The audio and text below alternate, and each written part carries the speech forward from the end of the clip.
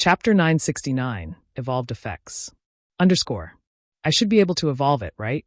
Although Feng had chosen to evolve the Holy City's emblem, he still wasn't sure that his plan was feasible. After all, unlike weapons and equipment, the Holy City's emblem did not have a rank to differentiate it from others. Suddenly, a strand of purple mist flowed from the light blue Holy Grail, gently wrapping around the flashing silver emblem in Feng's hand as if scanning it. 3 seconds later, Feng heard the sound of a system notification. System, do you wish to sacrifice 1000 HP permanently to evolve the Holy City's emblem? Sure enough, a legendary item is amazing. Excitement lit up Feng's face. Although losing 1000 HP stung, the return was worth the cost. As long as the evolution succeeded, this item would be far more valuable than an epic item. Feng agreed to the evolution. Feng's maximum HP then fell by 1000, from 26,300 to 25,300. However, despite the loss, Feng's HP was still much higher than Cola's. If Feng activated the 7 Luminaries Ring's aura of Earth, he could even become a sturdier MT than Cola.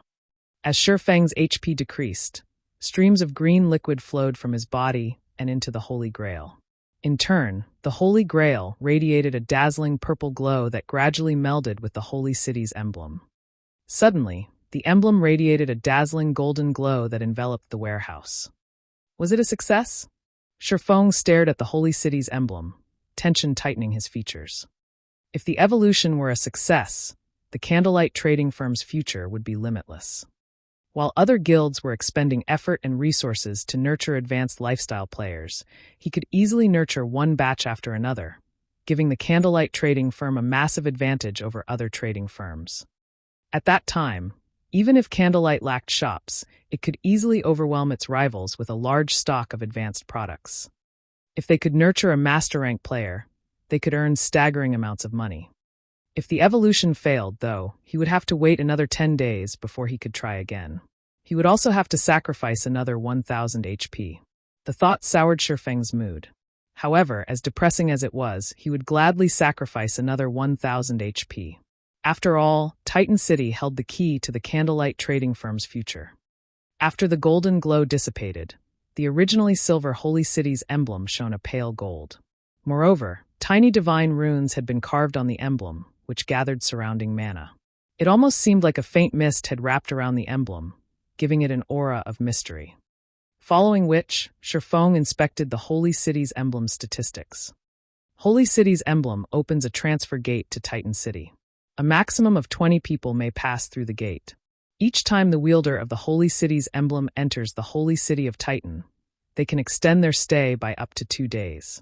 Cooldown 7 days. After Feng finished reading the introduction, he was ecstatic. Although the evolved emblem did not extend a player's stay like the higher-ranked entrance tokens, it now allowed 20 people to enter Titan City rather than 10. Moreover, the wielder could stay in the Holy City 2 days more than everyone else. Now, the Holy City's emblem was practically a permanent residence permit for Feng.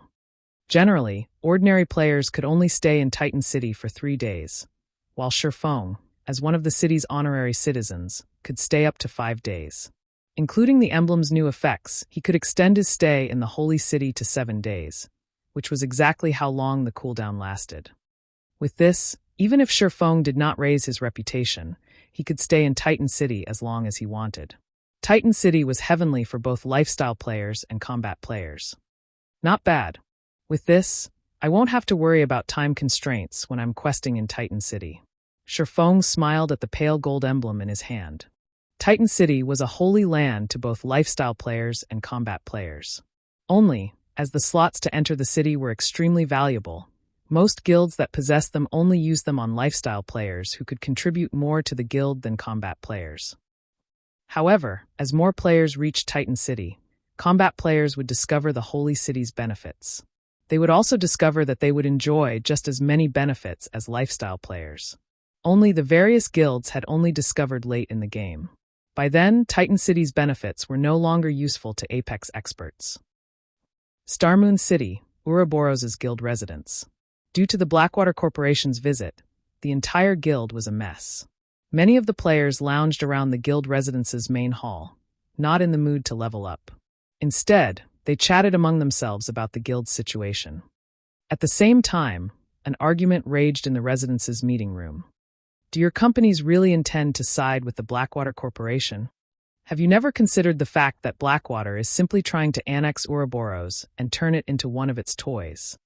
At that time, your companies won't have anything to do with Ouroboros at all. Zhao Yueru bellowed, furious as she glared at the several guild elders beside her. Won't you reconsider this? The guild elders not affiliated with the company nodded, showing their support for Zhao Yueru's words. The Blackwater Corporation was ruthless and cruel. Before it had even obtained Ouroboros, it was asking its guild leader to step down and relinquish full management rights. One could only imagine what Blackwater would do once it truly secured the guild. Ouroboros' name would vanish from the virtual gaming world. After the Blackwater Corporation obtained 90% of Ouroboros' shares, it would only be a matter of time before it obtained the remaining 10% and devoured Ouroboros. Aside from the compensation fees, these companies would have nothing left. Currently, God's Domain's popularity was rising rapidly due to the Mindspace system's launch. Even a fool could tell what would become of God's Domain in the future. Otherwise, so many companies from around the world wouldn't be investing in the game. As a first-rate guild, Ouroboros had a significant advantage. It had already amassed plenty of lands. However, if they allowed Blackwater to take everything, these companies would never be able to establish another guild as powerful as Ouroboros, no matter how much money they spent. By giving in to the Blackwater Corporation, these companies were ignoring long-term profits for short-term gains. Regarding the problem of your funds, I have begun to sell the materials in the guild's warehouse to collect more. Including the funds I have, and based on my estimations, we should be able to fund your company's resistance against Blackwater for some time. Ouroboros can use this time to capture a few towns. With the income from these towns, the guild will be able to sustain itself. It will no longer have to purchase coins from others or hire money farming teams. Meanwhile, you will retain your shares of Ouroboros. What do you think? /novel full. Calm, gentle Snow proposed her plan calmly as she shifted her gaze towards the several elders representing various companies. Although her plan was effectively cutting off Ouroboros' means of retreat, this was the guild's best option. Chapter 970, Greatest Advantage. The company representative elders fell silent after Gentle Snow's proposal. They had never imagined that Gentle Snow would take such decisive action, sacrificing the materials their guild had struggled to accumulate. This would damage Ouroboros immensely and be robbing Peter to pay Paul. In reality, she had not solved the fundamental problem. /novel full. Calm, however, if they gathered enough capital to cover their company's sudden shortage of funds and endure this difficult period, their companies could make a comeback and slap the Blackwater Corporation in the face. Moreover, as Gentle Snow had said, if Ouroboros could obtain a few towns within a short time and maintain Ouroboros' profitable state, their companies would hold on to Ouroboros tightly, rather than surrender their shares to Blackwater. In God's Domain, captured towns were different from NPC cities. Unlike in NPC cities, where players were under many restrictions, players could build as they wished in their own town. Moreover, constructing a house in a town was far cheaper. Most importantly, players wouldn't be limited in what items they could sell. In the shops in NPC cities, players were only allowed to sell items that were native to God's Domain. In a player-owned town, however, players could sell foreign products such as cosmetic items. Unlike weapons and equipment, cosmetic items did not possess attributes. At the same time, cosmetic items could only be worn within player-owned territory. They could not be worn in the fields or NPC cities. Moreover, designing cosmetic items in the game was not an easy task. Although it was not as troublesome and meticulous as weaving, leather making, or forging attributed equipment, and crafting required an advanced lifestyle player's skills, cosmetic items could only be crafted using native materials in God's Domain. As a result, players were required to look for suitable materials to create pleasant-looking cosmetic items, which was not easy. Furthermore, more than one form of currency could be used. In player-owned towns, shops had the option of selling their items for either credits or coins, which was convenient for both players and shops. Take Stone Forest Town, for example. As the first town to be captured in Starmoon Kingdom, it had grown considerably. Stone Forest Town's residential player population also increased by the dam. A lack of safety was the only issue, as the area was home to high-level monsters. This prevented low-leveled players, who only sought entertainment, from visiting. Even so, many companies eagerly wanted to cooperate with Zero Wing. It was especially true for companies in the clothing industry. They all wanted to drown Zero Wing in credits. However, for some unknown reason, Zero Wing had turned these companies down. Instead, it constructed hotels, smithies, bars, and other establishments. The town was nearly out of space already. Seeing the large numbers of players swarming to Stone Forest Town, many companies had cursed Zero Wing as insane. The guild was ignoring a golden opportunity to earn a fortune. We'll contact our superiors immediately. However, we cannot guarantee that they will be willing to take this risk. The several elders representing companies nodded before logging out of God's domain. Hearing the several elders' answer, the other upper echelons relaxed slightly. Inside Starmoon Kingdom's Divine Colosseum, a large group of players ranging between level 10 and level 20 wandered in and out of Trial Tower. Although these players were not very high-leveled, and their equipment was subpar at best, others were shocked by how many floors they were clearing. Of these players, the weakest among them had even reached the Trial Tower's 6th floor. Brother Wave, the people that young Master Jing sent are incredible. Their improvement speeds are astounding. It won't even be long before they surpass me, a tall level 39 ranger, who sat beside Abandoned Wave, said, smiling bitterly. No matter what was said or done, he was a famous expert in the virtual gaming world. This time, he had been specially hired to train a group of newcomers who had recently joined the virtual gaming world. He had initially thought that this would be a simple job. However, the moment he met these newcomers, he sensed the dense killing intent and hostility. Their auras were nothing like an ordinary player's, and he could instantly tell that these experts had been well-tempered in life combat. Among these newcomers, a few even felt stifling. These newcomers had already surpassed him and reached the realm he had always dreamed of. This is all thanks to your guidance. Otherwise, they wouldn't have grasped God's domain's combat basics so quickly. When more newcomers arrive, I'll have to trouble you again. Abandoned Wave was quite satisfied as he watched the new group enter the Trial Tower.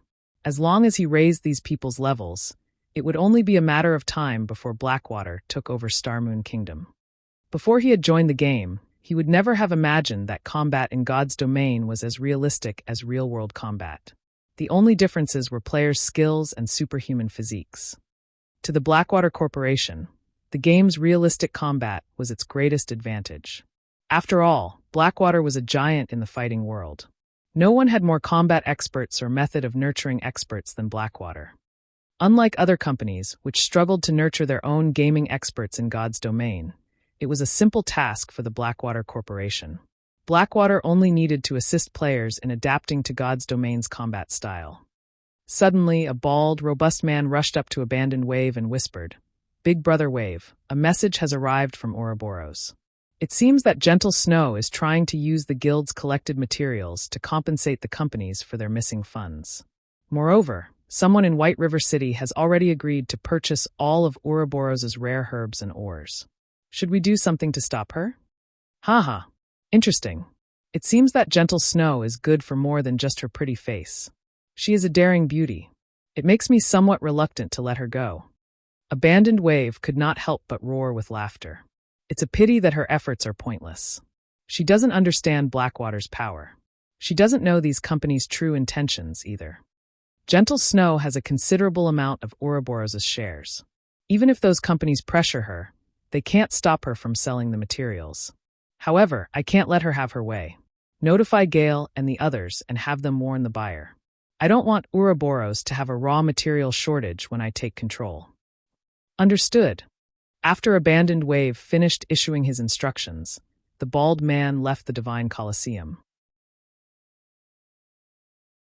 Chapter 971, White River City's Transformation. Starmoon City, Ouroboros' guild residence. Bursting into the meeting room, the tall, robust berserker Fierce Snake hurried to Gentle Snow's side and quietly reported, "Guild leader, good news. You've been worried that we wouldn't be able to sell the materials fast enough, right? A while ago, we found someone willing to purchase all of our rare herbs and ores. Moreover, The attribute gemstone sales in the various major cities are going quite well. We'll collect the necessary funds in no time. All right. Gentle Snow's expression, which had been tense until now, finally relaxed. Assemble the materials in the various warehouses immediately. Selling all of the materials Ouroboros had, even at 80% market value, in such a short time would be a daunting task. After all, there was a limit to how much the market could digest. If they could not gather the required funds in time, her proposal would have been nothing but talk. Now that someone wanted to spend the coins to purchase their stock, they had helped her considerably. When Gentle Snow finished instructing Fierce Snake, the several company representative elders came back online. How did you manage to get an answer so quickly? Gentle Snow felt something off when she saw the several elders. Such an important decision wasn't easy to make. At the very least, these companies would have had to hold an emergency meeting with their directors before making a decision. Yet these elders had only been gone for less than 10 minutes. Have you decided to submit to Blackwater in the end? Gentle Snow's expression darkened. She had only recently chased away Chao Chenhua after much difficulty and snatched back control of the guild, which had originally belonged to her elder brother. She had never expected several of Ouroboros' investors to abandon them, just as she was starting to push the guild onto the right track. With just her family's company, she could not stand against these major companies when they worked together. /update by Novel Full. Calm Guild Leader Snow. Please understand that this is a world where the strong eat the weak. Our companies simply cannot stand against the Blackwater Corporation. Please prepare to hand over the position of Ouroboros' guild leader. We also hope that you will support the new guild leader. As for the White Clan Group's shares, we will buy them back in 3 days. After the company representative elders gave their answer, they sighed powerlessly as they logged out of the game. Although they were only the representatives of their respective companies, they knew that their companies had already signed a private agreement with the Blackwater Corporation. They no longer intended to play with the White Clan Group, as they had found a new playmate. Despicable. How could they do something like this? We were blind to think we actually accepted these companies' investments in the guild.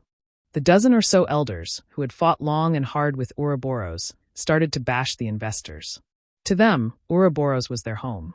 They had worked for Ouroboros for over 20 years. Now that someone else was taking over their guild, why wouldn't they be angry? Snow. Zhao Yuru didn't know how to console her friend. The White Clan Group had made its fortune in the virtual gaming world. It had established Ouroboros and gradually developed the guild, taking over a dozen years to elevate it from a third-rate guild to a first-rate guild. Afterward, Ouroboros had dominated over a dozen virtual reality games, yet now it was crumbling in Gentle Snow's hands. Zhao Yuru did not know what to say. I'm fine. Gentle Snow waved her hand. However, she was extremely pale. After a few minutes of silence, she took a deep breath and said, "Those companies and the Blackwater Corporation are underestimating me. Since Ouroboros cannot be salvaged, the White Clan Group will start a new Ouroboros." Although the investing companies had secured Ouroboros' management, and thus, the guild's shops, gaming experts were the true key to a guild's power. Due to Chao Chenghua's mutiny, the White Clan Group controlled Ouroboros' god-slaying army. It did not belong to the guild. As a preventive measure against Chao Chenhua, Gentle Snow had purchased over a dozen plots of land in Starmoon City and several other high-population cities under her name. However, she hadn't expected those preventative measures to come into play now. Fierce, you don't have to deliver the goods anymore. I'll meet with the buyer personally, Gentle Snow said. Although the Blackwater Corporation now owned Ouroboros, she was still the guild leader. She also possessed a significant portion of the guild's shares, so she still had the authority to transfer a considerable amount of resources. Since she was going to leave Ouroboros, she needed to take some things with her. She wouldn't allow Blackwater to get its hands on the resources under the White Clan Group's management. Although she couldn't transfer the guild's resources in bulk, coins were much easier to move. Moreover, upstart guilds lacked money the most.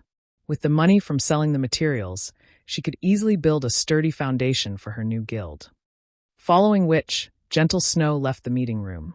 At the same time, Zhao Yuru began to mobilize the god-slaying army and other guild members. When the time came, she would take as many people with her as possible. Although they could not leave Ouroboros an empty husk, They could at least cause the Blackwater Corporation to pop a vein or two when it took over the guild's management. In front of White River City's bank. Guild leader, the buyer is inside the bank. The middle-aged man, who sold items in front of the bank, rushed up to greet Gentle Snow when she arrived. On her way to the bank, Gentle Snow was greatly surprised by White River City's atmosphere. Despite Starmoon City being the kingdom's capital, the vibe in White River City felt as if should be the capital instead. As she traveled through the city, she saw many teams from various first-rate guilds. There were more and higher quality players in White River City than in Starmoon City. She had even seen a few players riding through the city atop mounts. One wouldn't see this in Starmoon City, yet it seemed that White River City's players were already used to these sights. One would even be hard-pressed to find such happenings in imperial capitals. When Gentle Snow entered the bank, the middle-aged man guided her to a corner of the main hall. Feng sat there alone, a black cloak covering his body. However, even though Gentle Snow could not see Feng's appearance, this man felt familiar. Gentle Snow? Why is she here? Is Ouroboros the guild selling the materials? Feng was somewhat surprised when he saw Gentle Snow walking towards him. Could something big have happened to the guild? With Ouroboros' financial strength, the guild shouldn't need to do something so damaging to gather funds. As Gentle Snow stopped before Feng and the middle-aged man was about to introduce her, 6 tall, burly men radiating hostility cut past Gentle Snow's group and surrounded Feng. Oh, Guild Leader Snow, I'm sorry, but the Blackwater Corporation has some business with this gentleman. Would you give us a moment? The leading level 39 berserker named Lethal Gale subtly demanded, smiling coldly.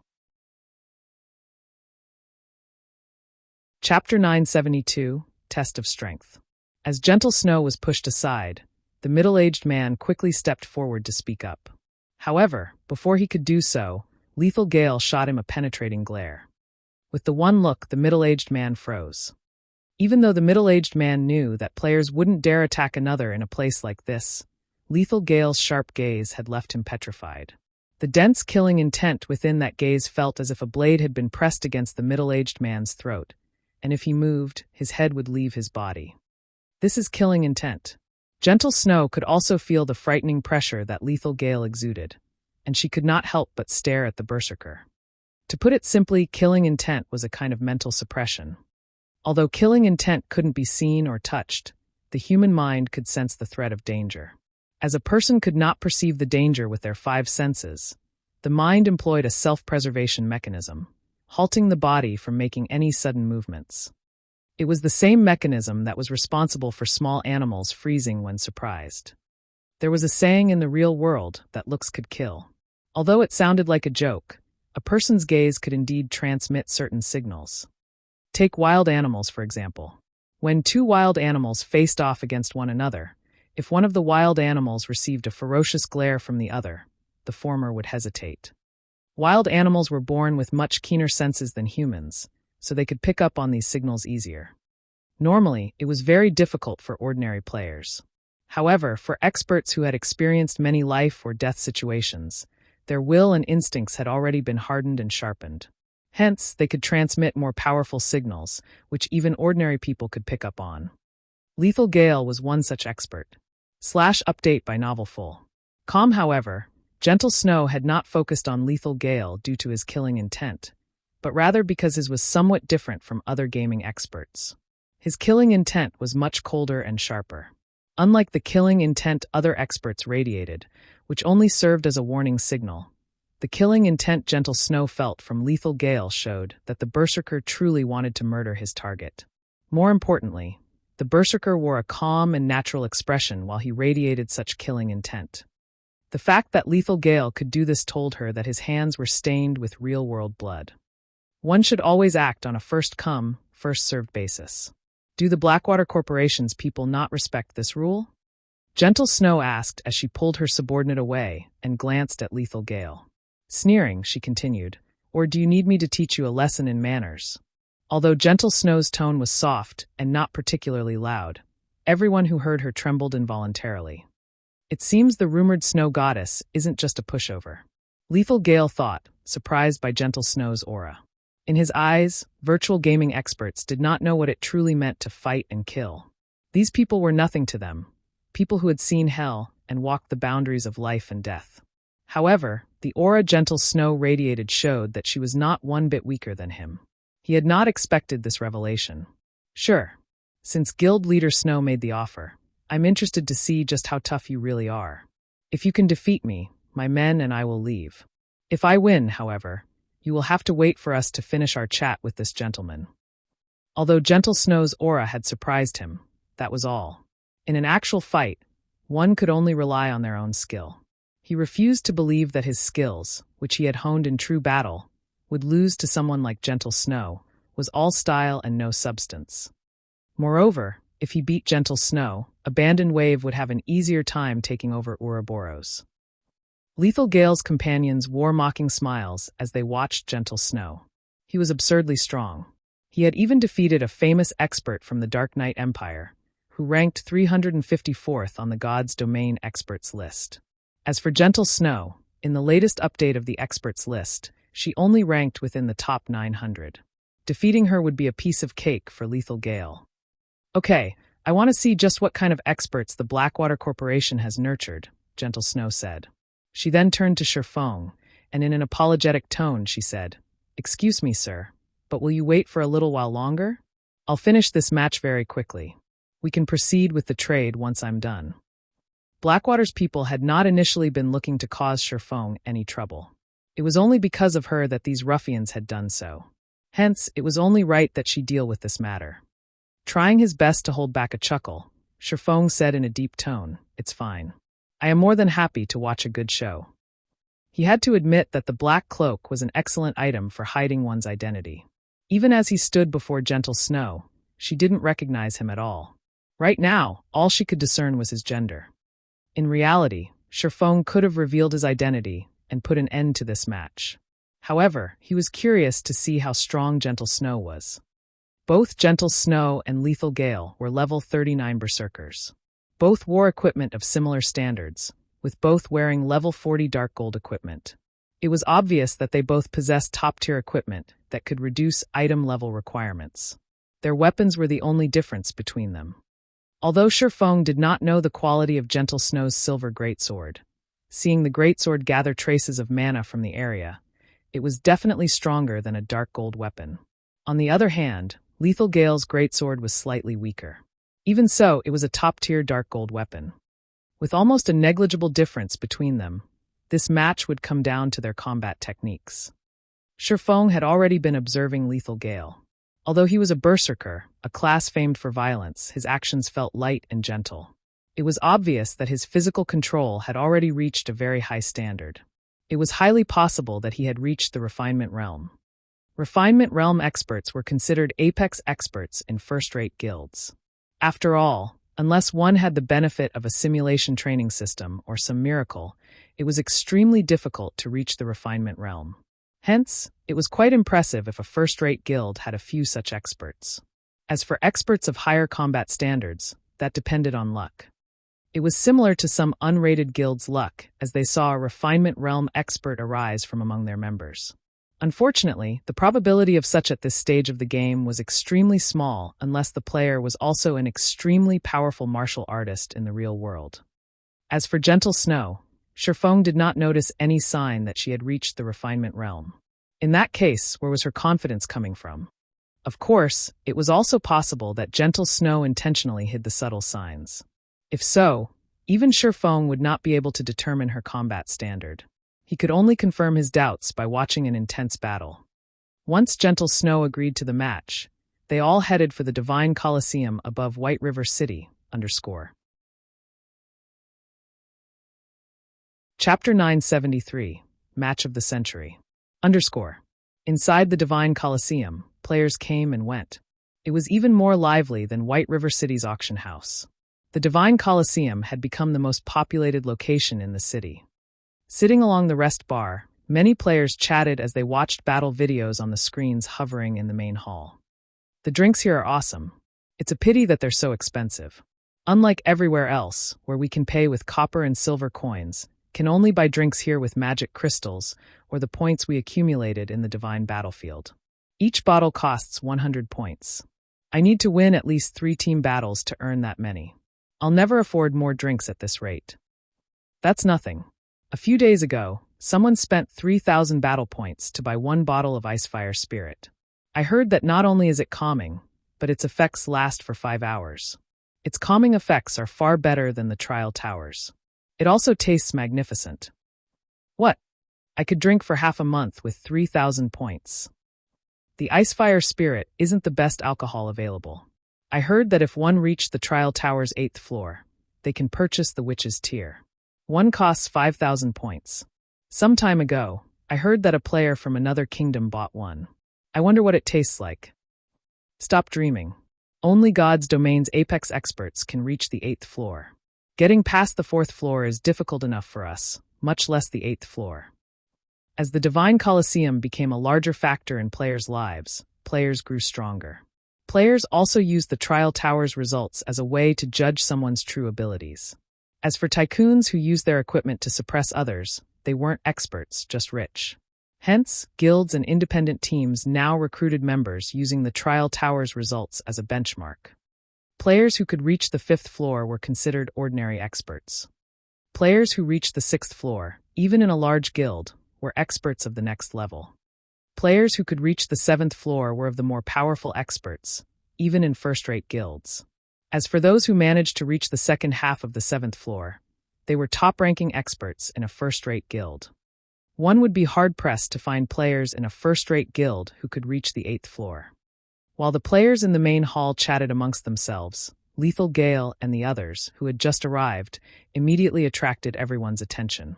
People in their way moved aside as they felt these players' shocking aura. Shortly after, however, everyone noticed Gentle Snow. Her saint-like beauty even enthralled a few new players. That beauty is hot. Damn, is this your first day playing a virtual reality game? You don't even know about the Snow Goddess? She is the guild leader of the first-rate guild Ouroboros. Be careful with what you say. I heard that many wealthy young masters have tried to harass her in the past. In the end, these people had been killed to level 0 and forced to delete their accounts and start all over. Hearing the veteran player's story, the players new to White River City shut their mouths immediately. To them, even joining a third-rate guild would earn them bragging rights among their friends for days. They looked up to players in first-rate guilds.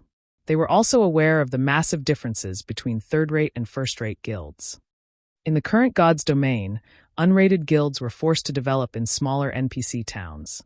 There was no place for a small guild in a city. Only those acknowledged as third-rate guilds barely survived in NPC cities. Meanwhile, first-rate guilds ruled over several, or even over a dozen major cities. With a word from Gentle Snow, other guild leaders would make their lives hell in God's Domain without hesitation. With their standards, their only option would be to start a new account. What are they trying to do? Why is Ouroboros' guild leader in White River City's Divine Colosseum? That man, Lethal Gale, recently defeated the 354th ranked expert from the God's Domain's experts list. I heard that he even broke the Trial Tower's record in Hot Sand City and reached the 8th floor. Why is he here? Can this be? When everyone saw Lethal Gale and Gentle Snow enter the same combat room, the main hall fell silent. They couldn't help but stare at the combat room's closed door, their skin breaking out in goosebumps. An 8th floor expert was going to fight Ouroboros' guild leader. I need to notify my team leader and the others. This is the match of the century. Hopefully, they'll broadcast the fight. I'll even be willing to pay for this show. Look, they didn't turn private mode on. We can watch the battle on the main screen. Hurry, select this battle. Pandemonium swept through the main hall. Every player quickly called up the Divine Colosseum system interface and clicked to watch Gentle Snow's battle against Lethal Gale. In the Divine Colosseum, the videos on the main hall's screens depended on the number of viewers. If enough players wanted to watch the fight, the system would automatically display said fight on the main screen. Following which, everyone in the main hall stared the main screen in rapture. At the same time, many players fervently contacted their companions and guilds, telling everyone they knew about this shocking development. Before the battle between Gentle Snow and Lethal Gale began, news of their fight had spread throughout Starmoon Kingdom. The guild leaders and upper echelons of the kingdom's various guilds received the news at almost the same time. Has Gentle Snow lost her mind? She agreed to such a challenge? The Star Alliance's Purple Eye was surprised when she heard the news. Lethal Gale is a refinement realm expert. Although Gentle Snow is strong, she had only reached the half-step refinement realm. Doesn't she care about Ouroboros' reputation anymore? Purple Eye knew just how powerful refinement realm experts were from her experience in the Secret Pavilion's simulation training system. Although there only appeared to be a thin line separating a half-step refinement realm expert from a true refinement realm expert, with equal levels and equipment, the disparity between their strengths was like the difference between heaven and earth. Although Gentle Snow had a slight advantage with her equipment due to her status as the leader of a first-rate guild, she could never close the gap with such a small lead in attributes. No, she is no fool. I also heard about Blackwater purchasing Ouroboros. From what I learned from the Secret Pavilion, that Lethal Gale fellow is an expert that Blackwater has secretly nurtured, Galaxy Past said, chuckling. A realization struck Purple Eye. This was no longer a simple competition of strength. It was a competition between Ouroboros and the Blackwater Corporation. Both of their reputations were on the line. Purple, notify our people in White River City immediately and have them record the battle. We must not miss this opportunity, Galaxy Pass commanded. Other guilds also burst into action. Gentle Snow and Lethal Gale's battle had attracted the attention of Starmoon Kingdom's various large guilds. Chapter 974, War Goddess. Chapter 974, War Goddess. A bald, robust man suddenly burst into an exquisitely decorated room, tension written all over his face. Boss Wave, something has happened with Gale, the bald man reported hurriedly. Raising his brows, Abandoned Wave asked, what happened? I don't know what Gale was thinking, but he's about to duel Gentle Snow. News of the fight has already spread throughout the kingdom, the bald man said. Gale is dueling Gentle Snow? The news surprised Abandoned Wave somewhat. A moment later, however, he started laughing before he said, good, very good. Gale's performance this time is excellent. Who would have imagined that, just as I was struggling to think of a way to take over Ouroboros, Gentle Snow delivered herself to my doorstep. Send someone immediately to livestream Gale's battle. I want to see the look of despair on Gentle Snow's face. Although he was not certain of Gentle Snow's true strength, he knew how powerful Lethal Gale was. It was common knowledge that, although Lethal Gale had beaten the 354th ranked expert on the God's Domain experts list, it had been a hard-fought battle. Hence, in the public's opinion, that must have been the limit to Lethal Gale's strength. UP. Dated by Novelful. In reality, however, Lethal Gale had held back. After all, he was a member of the battle team that the Blackwater Corporation was nurturing. How could he afford to expose his true strength to the public? He needed to save that trump card to deal other battle teams a critical blow. Although Abandoned Wave had no idea how much strength Gentle Snow had hidden, she was 100 years too early if she thought she could defeat Lethal Gale. Inside White River City's Divine Coliseum, every player in the main hall watched the main screen as if hypnotized. It's finally starting. Sitting at a corner of the rest bar, Feng looked at the timer displayed on the screen, his heart thumping with anticipation. In the past, the strength Gentle Snow displayed during the early stages of the game had been extremely frightening. Many experts had considered her disappearance from God's Domain a shame, as they all believed that she had the potential to become a Tier 6 God-ranked player. Her abilities were clear for all to see just from how she had managed to nurture the cleric god Violet Cloud. The main screen currently displayed a dense forest, which was the perfect environment for assassins and rangers. However, it was an entirely different story for Berserkers. Berserkers were the epitome of strength. The Berserker class was a class that solved all problems with overwhelming strength. Unlike a duel between other classes, the one between Gentle Snow and Lethal Gale would undoubtedly be a short battle. Either Gentle Snow would quickly defeat Lethal Gale, or the other way around. There was no third possibility. Hence, everyone in the main hall paid close attention to the screen, afraid of missing out on any details of the battle. Let me properly experience the strength of Ouroboros' guild leader. Hopefully, you won't disappoint me too much. As soon as Lethal Gale let out a low shout, a bone-chilling glint flashed across his eyes as he unsheathed the gigantic greatsword slung over his back and entered a fighting stance. However, contrary to everyone's expectations, he did not use charge straight away and rush at Gentle Snow. Instead, he slowly closed in on the female berserker step by step. However, with each step Lethal Gale took, the surrounding air grew heavier. Even the players watching in the main hall could feel the frightening pressure the male berserker radiated. As for Gentle Snow, she unsheathed her silver greatsword and pointed it directly at the approaching Lethal Gale. Her actions were as if victory was already in her grasp. Her calm appearance made her look just like the war goddess of a battlefield. When only 12 yards separated the two berserkers, everyone suddenly saw a shocking scene. Gentle Snow's entire body started releasing a silver glow. In the next moment, 3 pairs of silver metallic wings sprouted from her back. The equipment she wore also underwent a transformation. Her original silver armor turned into a set of pure white robes. In the blink of an eye, Gentle Snow had changed from a plate armor class to a cloth armor class. This sudden development made it seem as if an angel had suddenly descended onto the battlefield. In the next moment, golden divine runes manifested on her robes and even on her unblemished cheeks, adding a few hints of holiness to the war goddess. Meanwhile, the silver greatsword in her hands had also transformed into 2 thin, sharp blades. Golden arcs of electricity were faintly visible, wrapping around the blades of the one-handed swords. Before anyone even reacted, Gentle Snow dashed straight towards Lethal Gale. What? What just happened? Is she really a berserker? Gentle Snow's sudden transfiguration riveted everyone in the main hall. None of them had expected her to undergo such a change. She's so fast. At this moment, even Feng was surprised. He had never imagined that Gentle Snow had hidden her strength so deeply. Gentle Snow's current speed was already above his. Watching through the large screen, everyone only saw Gentle Snow leaving behind an afterimage in her original position before appearing right before Lethal Gale. Come. Lethal Gale laughed as he activated his berserk skill, Beastification, his skin suddenly turning a deep red. Both his strength and speed also soared. Immediately, he sent a cross slash at Gentle Snow. In response, Gentle Snow swung the sword in her right hand, the blade transforming into an arc of light as it struck at Lethal Gale's greatsword. What a fool. Gale has already activated Beastification. Although the skill's duration is very short, it increases his strength attribute by 120%. In addition, Cross Slash is a Tier 1 sure kill skill.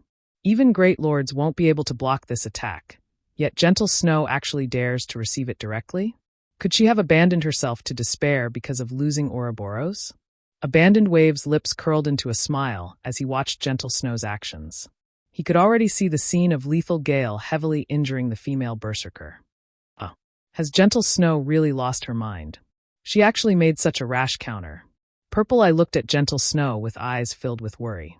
Gentle Snow was a rival of hers. She did not wish to see her losing to anyone but herself. At this moment, Purple Eye was wondering whether Gentle Snow truly understood just how powerful a refinement realm expert, who had activated a berserk skill, was. As for Feng, he simply chuckled at this scene. Among everyone present in the Divine Colosseum, most likely nobody, aside from himself, knew what kind of state Gentle Snow was in at present. If one were to say that Lethal Gale was in a berserk mode right now, then the current Gentle Snow was in a twofold berserk mode. The reason for Gentle Snow's transfiguration was her obtaining the Holy Warrior class, one of the 5 great legacies of Starmoon Kingdom. The 5 great legacies of Starmoon Kingdom. Not to mention completing them, just being able to accept the quest for these legacies showed that one was a favored child of the main god system. In the past, only Gentle Snow in the entire Starmoon Kingdom had managed to complete this quest.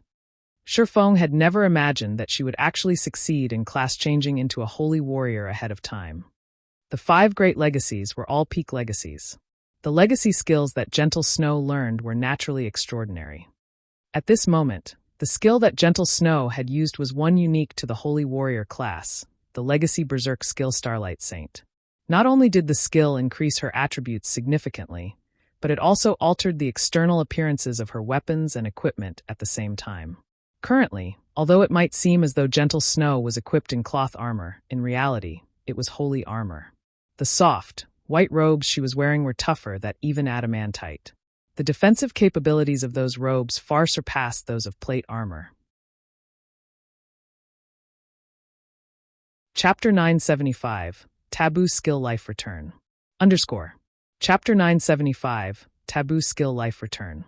Although Twofold Berserk could give players the strength to combat existences of a higher tier, it also had a glaring weakness. Legacy Berserk skills all shared the same problem. And that was the side effects. Unlike ordinary Berserk skills, all Legacy Berserk skills would place its user into a weakened state once their durations ended. Moreover, the duration of Twofold Berserk was very short. Even Feng, who possessed one of the 10 Great Saint legacies, could maintain it for only 20 seconds. Once Twofold Berserk ended, he would fall into a weakened state for several hours. However, it was also precisely because of such a drawback that the system allowed the use of Twofold Berserk.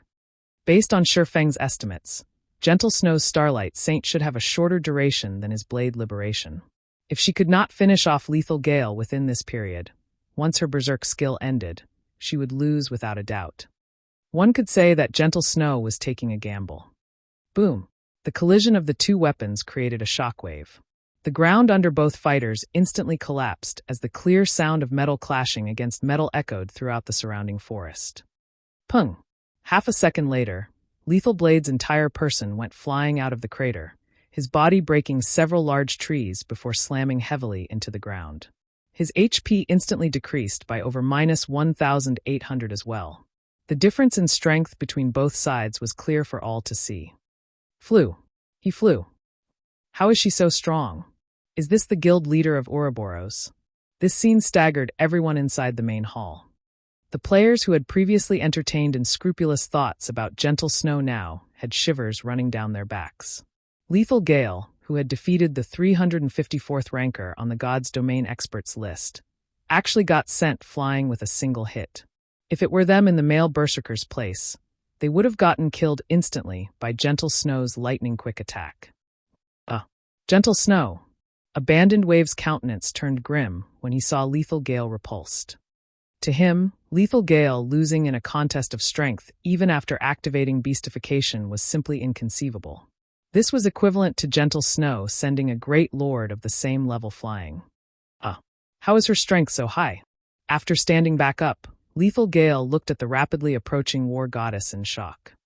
After activating beastification, his strength attribute could already rival that of a great lord of the same level.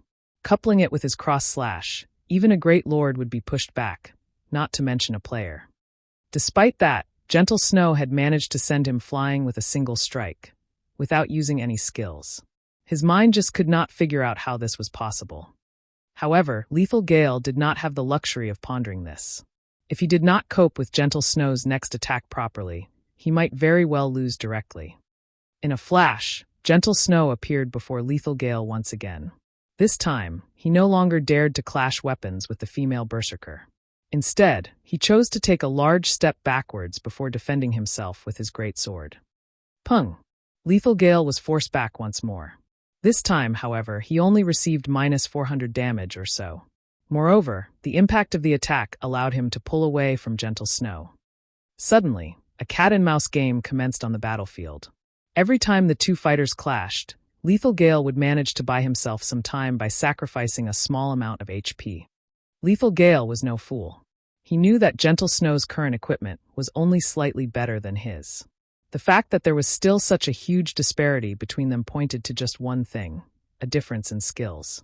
God's domain was fair in all things. Such a powerful skill definitely could not have a very long duration. Hence, all he needed to do right now was drag out the battle. If he managed to last until Gentle Snow's skill ended, victory would be his.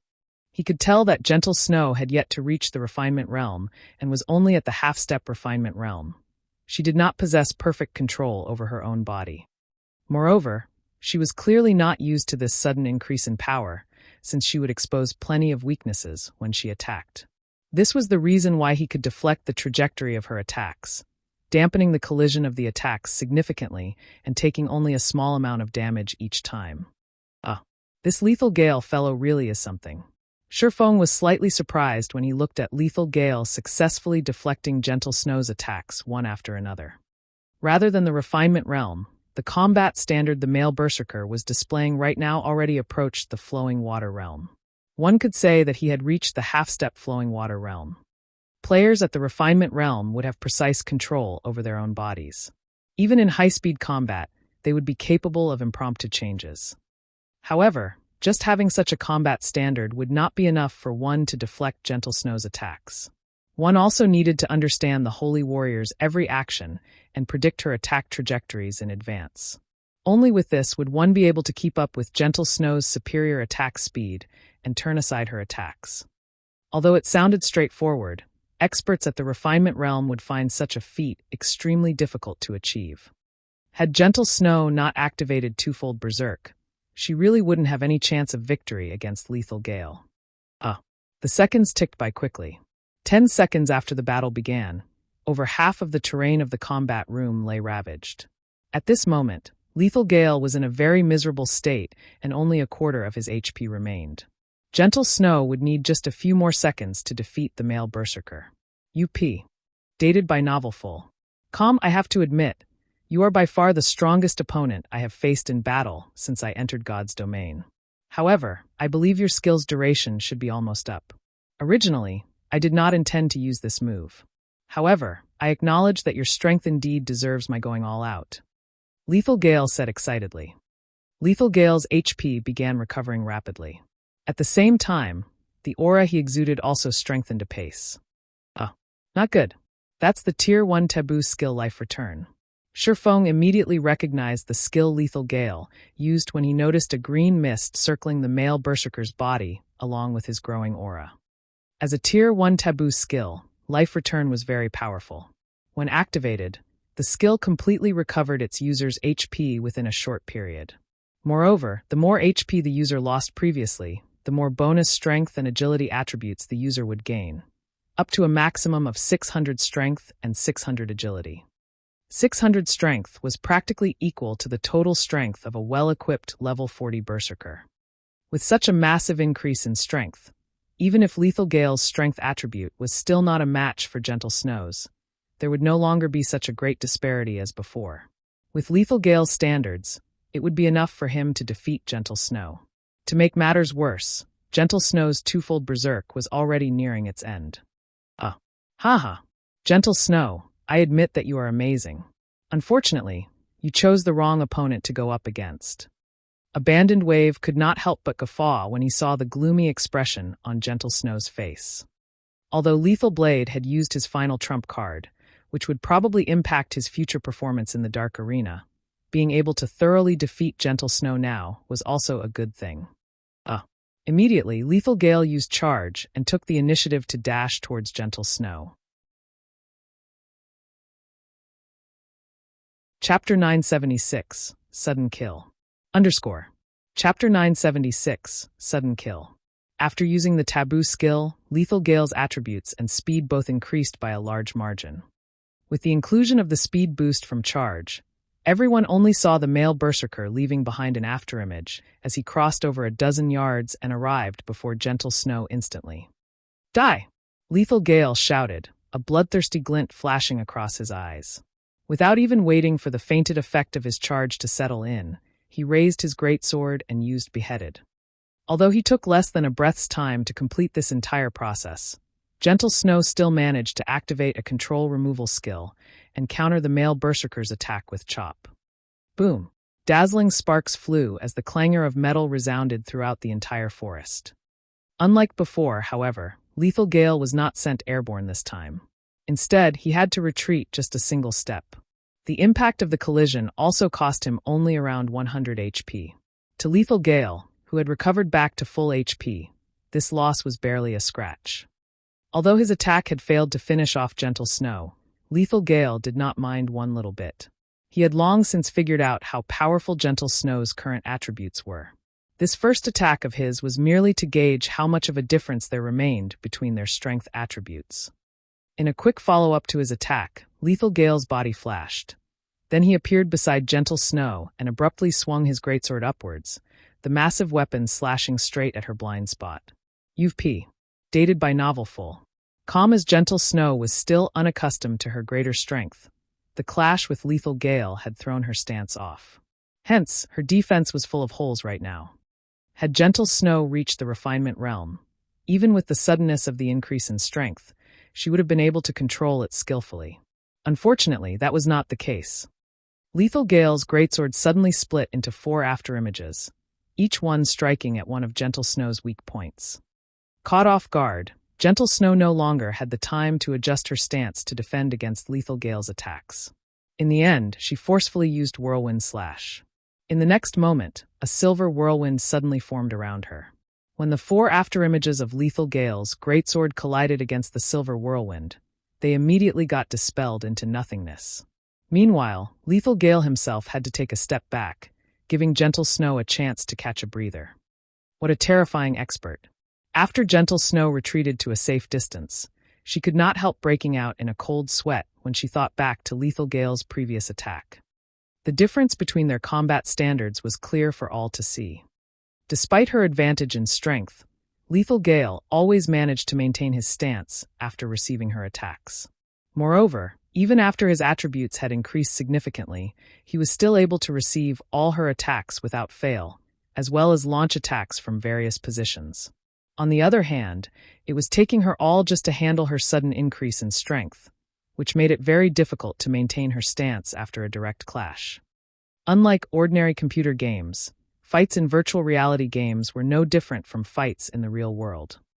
In many cases, an attack that one could easily block while in a proper stance would become very difficult to handle if one lost their stance.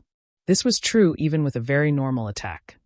Fights between experts were all high-speed battles. Deciding the outcome took only an instant. Losing one's stance in battle was a fatal matter. Although Gentle Snow had repelled Lethal Gale, the latter had no intention of letting up on his attacks. He immediately charged at her once more and let loose a barrage of violent strikes. In the main hall, all anyone could see between the clashes of Gentle Snow's one-handed swords and Lethal Gale's greatsword were afterimages. Is this a battle between true experts? For a time, the players in the main hall even stopped blinking, afraid that they would miss out on the moment where victory and defeat were decided. If it were any other player going up against either of the two fighters right now, most likely they would have already fallen numerous times to either Gentle Snow's or Lethal Gale's attacks before they could even react. Inside the combat room, although Gentle Snow seemed to hold the advantage in both speed and strength, in reality, she was actually at a disadvantage. In order to maintain her combat stance, Gentle Snow kept having to retreat. Otherwise, she would create an opening that Lethal Gale could exploit. The seconds ticked by slowly. When Lethal Gale noticed the 3 pairs of silver metallic wings behind Gentle Snow starting to fade away, one after another, a triumphant smile appeared on his face. At this moment, he could sense that her strength and speed were both starting to wane. Will I be able to make it? Gentle Snow looked at the last remaining pair of wings on her back. The outcome of this battle was already plenty obvious. With Lethal Gale's combat techniques, even if she did not enter a weakened state after Starlight Saint ended, she would still end up losing the battle. However, she was not willing to simply give up. From the moment Lethal Gale activated the Tier 1 Taboo skill Life Return, she already knew just how powerful the Berserker was.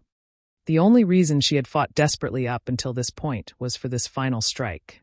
When the 3 pairs of metallic wings generated by Starlight Saint started disappearing, it was not a warning to the user that their bonus attributes were about to expire. Instead, the moment all 3 pairs of wings disappeared, the skill would at last display its true power, releasing its final brilliance. However, this final power only lasted for one attack. If Lethal Gale managed to deflect or dodge her attack, her fate would be sealed. Hence, if Gentle Snow wanted to win, she needed to stay calm like never before. She needed far more precise control over her own body.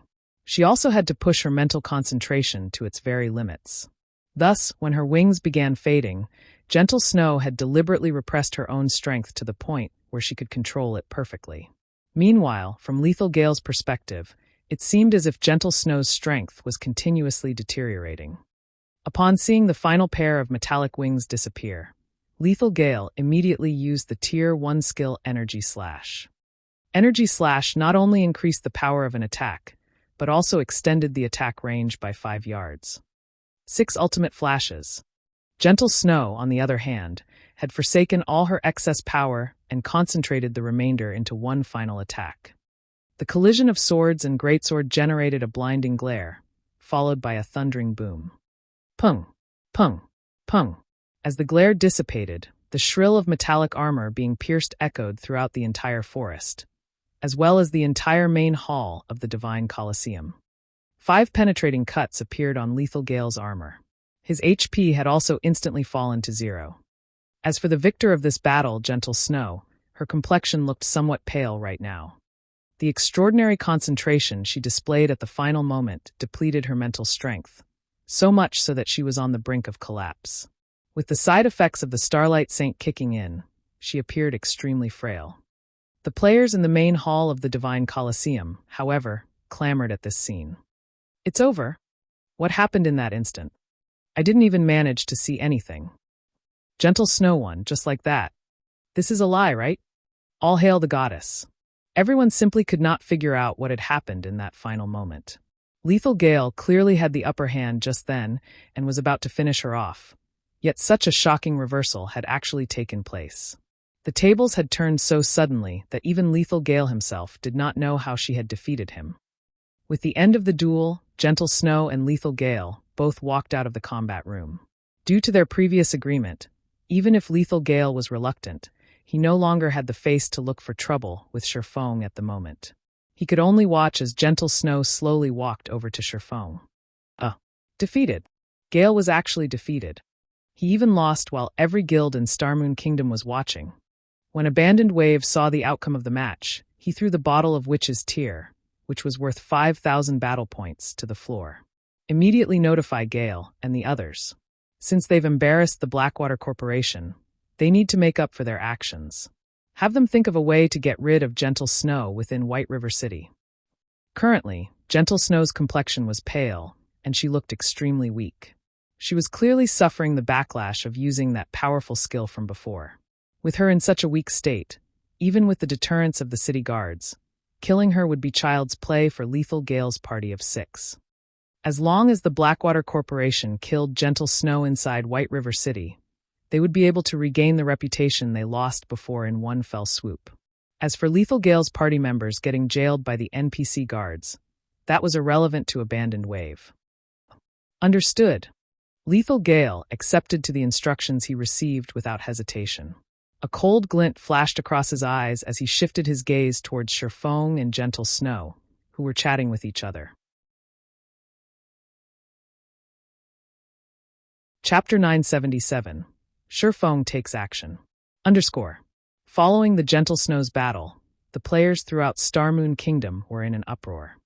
Gentle Snow's valiant and heroic bearing captivated many male players, all of which considered applying for Ouroboros to get closer to the Snow Goddess. She won, just like that. Purple Eye was stunned as she watched Gentle Snow's victory on the screen. With only a small difference in attributes, Gentle Snow had actually defeated a Refinement Realm expert. It seems the Blackwater Corporation has greatly embarrassed itself this time. If the news of Blackwater chasing Gentle Snow away in order to annex Ouroboros spreads, it will be very hard for Blackwater to mingle in Starmoon Kingdom. Although Gentle Snow is an enemy, I have to thank her. The strength Gentle Snow had displayed had also surprised Galaxy Past. Things will be more interesting in the kingdom for a time. Ouroboros and the Star Alliance were old rivals. Galaxy Past had initially thought that Chao Chenghua's mutiny would have been the straw that broke the camel's back, allowing the Star Alliance to surpass Ouroboros once and for all. Yet, due to Ouroboros' alliance with Zero Wing, not only did the Star Alliance fail to surpass Ouroboros, but it had also been left in the dust. With the Blackwater Corporation purchasing Ouroboros, he had not expected Gentle Snow to make such a daring play. It might be possible that they would see a new Ouroboros emerge sometime soon. Starmoon Kingdom was more lively than ever. Aside from the Blackwater Corporation, the recently flourishing Heaven's Burial showed faint signs of stealing the position of Starmoon City's #1 guild. If not for the Star Alliance having agreed to the Secret Pavilion's investment, surviving in Starmoon City would have been impossible. Boss Gale, are we going to attack here? A level 39 ranger beside Lethal Gale asked worriedly as he surveyed their surroundings. Even the weakest NPC guards in the Divine Colosseum were level 200 Tier 2 classes, not to mention the roaming Tier 3 NPCs. If they made a move among so many NPC guards, these NPCs would kill them instantly. Although someone had successfully killed one of King's Return's upper echelons in the Divine Colosseum, not just anyone could replicate that. Even now, that person was a legend among players and had the nickname Frost Eye. Quite a few super guilds had attempted to contact this Frost Eye to hire him to assassinate other major powers' upper echelons. God's Domain super guilds had no lack of experts. Theoretically, they should be capable of dispatching their own men for such assassinations, yet in the end, they wanted to hire Frost Eye. Why? It was precisely because these super guilds weren't capable of doing so, which was why they were willing to pay such a high price. Although they, Blackwater's people, were experts, they could not contend with God's Domain's apex experts. If they attempted to kill another player in the Divine Colosseum, there was over an 80% chance that the guards would kill them before they could finish off Gentle Snow. We can't make a move here. Fortunately, it won't be too late for us to take care of her after they leave the Divine Colosseum. Lethal Gale immediately dismissed the notion of attacking now after noticing the party of guards stationed a short distance away from Gentle Snow. When we strike later, Stone and Tooth, you two coordinate with me to take Gentle Snow down. The rest will hold the NPCs off as long as possible. With Gentle Snow's current state, the three of us should be able to finish her off in 1 or 2 moves. Lethal Gale's party members nodded. They then began to simulate the assassination in their minds. Stone and Shattered Tooth were both level 39 assassins. The assassin class specialized in ambush. If an assassin successfully ambushed a berserker, there was over a 60% chance that said berserker would lose over half of their HP instantly. If 2 assassins worked together, a berserker of the same level would die instantly. With this lineup and a berserker like Lethal Gale acting as a distraction, Gentle Snow's fate was sealed. Furthermore, both Stone and Shattered Tooth were relatively powerful assassins, even in the Blackwater Corporation. Both had already reached the refinement realm. Only they had slightly fewer achievements than Lethal Gale. They could even defeat Gentle Snow in a one-on-one fight if they had the same weakened attributes that she did right now. Killing Gentle Snow would be child's play if these 3 worked together. Guild Leader Snow is as amazing as expected. I had not expected you to reveal such a trump card in the end. Lethal Gale has defeated the 354th ranking expert on God's Domain's experts list. With this, your rank will rise significantly. Feng praised the woman as he watched the snow goddess approach. Now, he more or less understood why so many experts had suffered defeat against Gentle Snow in the past. Others might not have seen what had happened in that last moment, but he had. In the final moment, Gentle Snow displayed the physical control of a refinement realm expert. Hence, she had managed to control the 6 vicious sword strikes perfectly, finishing Lethal Gale off. Otherwise, with Lethal Gale's skills, he would have been dodged at least half of the strikes. Had that happened, the battle's victor would have been rewritten. Gentle Snow had only joined God's Domain a short time ago. Moreover, she even had to manage the massive guild that was Ouroboros.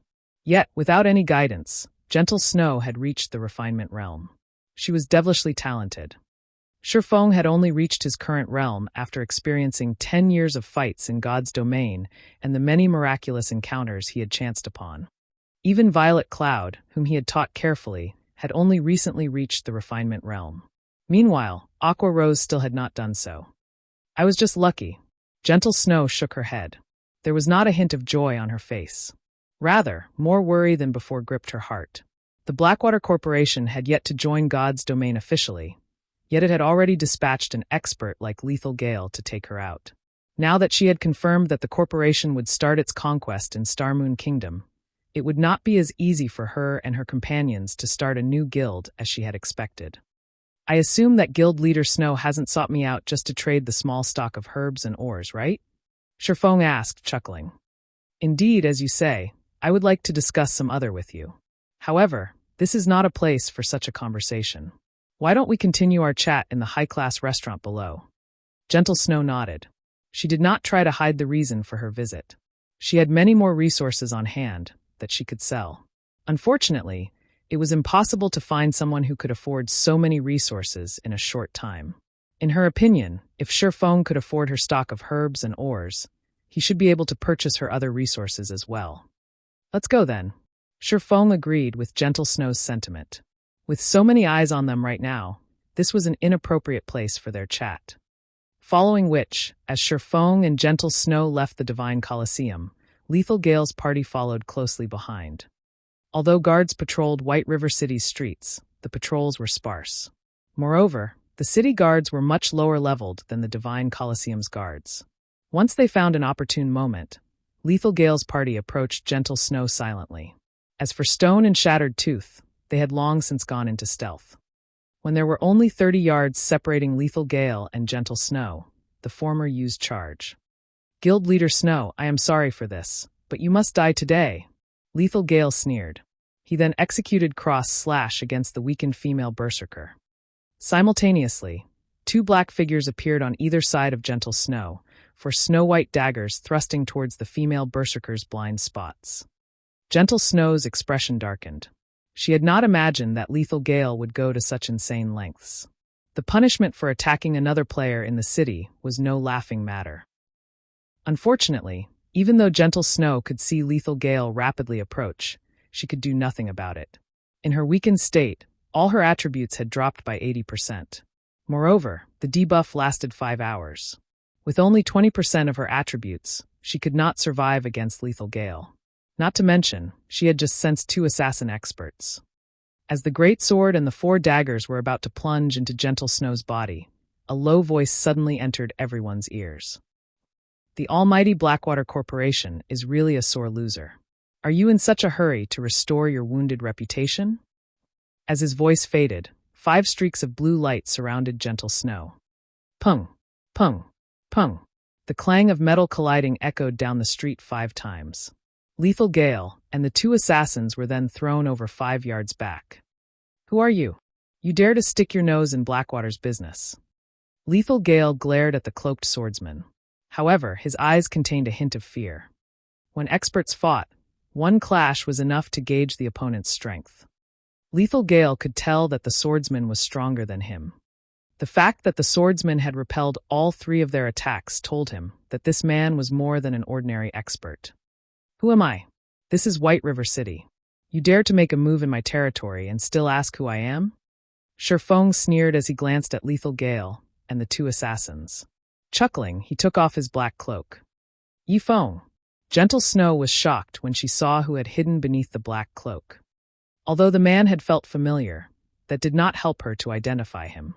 After all, he could be any random person she had met before. Now that she knew her mysterious buyer's identity, her previous questions had been answered. Who could possibly be richer than Zero Wing in Starmoon Kingdom? Your Zero Wing Feng. This is between the Blackwater Corporation and Ouroboros. I advise you to stay out of it. If you don't, you will regret it. Lethal Gale's face twisted into an ugly expression when he heard this man's name. To the Dark Arena's participants, Feng was a familiar name. Even with Stone and Shattered Tooth's help, beating Feng was impossible. He had no choice but to use the Blackwater Corporation as a threat. With this, he might still have a chance to finish off Gentle Snow. Chapter 978. Great trees are good for shade. After Lethal Gale's group launched their attack, a commotion erupted among the players on the street. Have they lost their minds? They are attacking someone in White River City. Are they not aware of the severe punishments for assaulting people inside a city? Amazing. Who are they? How long has it been since someone tried to kill another player in a Starmoon Kingdom city? The players stopped to watch the show. NPC cities were different from NPC towns. In cities, even if one only attacked another player, not killing them, the NPC guards would attack. Afterward, they would be imprisoned in the city's jail for 1 or 2 days. For successful murders, however, that punishment was more severe. Every second in God's domain counted for expert players and the various large guilds. If an expert player were imprisoned for several days, they would fall behind. Because of that, very few player attacks beyond newbies to NPC cities occurred. After issuing his threat, the Berserker's 3 other party members joined the ambush on Gentle Snow.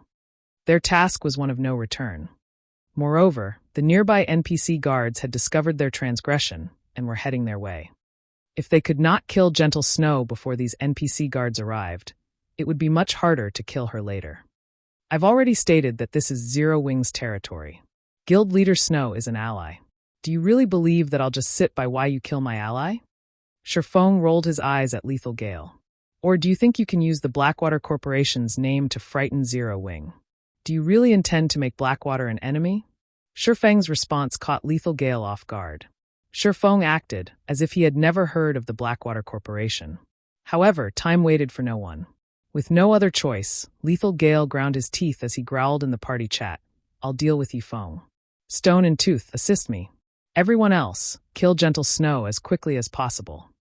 "Leave it to us, boss. We had just been a little careless." Stone and Shattered Tooth promptly used their vanish skills and circled to Feng's sides. The most powerful aspect about assassins was their ability to appear and disappear like ghosts to deal lethal blows to their enemy. Previously, they had focused on attacking Gentle Snow. Even after they had exposed themselves, they paid no attention to Feng, and this, in turn, gave the swordsman an opportunity to exploit. If they were in stealth, however, they were confident that even Apex experts wouldn't detect their presence. "I'll create an opening for you.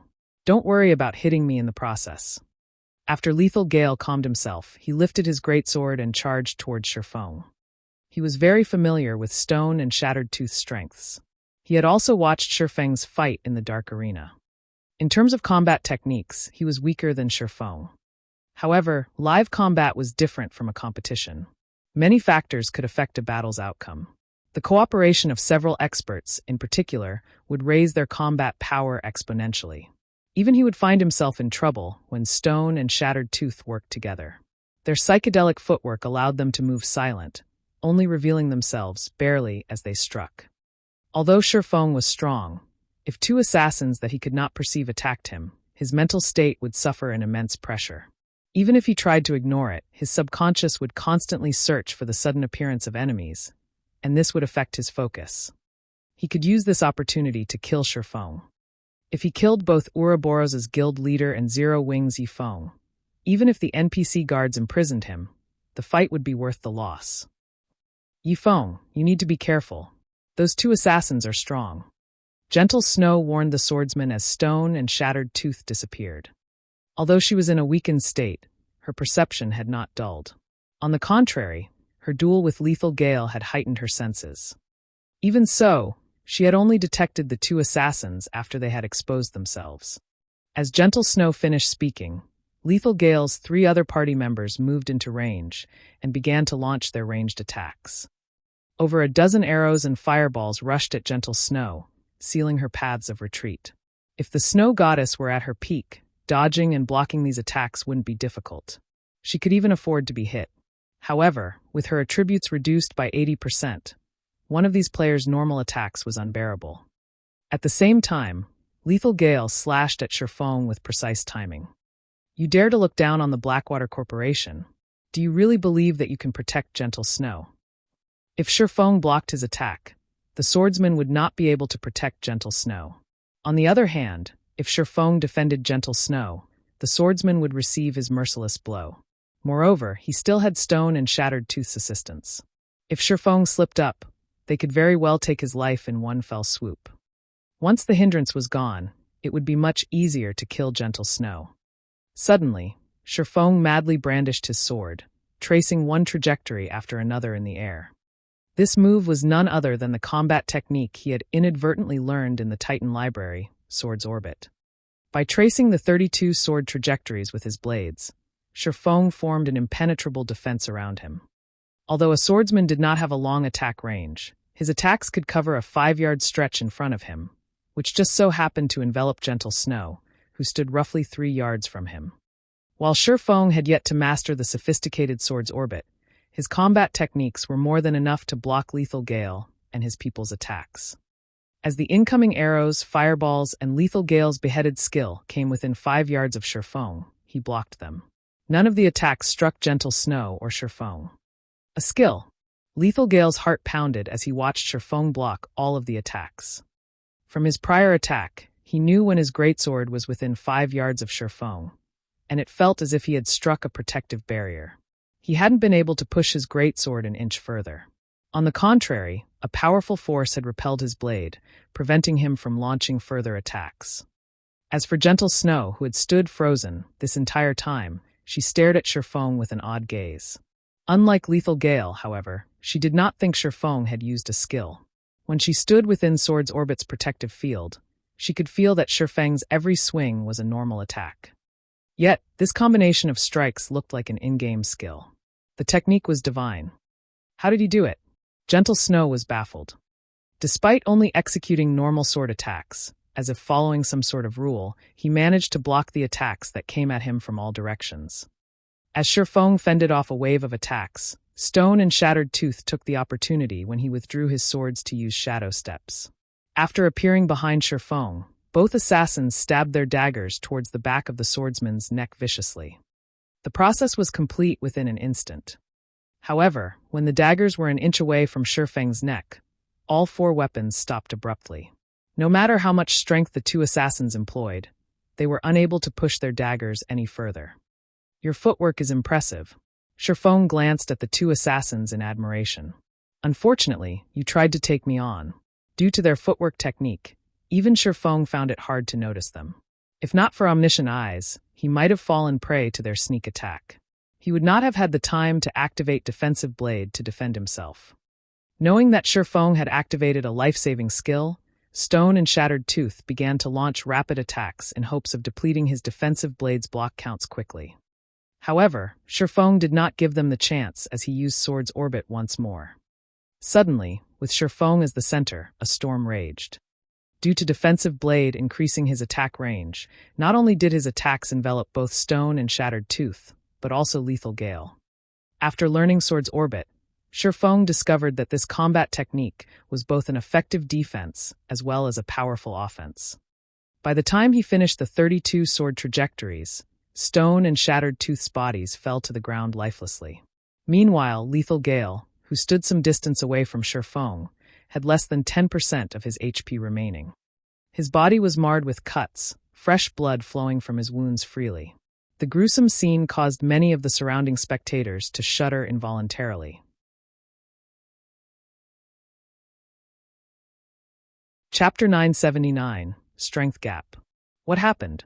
How did those assassins die? That skill is so powerful. The spectating players on the street were dumbfounded by what had just happened. Feng's sword-drawing speed was incredibly fast. They hadn't even seen an afterimage of Feng's swords. They had barely seen Feng's arms move, and in the blink of an eye, not only had the assassins died, but even the distant berserker was left in a critical condition. Is this the strength of Zero Wings Feng? So awesome. He's too strong. Experts from other guilds, who had come to White River City to grind for reputation, stood among the spectators. Ordinary players might not realize what Feng had done and would assume that he had simply used a system-learned skill. But as experts, they knew that Feng's attack was no such thing. When Feng first used this skill, they had been uncertain. This time, however, they had watched its execution carefully. No matter what stance a player used to execute a learned skill, they all had the same starting motions. Moreover, the closer a player's movements were to the required actions the system had determined, the higher their skill completion rate would be. However, Feng's initial motions the second time he executed the skill were different from the first.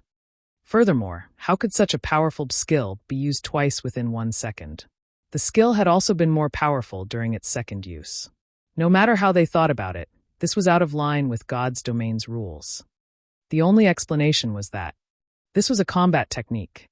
The various guild experts couldn't help but shudder. Unlike system skills, combat techniques were not limited by cooldowns or other restrictions. Even while silenced, they could use their combat techniques with normal attacks.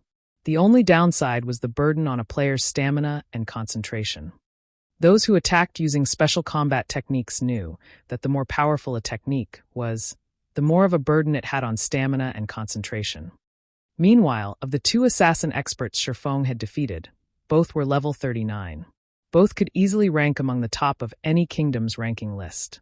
As for the berserker Lethal Gale, they were even more familiar with him. After all, he was the berserker who had dueled Gentle Snow just some moments ago. With Lethal Gale's combat standards, he could rank highly even among Super Guild's experts. Yet, even when all three players had worked together, they had been beaten so badly. However, among the watching players, no one was more shocked than Gentle Snow. Is this really the Yifeng I know? She had personally experienced Lethal Gale's power. If not for her peak legacy, there was no way in hell she would have defeated the male berserker. In spite of that, Feng had ended the battle in 3 moves. Gentle Snow was even under the false impression that Lethal Gale and his assassins were, in fact, quite weak. She knew that wasn't true. Feng was just that strong. Despite such fierce attacks, not only had Feng nullified the attacks, but he had also dealt Lethal Gale and his companions such a devastating blow. Before this, Gentle Snow had never seen Feng's true strength. Now, she finally understood that they were no longer on the same level. Focus your attacks on Gentle Snow. Lethal Gale, who looked pitiful, hurriedly commanded as he retreated from Feng. He then took an ancient, black magic scroll from his bag. To think I would be forced to waste this. Although it seemed as though both sides had been fighting for a long time, their exchange had only lasted a moment. The NPC guards were still quite a distance away from them. He still had time to use his precious Tier 3 magic scroll, Life Seizure. Life Seizure was a single target attack spell that could even severely wound a Tier 3 class. It would be a small matter to instant kill a Tier 1 player. As Lethal Gale unfurled the magic scroll and began to activate it, a violent vortex of mana appeared above them. Even a fool could tell that this magic scroll was extraordinary. Lethal Gale's 3 remaining companions launched their attacks once more. Die! This time, their attacks were more vicious. All 3 hurled over 20 attacks at Gentle Snow. However, their attacks focused on quantity over quality. After all, even a low-damage skill like Ice Spear could deal frightening amounts of damage to Gentle Snow. In addition, the increased number of attacks would also make it more difficult for Feng to guard Gentle Snow.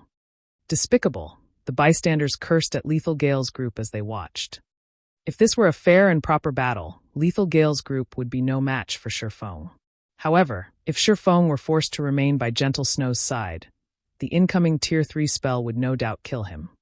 Suddenly, however, Feng appeared beside Lethal Gale, arcs of blue electricity circling his body faintly. Feng then sent a slash at the berserker, who was invoking the magic scroll. What's going on? Lethal Gale had not predicted that Feng would leave Gentle Snow to the wolves to come for him. However, as he glanced at Gentle Snow, he discovered Feng standing beside the female berserker. Lethal Gale wasn't the only one seeing this. Every other player on the street stared in wonder as well. There are 2 of him. How can there be 2 of him? Is it a doppelganger skill? As everyone tried to figure out what was going on, Lethal Gale's vision started to fade to gray. Before the shocked berserker realized it, his HP had fallen to 0. Such a fast attack. When Feng had appeared beside him, Lethal Gale saw a blue flash leave the swordsman's hand just before he activated Whirlwind Slash to fend off the attack. In the next moment, his body stopped responding to his commands. As his vision dimmed into darkness, he noticed the Feng before him dissipate into nothing. It was as if the attack hadn't happened, as if this had all been a bad dream. Meanwhile, before anyone realized it, another Feng had appeared behind Gentle Snow. Even more surprisingly, this new version of Feng blocked all 20-plus attacks aimed at the Snow Goddess. Moreover, when he executed Sword's Orbit again, it was even more powerful than before. He struck down every spell and arrow before they had come within 10 yards of Gentle Snow. How did he do that? Everyone was shocked. Even the guild experts from other kingdoms and empires were speechless. Feng was like a ghost, appearing wherever he wanted. In reality, however, Feng had pushed himself to his very limits to execute this phantasmal attack. First, he had used Instant Strike to finish off Lethal Gale. He then activated Silent Steps to appear behind Gentle Snow. He had completed these 2 moves almost at the same time. Later, he executed Sword's Orbit. Although Feng appeared calm, he had exhausted most of his concentration. His head was starting to ache. You guys have had your fun. It's my turn now. Looking at the 3 ranged members of Lethal Gale's party, Feng raised Killing Ray high before swinging it forward violently. Lightning Edge. Suddenly, streaks of blue lightning arced across the 50 yards ahead of him. Not only did the arcs of lightning devour the players' attacks, but the lightning also devoured the players. All 3 players transformed into particles of light, leaving behind only 3 items. Not even their corpses remained.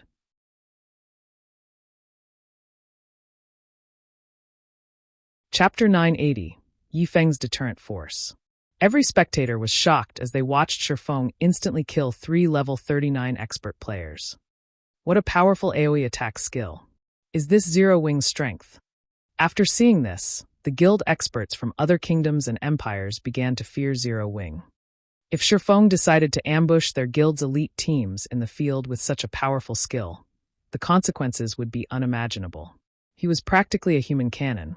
Although he didn't wield as many AoE skills as elementalists, his versatility and mobility surpassed the latter by leaps and bounds.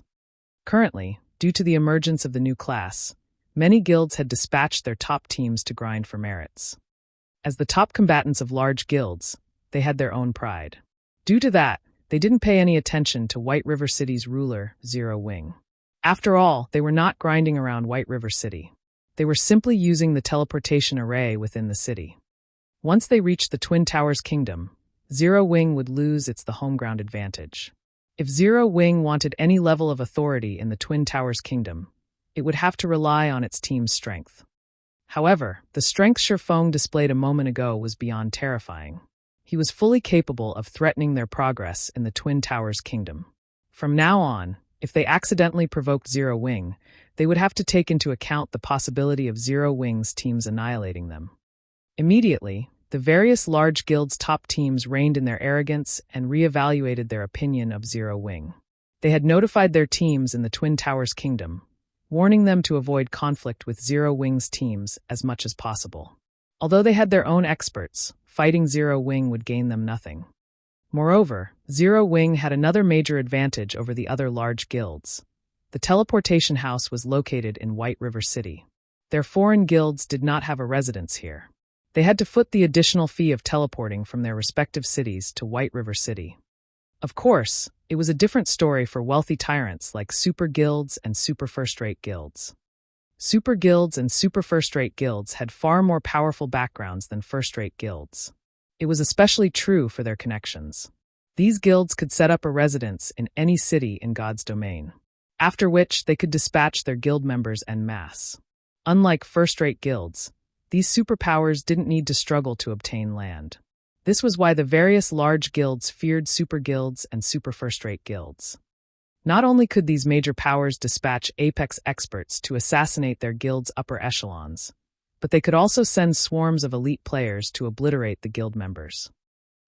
After Lethal Gale's party had been annihilated, the NPC guards, who had been rushing to the scene, stopped and resumed their patrols. It was as if the surprise attack had never happened. As for Lethal Gale's party, who had initiated an attack within the city limits, they would not escape the system's punishment just because Feng had killed them. Once they revived in half an hour, the NPCs would arrest them in the Resurrection Temple.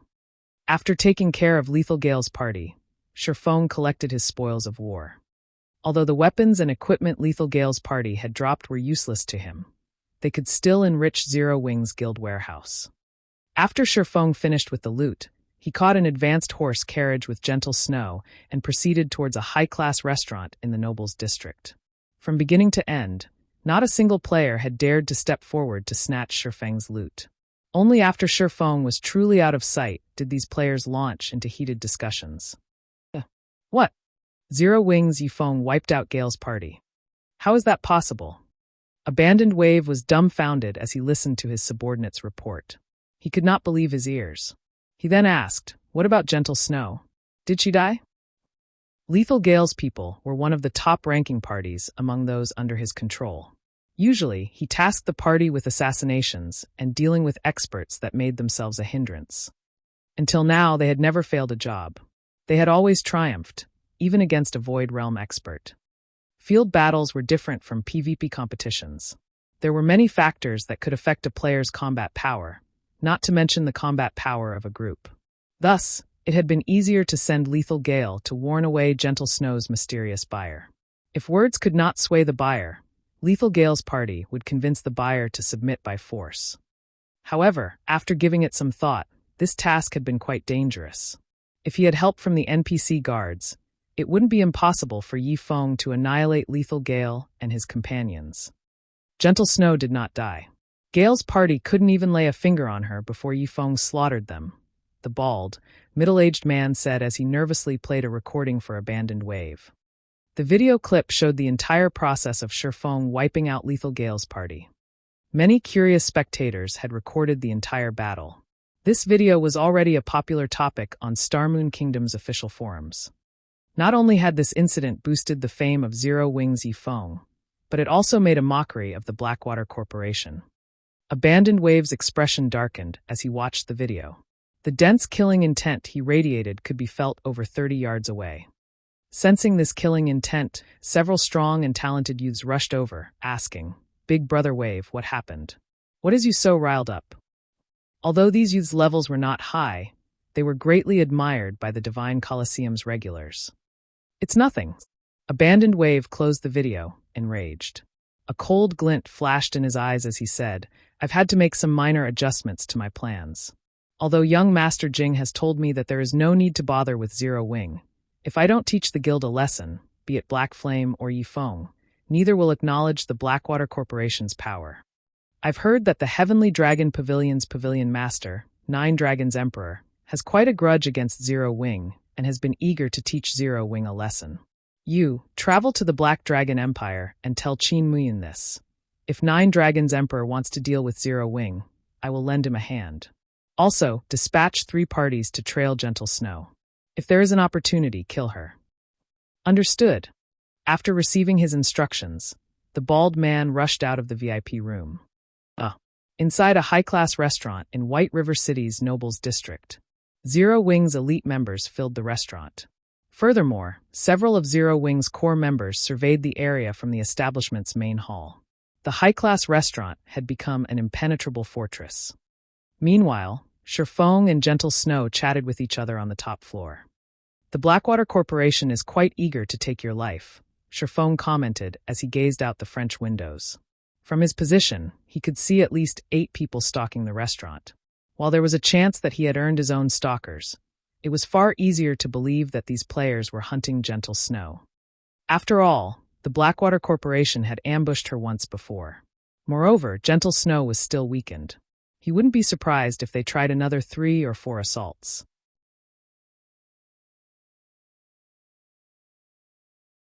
Chapter 981: Difference Between Guilds.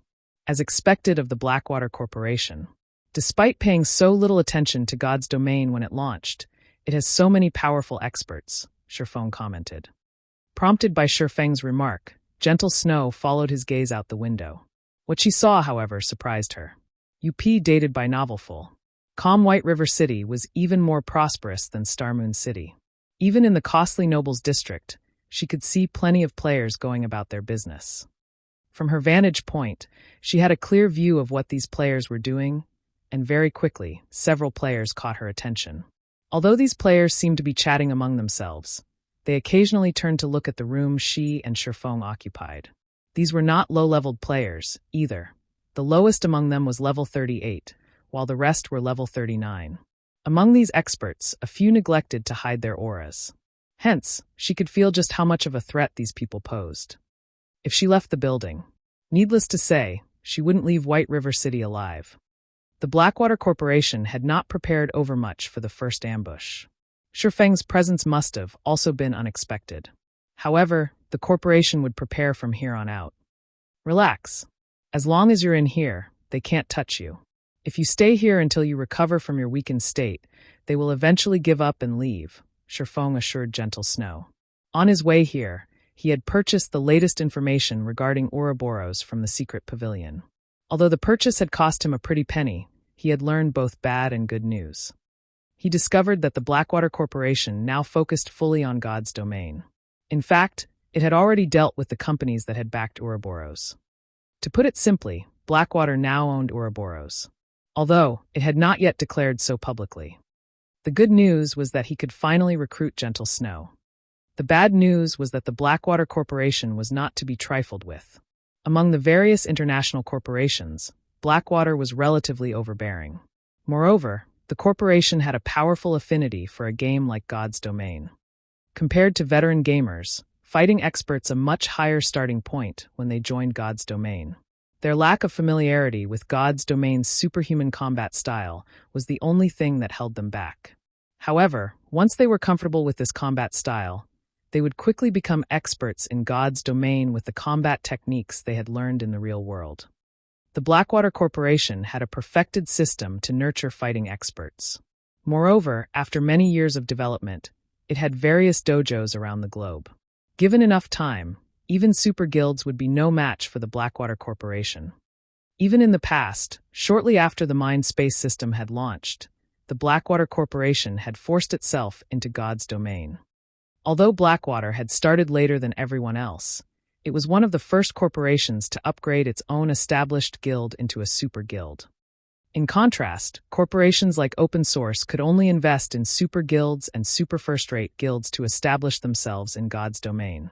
It was simply too difficult to nurture their own expert players, much less apex experts. By the time they did so, their competition would have left them in the dust. When Blackwater had begun to focus on developing in God's domain, the game had been operating for over a year. After all, nobody would have imagined that the game would be more popular than fighting competitions, so much so that it had ushered in a new era. In reality, God's domain had not only impacted the fighting industry. The various other industries had been affected as well. By then, God's domain had become irreplaceable in people's lives. It was similar to humanity's introduction to the internet several hundred years ago. After learning about the benefits of God's domain, people couldn't live without it. UP. Dated by Novel Full. Meanwhile, among the affected industries, the fighting industry had suffered the most. When the Blackwater Corporation had officially shifted its focus to God's domain, it had been significantly weakened. It wasn't even half as powerful as it has been during its peak. Even so, it lorded over God's domain a decade later. Currently, Blackwater was still at its peak, yet it had already shifted its gaze to God's domain. With its frightening financial strength and many experts, the corporation was akin to a natural disaster for Starmoon Kingdom's Zero Wing. If Zero Wing failed to cope with this disaster properly, it would be nothing more than a stepping stone for the Blackwater Corporation. I roughly understand Ouroboros' current situation. May I ask what you have planned? Is there anything I can with? Feng asked quietly as he turned to the somewhat dispirited Gentle Snow. Blackwater has already obtained the majority of Ouroboros' shares. Even my White Clan group cannot change that fact. The only thing I can do now is take as many people with me as I leave Ouroboros and start all over again elsewhere. Would Zero Wing be interested in purchasing any other materials? I can sell them to you at a 40% discount, Gentle Snow offered as she smiled bitterly. I also have a few plots of land in Starmoon Kingdom that I want to sell, although I am not sure if Zero Wing can stomach so much at once. She still intended to continue her development in another city in Starmoon Kingdom. After all, she understood Starmoon Kingdom's situation. However, after witnessing the Blackwater Corporation's strength, once it secured Ouroboros, she would seal her fate if she remained in this kingdom. Her only choice was to restart somewhere far from here. As for the shops and lands she owned in Starmoon Kingdom, there was no point in keeping them. The Blackwater Corporation would see to it that these lands became worthless. Hence, she might as well sell them to fund her relocation. Which lands you are trying to sell? Feng could not help but ask. If they were high potential lands of a major city, they would become more valuable by the day. He would definitely profit if he purchased them. Most of the commercial lands I possess are in Starmoon Kingdom's top 10 major cities. I have a total of 11 plots. I also have 3 plots in the Black Dragon Empire and 2 in the Purple Thorns Kingdom, Gentle Snow said as she handed Feng a list. Here is a list of the land's cities and locations as well as my quoted prices. After Feng took a look through the list, he couldn't help but sigh inwardly. Zero Wing was no match for a first-rate guild. If these were only the lands under Gentle Snow's name, one could just imagine how many lands Ouroboros controlled. On the other hand, despite having so much money right now, Zero Wing struggled to purchase any lands in major cities. He was even forced to using the Holy City slots to purchase lands from super guilds. Based on the current market price, the cheapest land on the Snow Goddess's list was worth around 3,000 gold, while the most expensive were worth over 8,000. These lands had long since doubled their original selling prices. Based on Gentle Snow's quoted prices, he would need around 80,000 gold to purchase all 16 plots. Even Zero Wing could not fork over so much money at a moment's notice. Moreover, the prices were very reasonable. If anyone else were selling these lands, he might have to pay an additional 20,000 to 30,000 gold. Even then, he would have to fight many others to purchase them.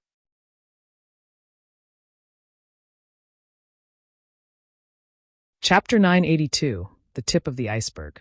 Even to super guilds, 80,000 gold was a considerable amount of money. They couldn't collect so much money within a short period, much less the smaller guilds.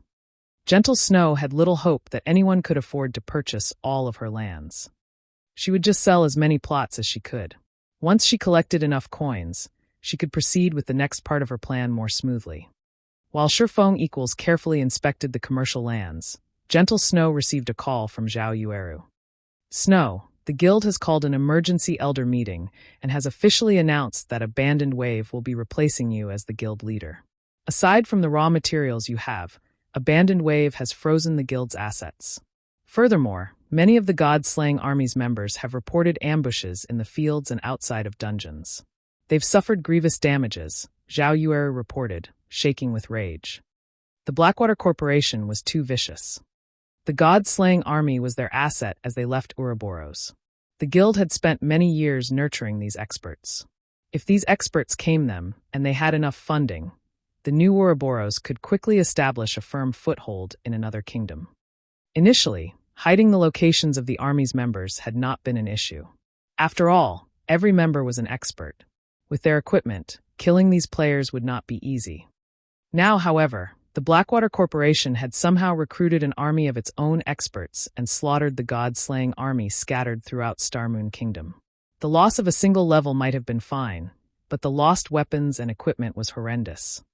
When Blackwater's experts killed them, the Legion members would drop at least 2 pieces of equipment. Some would even drop 3 items. The God-slaying army had been equipped with the best items available in Ouroboros. If several hundred members lost an item each, it would severely wound the army, much less if they lost 2 or 3 items. They would need a lot of time to recover from the loss. Normally, the God-slaying army could simply replenish their equipment from the guild's warehouse. However, the Blackwater Corporation had already limited their authority. Now, they could not even take a piece of common equipment from the warehouse. With the God-slaying army suffering such a blow, rising in another kingdom in a short time would be impossible. I understand. For now, have the army's members be extra careful. Gentle Snow's frown deepened after receiving a more detailed report. Even Ouroboros' old rival, the Star Alliance, couldn't kill so many of the God-slaying army's members so quickly. Guild Leader Snow, you don't look too well. Has something happened? Feng asked curiously when he noticed Gentle Snow's troubled expression. I've just received news that Blackwater has already begun to exact its revenge. The God-slaying army that I command has suffered over 700 deaths. Although reports say that they've been ambushed by groups of cloaked players, I'm sure that these players are experts from Blackwater, Gentle Snow helplessly explained, not bothering to hide this fact from Feng. Moreover, it was impossible to keep a tight lid on such a major incident. It was only a matter of time before the truth revealed itself. It seems that your victory over Lethal Gale has made the Blackwater Corporation anxious. Otherwise, they'd have no reason to make such an excessive move.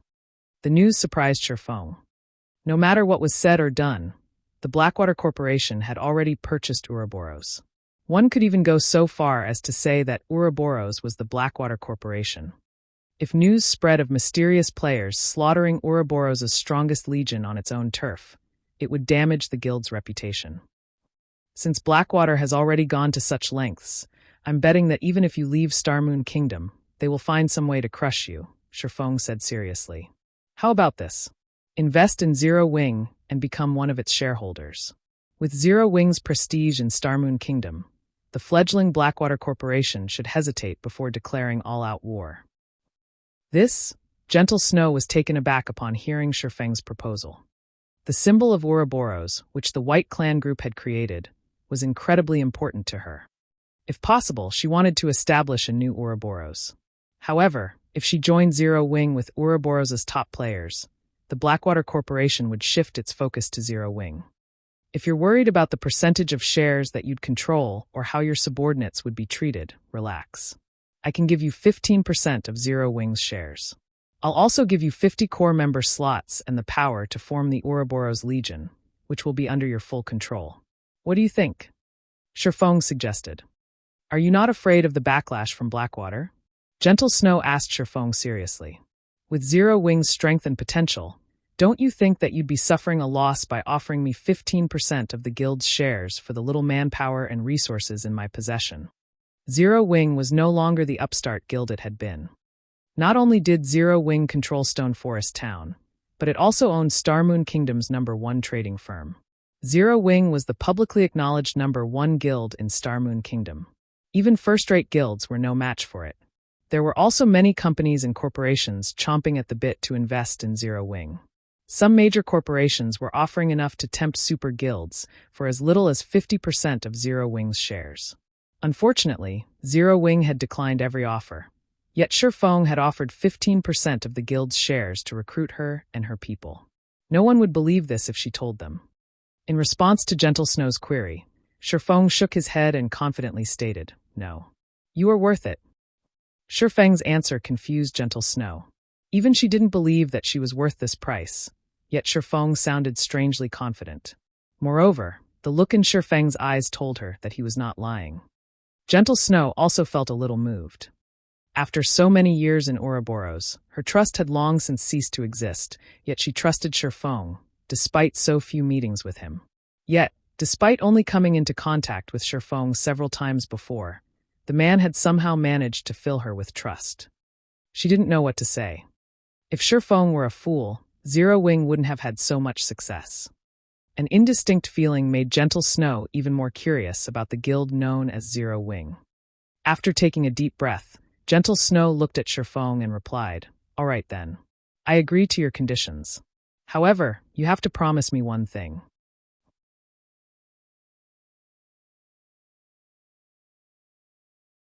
Chapter 983, Gentle Snow's Condition.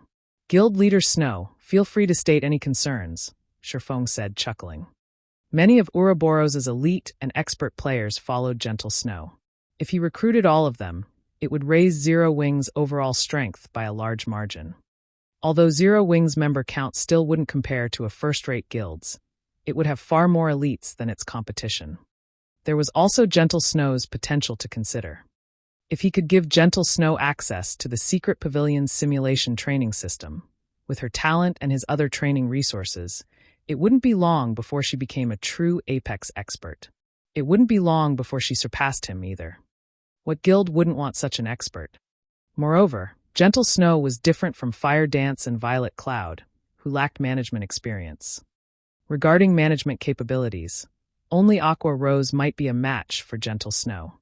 Before joining Zero Wing, Aqua Rose had only managed her own subordinates in Twilight Echo. Gentle Snow, on the other hand, had managed Ouroboros. Moreover, her previous guild had continuously improved. The guild had even shown signs of surpassing the Star Alliance. Even if Gentle Snow listed 3 or 4 conditions, Feng would likely agree. Only Feng knew exactly how valuable an expert capable of becoming a Tier 6 God-ranked player was to a guild. After so many years of development, Ouroboros has formed its own perfect expert training system. This was the reason that Ouroboros had ranked near the top among first-rate guilds. Unlike other guilds, we could produce our own experts without recruiting or poaching players. However, the perfected expert training system had cost my White Clan group too much. Although I can bring the God-slaying army with me, I can't take the training center. The White Clan group only owns 40% of the training center's shares, while the other companies own the remaining 60%. I want Zero Wing to purchase the training center. Gentle Snow's conditions stunned Feng for a moment. For any guild in God's domain, constructing their own training center was of the utmost importance. This was also why second-rate guilds couldn't compete with first-rate guilds. The initial cost of constructing an expert training center was already more than what the companies supporting second-rate guilds could handle. Moreover, even if a second-rate guild had a training center and established a perfect training system, the upkeep would be astronomically expensive. Unless a guild could earn enough to maintain this training system, no guild or company would be crazy enough to invest in something that would hemorrhage money. Feng had been contemplating his own training center as well. The Big Dipper Training Center was simply not enough to meet his requirements. The training center did not even have a simple simulation training system. However, as constructing a training center was immensely expensive, he had to tackle this problem gradually. He had never imagined that Gentle Snow would ask him to purchase Ouroboros's training center. He would have been lying if he had said he wasn't pleased. With Ouroboros's training center, Zero Wing could save several years of effort. Unfortunately, there was one big problem. He didn't have enough money. Feng had served as the guild leader of a second-rate guild in the past. He had been personally involved in establishing and constructing Shadow's training center. It had happened shortly after Shadow had officially become a second-rate guild. Hence, he knew just how much money a training center's construction required. If not for several major companies in Jinhai City working together, Shadow's training center would never have come into fruition. The cost of the site and machinery was one thing. However, the various simulation facilities and the required energy to maintain them were a different story. Take the fruit of the Secret Pavilion's research, their simulation training system, for example. Only energy of the highest grade could power this kind of system. Even an inferior simulation system's daily maintenance cost was enough to quickly bankrupt multiple large companies. With Zero Wing's current financial strength, affording its maintenance was impossible, not to mention purchasing it. Guild Leader Snow, you must be joking. Zero Wing can't even afford to operate a training center, not to mention purchasing a perfected one. Even if we could afford it, I doubt that the other companies would willingly sell it. After all, that is Ouroboros's foundation. As long as the training center exists, the guild can produce more experts, Feng said, smiling bitterly. Zero Wing had started with nothing. It didn't have the support of any companies. The Zero Wing workshop in the real world relied on the guild's daily income. Moreover, Feng also did not dare to convert in-game resources into credits casually. More major companies were joining God's domain by the day, and the competition was becoming more intense. The resources in God's domain were also becoming more valuable. Converting coins into credits would be a devastatingly foolish move. I understand that I am being somewhat unreasonable, but now is the best opportunity to buy it. Gentle Snow was also aware of how expensive it was to purchase a training center.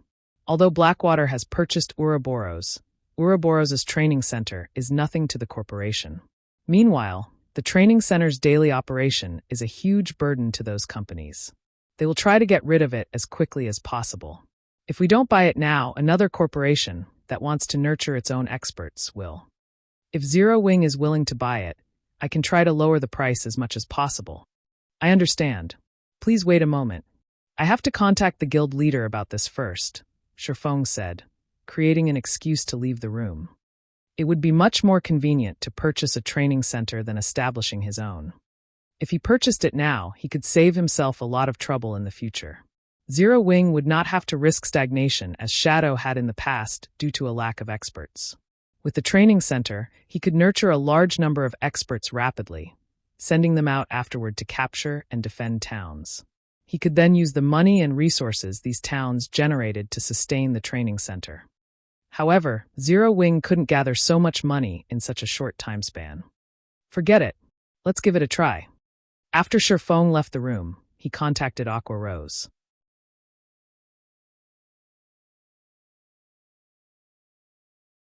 Chapter 984, Qualifications for Cooperation. Although Aqua Rose was Zero Wing's vice guild leader, her family owned its own large business. Twilight Echo was a first-rate guild with an even longer history than Ouroboros. Aqua Rose's family was one of Twilight Echo's major shareholders. In the past, Feng had learned that Aqua Rose's family owned the Sun and Moon Group. In 10 years' time, the Sun and Moon Group would join the Fortune 500 list. Of course, Aqua Rose had been the main contributor to the company's success. The Sun and Moon Group and the Open Source Corporation were both involved in the energy industry. Hence, Aqua Rose's family had been afraid of the Open Source Corporation when they had threatened the family to persuade Aqua Rose. Open Source was one of the industry's giants. On the other hand, Sun and Moon struggled within the middle ranks. If the Open Source Corporation wanted to, it could easily squash the Sun and Moon Group. However, although the Sun and Moon Group only ranked in the mid-range in the energy industry, it wielded an extraordinary amount of funds. After all, the most profitable resource in the world was energy, as it was used in nearly every aspect of life. It was also precisely this reason that Twilight Echo's members had treated Aqua Rose like a treasure, even making her the guild's honorary elder. Not only was the Sun and Moon Group one of Twilight Echo's major shareholders, but it was also the guild's biggest shareholder. Without the company's supply of energy, the other shareholders would choke on the daily cost of maintaining the guild's training center. Guild leader, has something happened? Aqua Rose asked. Aqua Rose was still dealing with the list of members they intended to send to other countries, as well as various other tasks. She was so busy that her brain was about to short-circuit. Her helpers also rushed about the office, contacting guild members and dealing with the letters of intent from guild members who were willing to move to the branch guild. Now that Zero-Wing planned to expand to other countries, many players wanted to apply to the branch guilds. Although the branch guilds were as safe as the headquarters in White River City, where they didn't have to worry about other guilds provoking Zero-Wing, they would have more opportunities for promotion in the branch guilds. In White River City, there were only so many slots available for the guild's main force. Becoming a reserve member was nearly impossible, not to mention becoming an official member of the main force. However, once the branch guilds were established, the guild would establish new main forces, and the main force members enjoyed far more benefits than elite members. Aside from having priority over equipment, just the amount of magic crystals each main force member received was enough to make a player drool. Main force members also had the opportunity to obtain the rumored 100-berry wine. According to rumors, the 100-berry wine was even more effective than the Divine Colosseum's Icefire Spirit. It could help players improve their skill completion rates. Currently, not one bottle was available on the market. No one knew how to obtain their own. Only official members of Zero-Wing's main force qualified to compete for the 100-berry wine. Since members of the branch guild's main forces would receive similar benefits, why wouldn't Zero-Wing's elite members be tempted? When Aqua Rose had announced the news, many elite members frantically applied to join the branch guilds. Although Aqua Rose looked battered, inwardly she was elated. She dreamed of helping Zero-Wing grow stronger. Because of Zero-Wing's extraordinary performance, her family now saw her in a different light. In fact, they even canceled her engagement to Brilliant War God. As Zero-Wing's performance reached new heights, her status in her household rose. Many large companies had secretly sent upper echelons to ask her family members to contact her, desperately wanting to invest in Zero-Wing and offering many impressive perks. As a result, every time she visited home, her parents instantly pushed for her to meet with the company's representatives. She was even busier than the Star and Moon Group CEO. It's nothing major. Didn't you say that your family has wanted to invest in Zero-Wing? And that other companies frequently pester you to negotiation our cooperation? Feng asked. More representatives have been showing up lately as well. My family is also constantly on my case. I swear they are even more diligent now than when I had been forced into the engagement with Brilliant War God. They almost annoy me to death these days. Do you have a plan to deal with them, guild leader? Aqua Rose asked. Just discussing this topic made her head ache. She knew where Feng stood on the matter. Thus, she always rejected the offers.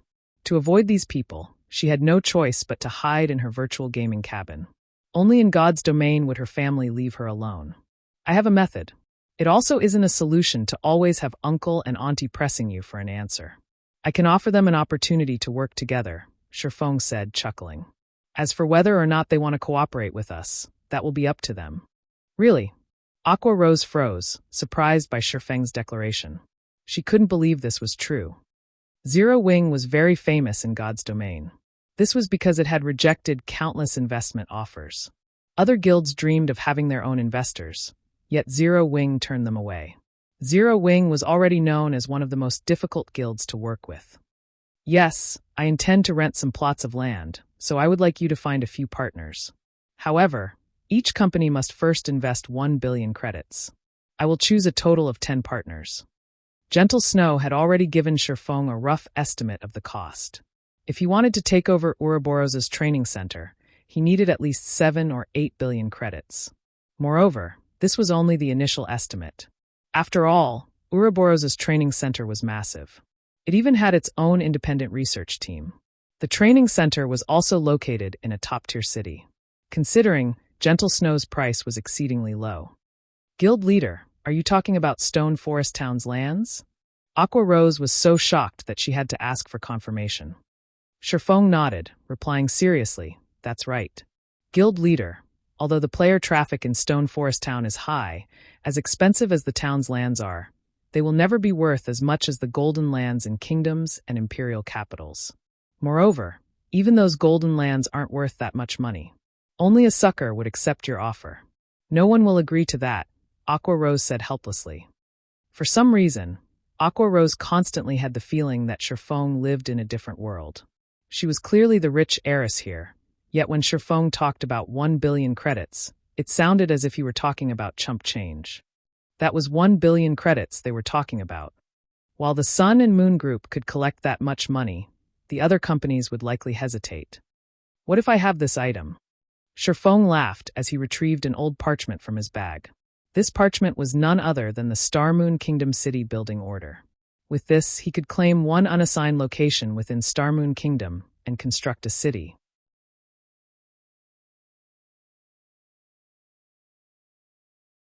Chapter 985, Shocking Star Moon Kingdom.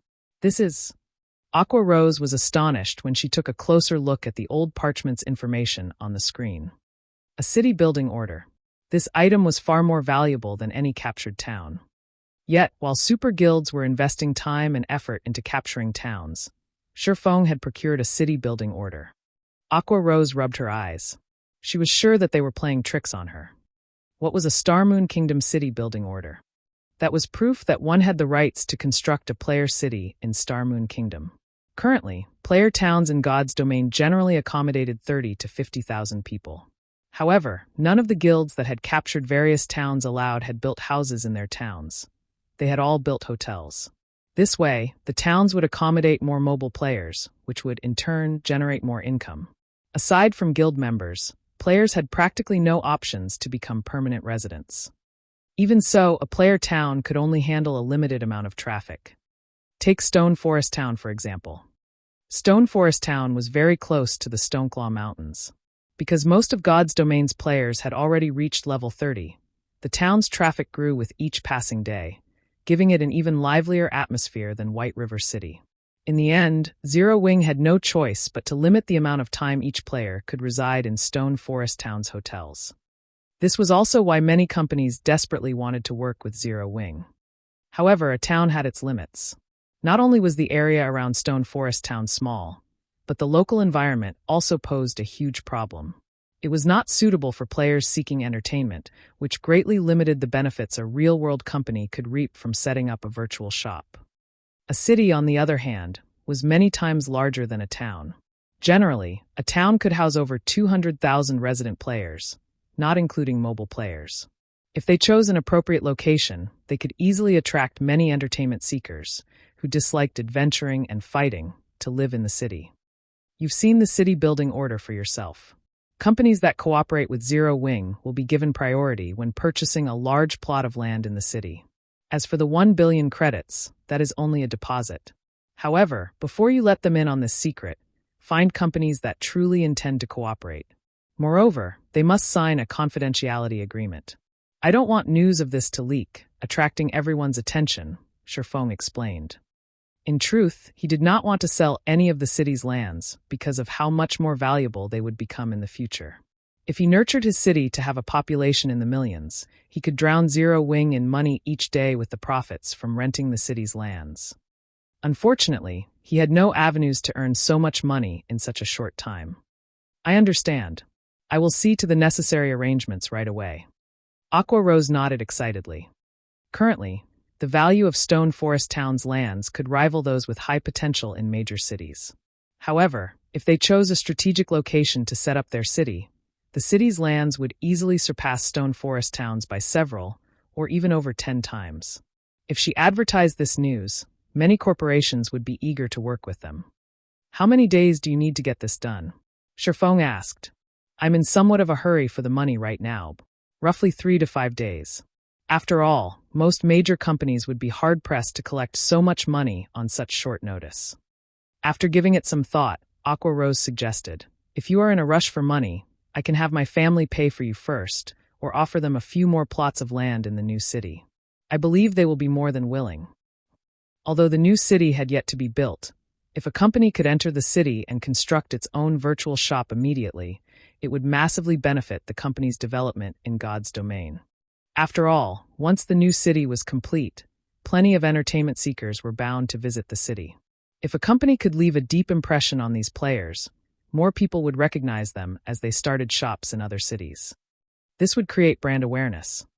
All right, I await your good news, Feng said. As long as he gathered the necessary 10 billion credits, he was satisfied. Following which, Aqua Rose logged out of the game and hastened to make the necessary arrangements.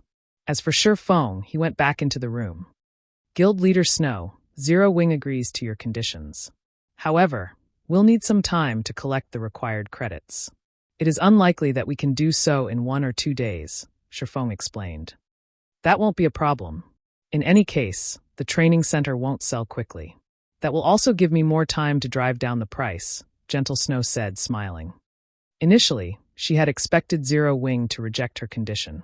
Either that, or the guild would need a very long time to gather the required funds. She hadn't expected the guild to raise the money so quickly. As she experienced more, she realized how little she truly knew about the guild. Following which, Feng and Gentle Snow discussed the details of their contract. First, Gentle Snow would join Zero Wing with the elites and experts under her command. At the same time, Gentle Snow would transfer all lands in her control to Zero Wing. In return, Gentle Snow would receive 15% of Zero Wing's shares and become one of Zero Wing's vice guild leaders. Simultaneously, she would serve as the captain of the Ouroboros Legion and manage all of the Legion's affairs. After both parties signed the contract, Gentle Snow logged out of the game and to initiate her plan to purchase Ouroboros. Feng, on the other hand, headed to White River City's City Hall and took ownership of the 16 plots of land Gentle Snow had owned. Afterward, he simply needed to construct the Candlelight trading firm on these 16 commercial lands. With the additional coverage, the Candlelight trading firm's income would increase significantly. Gentle Snow's insight is impressive. Of the 3 lands in the Black Dragon Empire, 1 is in Emerald City. I won't have to hunt for an emerald source. After Feng visited the 11 plots of land in Starmoon Kingdom, he could not stifle his grin as he looked at the deeds for the 3 lands in the Black Dragon Empire. Emerald City was one of the Empire's top 10 major cities. It was in no way less prosperous than White River City. Players could find many ores around Emerald City, and emeralds were the most common, hence the name Emerald City. Emeralds were generally used as raw materials to produce ornaments, as the ore possessed relatively good mana-storing capabilities. It was rarely ever used to produce other items. However, aside from requiring mana stones, Titan City's magic light set equipment needed plenty of emeralds. With a shop in Emerald City, he could purchase emeralds long-term. His guild members wouldn't need to travel back and forth from the city constantly. Following which, Feng traveled to the Black Dragon Empire via Starmoon City's teleportation hall. Shortly after Feng left, a shock tore through Starmoon Kingdom's various guilds. What did you say? Zero Wing now owns Gentle Snow's lands. How can this be? Abandoned Wave was flabbergasted when he received the news.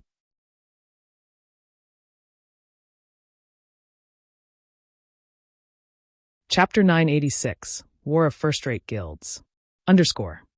Boss Wave, there's no mistaking it. If you don't believe me, take a look at these pictures. Our shops in these locations are now owned by the Candlelight trading firm, the bald, middle-aged man reported as he displayed the pictures his subordinates had taken. Abandoned Wave's expression darkened as he looked through the images. Gentle Snow. Abandoned Wave slammed his palm on the wooden table. The impact shook the wine glass and bottle of Witch's Tear, nearly sending them to the ground. He had never imagined that, as soon as he forced Gentle Snow out of her position and killed her subordinates, the woman would counter with such a move. He hadn't even had a moment to enjoy his victory. In reality, Abandoned Wave wasn't the only person that Gentle Snow's actions had infuriated. The upper echelons from Starmoon Kingdom's various large guilds wore twisted expressions when they heard the news. What, exactly, is Gentle Snow trying to do? Has she lost her mind? She actually sold so many high-potential lands to Zero Wing. The various guilds loathed Gentle Snow's latest decision. They would rather pay double the price to purchase Gentle Snow's lands and let them rot in their hands than let them fall into the Candlelight trading firm's hands. These lands had originally housed Ouroboros's New Moon trading firm. Now, however, they housed the Candlelight trading firm. Although the storefronts were the cheapest variations, curious players had already crowded the shop's entrances, interested in the sudden change and purchasing items. It was very easy to transfer a shop's ownership to another player in God's domain. One simply needed to visit a city hall and follow the necessary procedures. If one didn't intend to modify the shop, only changing the name, they could immediately have NPCs do so free of charge. The Candlelight trading firm had always been known for its light stones and armor kits. The intermediate armor kits, in particular, usually sold out the instant they were restocked. If not for its low production volume, the Candlelight trading firm would have long since dominated Starmoon Kingdom's market. Even so, Candlelight had still become Starmoon Kingdom's #1 trading firm. Moreover, due to the Candlelight trading firm's lack of background, it had only purchased a limited number of high-potential lands, despite all of its efforts. As for major cities' golden lands, first, the trading firm could not afford them. After all, one golden land was worth around 3 or 4 high-potential lands in the same city. Unless Zero Wing intended to set up a particular city as its main headquarters, or went on a spending spree, it would not purchase a city's golden lands. Second, Zero Wing's members did not have the required reputation to purchase golden lands in other cities. Therefore, the Candlelight trading firm's development in Starmoon Kingdom was limited. On the other hand, to avoid competition with the Candlelight trading firm, Gentle Snow's high-potential lands had been purchased in cities that lacked Candlelight's presence or were located far from Candlelight's shops. By selling these lands to Zero Wing, Gentle Snow had just compensated for the Candlelight trading firm's shortcomings. Moreover, the Candlelight trading firm had recently recruited a large number of lifestyle players. Once the trading firm nurtured these lifestyle players, it would be a disaster for their guilds, who were already limited to a small corner of the market. However, they could not do anything to oppress the Candlelight trading firm in Starmoon Kingdom. While Starmoon Kingdom's various large guilds tried to think of a solution to cope with the Candlelight trading firm's new strength, Feng had teleported to Emerald City from the Black Dragon Empire's imperial capital, Black Dragon City. As soon as Feng exited the teleportation hall, he found just as many players in Emerald City as there were in White River City. Only the players' levels and equipment was slightly inferior to those in his home city. Currently, due to the teleportation house, one could easily find level 37 or level 38 players roaming about White River City's streets. Prior to that, level 39 experts were as rare as a phoenix feather. Emerald City, however, was different. Feng rarely saw level 36 players roaming the streets, much less those who had reached level 37 or higher. However, unlike kingdoms, second- or first-tier cities with populations ranging in the tens of millions were designated to God's domain's empires, it was easy to find many gaming workshops and guilds based in these cities. With Emerald City being one of the top 10 cities of the Black Dragon Empire, Feng saw members from no less than 10 different guilds going about their business. Such a sight was rare in Starmoon Kingdom. Generally, only 3 or 4 large guilds contested over its major cities. Emerald City, on the other hand, had more than 10, and even the weakest among them were second-rate guilds. As for first-rate guilds, Feng counted 3 from where he stood. Emerald City already had as many first-rate guilds as Starmoon Kingdom. I recall that the Undefeated Dynasty had been Emerald City's ruling guild in the past. Among the many first-rate guilds, Undefeated Dynasty was relatively tolerant. I shouldn't need to worry about any trouble if I set a shop up here. Feng secretly assessed the city's situation as he rode an advanced horse carriage. Based on what he could see, a large number of the guild players roaming the streets belonged to Fantasy Shrine and Undefeated Dynasty. The other first-rate guild was World Dominators, which Feng was familiar with.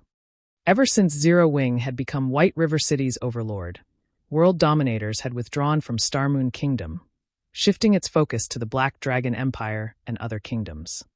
Mountain ranges surrounded Emerald City, and it produced rare ores and emeralds.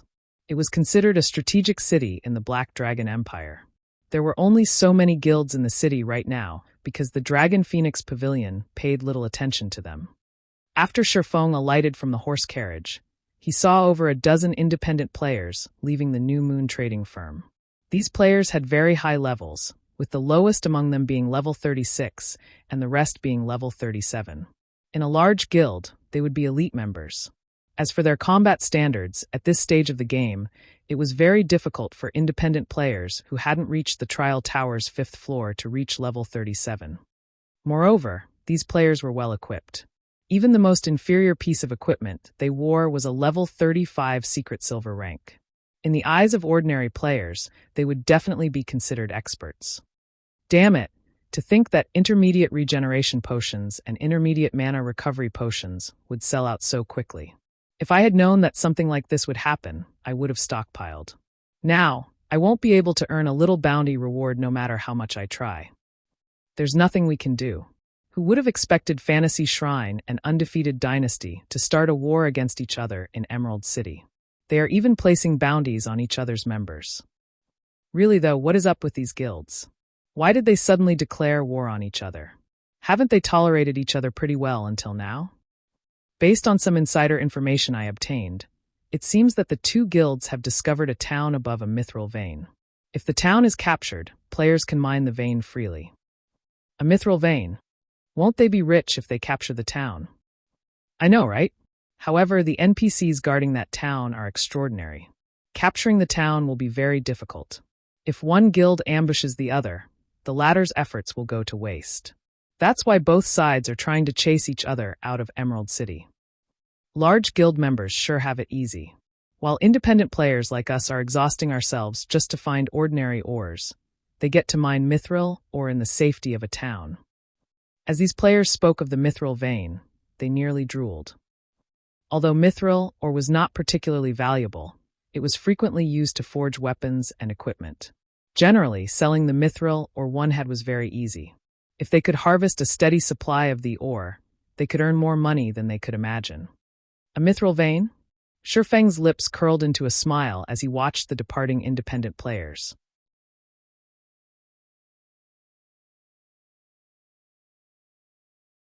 Chapter 987, Branch Residence. After the dozen or so independent players left the New Moon trading firm, Feng entered the shop. Mithril veins were one of the more common mineral veins in God's domain. Large guilds also fought over them fiercely. As the producer of ores and emeralds in the Black Dragon Empire, there was more than one mineral vein in Emerald City's vicinity. This was also why Undefeated Dynasty, Emerald City's ruler in the past, had amassed a fortune. Meanwhile, the only mithril vein Emerald City's players knew of was beneath Whitebone Town. Whitebone Town had been relatively famous in the past because the mineral vein beneath it was a rich vein, and players could reach it easily to mine mithril Oregon. Although one could not make as much money as they could from the manatite vein under Raven's control, if developed, the profits would still be considerably shocking. However, current players were not yet strong enough to capture Whitebone Town. The NPCs guarding Whitebone Town were not humans, but undead. Their levels were all above 50. Moreover, any player that entered the mine would be cursed, causing them to lose 10% of their HP every 3 seconds. The curse also lasted for an hour. In addition, several level 70 Grand Lords lurked within the mine's depths. With players' current strength, even an army of several 100,000 elites would not be enough to defeat these monsters. However, this reminded Feng of something. The basic Holy Spirit potion. This item would give players temporary immunity to curses. However, as the potion was only basic rank, its effects were limited. Fortunately, the potion could offer immunity to Whitebone Town's curse. Due to the richness of Whitebone Town's mithril vein, many players would take the risk to mine there. The money these players earned from a single day of mining the mithril ore and its byproducts was even more than those who grinded monsters in the fields or raided team dungeons. Because of that, the basic Holy Spirit potion had been extremely popular in Emerald City in the past. The potion had not been particularly expensive. Initially, each bottle only sold for 2 silver. Even ordinary players could afford that. The potion's effects only lasted for half an hour. In that time, one could easily earn more than 2 silver while mining underneath the town. Although Whitebone Town's monsters were very high-leveled, the mine's entrance was located in the town's outskirts. Not many monsters ventured there, so as long as one lured the monsters away, other players could enter the mine freely. The mine was massive, and its terrain was complicated. Very few monsters patrolled the mine as well. As long as one didn't explore too deep, they would not find any significant danger. When a player finished their mining, they simply needed to use a return scroll to leave safely. Hence, many players had taken the risk to mine there. As more players headed to the Mithril mine, the basic Holy Spirit potions price quickly rose to 5 silver. Later, it had even reached 10 silver per bottle. Alchemist players had been overjoyed. The basic Holy Spirit potions recipe was not particularly difficult to obtain.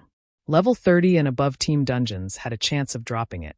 Unfortunately, the drop rate was very low, which resulted in few copies on the market. The potions materials were also relatively common. Crafting the potion's main requirement was a Holy Spirit flower, which was considered a rare herb. Making the potion didn't even cost 1 silver. Thinking up to this point, Feng burst into action. This was a valuable opportunity to make a fortune. Emerald City's player population was in the millions. Once players discovered the method of mining in Whitebone Town, swarms of players would flock to the Mithril vein. One could just imagine how large the market would be for the basic Holy Spirit potion.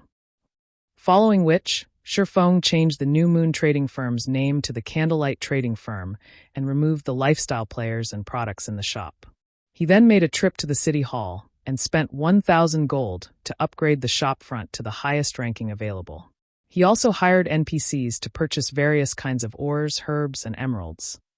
As for the candlelight products that would be sold in this shop and the shop's personnel, Feng passed the responsibility to the Candlelight Trading Firm's management team. Meanwhile, he visited the auction houses in the Black Dragon Empire's various cities to purchase the basic Holy Spirit potion recipe and Holy Spirit flowers. After spending most of the day like this, Feng finally bought all the recipes on the Black Dragon Empire's market. He had managed to collect a total of 776 recipes. Although the method to obtain the recipe was easy, its drop rate was painfully low. The recipe's current market price wasn't high. Feng only spent around 35 to 40 silver coins for each copy. Overall, he had not even spent 300 gold to buy all of the copies. The low price was mainly due to players not having a major use for the basic Holy Spirit potion. It simply wasn't one of Alchemist's hot items. If he were looking for the intermediate regeneration potion and the intermediate mana recovery potions recipes, however, they would be much more expensive. With so many recipes, even after every alchemist in the Candlelight Trading Firm learned it, he would still have plenty to spare. Feng had also bought over 6,500 stacks of Holy Spirit flowers, with 20 flowers per stack. Currently, each stack sold for around 12 to 13 silver. In total, Feng had spent over 800 gold on the Holy Spirit flowers. For a while, I'll have Candlelight purchase Holy Spirit flowers. Feng was mostly satisfied with how many Holy Spirit flowers he had procured. At the end of the day, the Holy Spirit flower was a rare herb. Rather than sell it, most guilds usually opted to store the flowers in their guild warehouses. Only independent players sold the herb, thus the limited supply on the market. If he turned these 6,500 plus stacks of Holy Spirit flower into basic Holy Spirit potions, he would have enough to last Emerald City's players for quite some time. As long as the Candlelight Trading Firm's acquisition of Holy Spirit flowers could keep up with the potion's demand, Emerald City would become a stable source of income for the trading firm for a relatively long time. Feng had also spent 3,000 gold to construct an advanced guild hall in Lakeheart City. Although the land he bought from Phoenix Rain could not compare to Zero Wing's main guild residence, the towering advanced guild hall was still impressive enough to shock Lakeheart City's players. Wow, this guild has style. I wonder which guild this is, to think that anyone would want to develop in this backwater city. It shouldn't be a large guild, right? Maybe it's some third-rate guild. I guess you're right.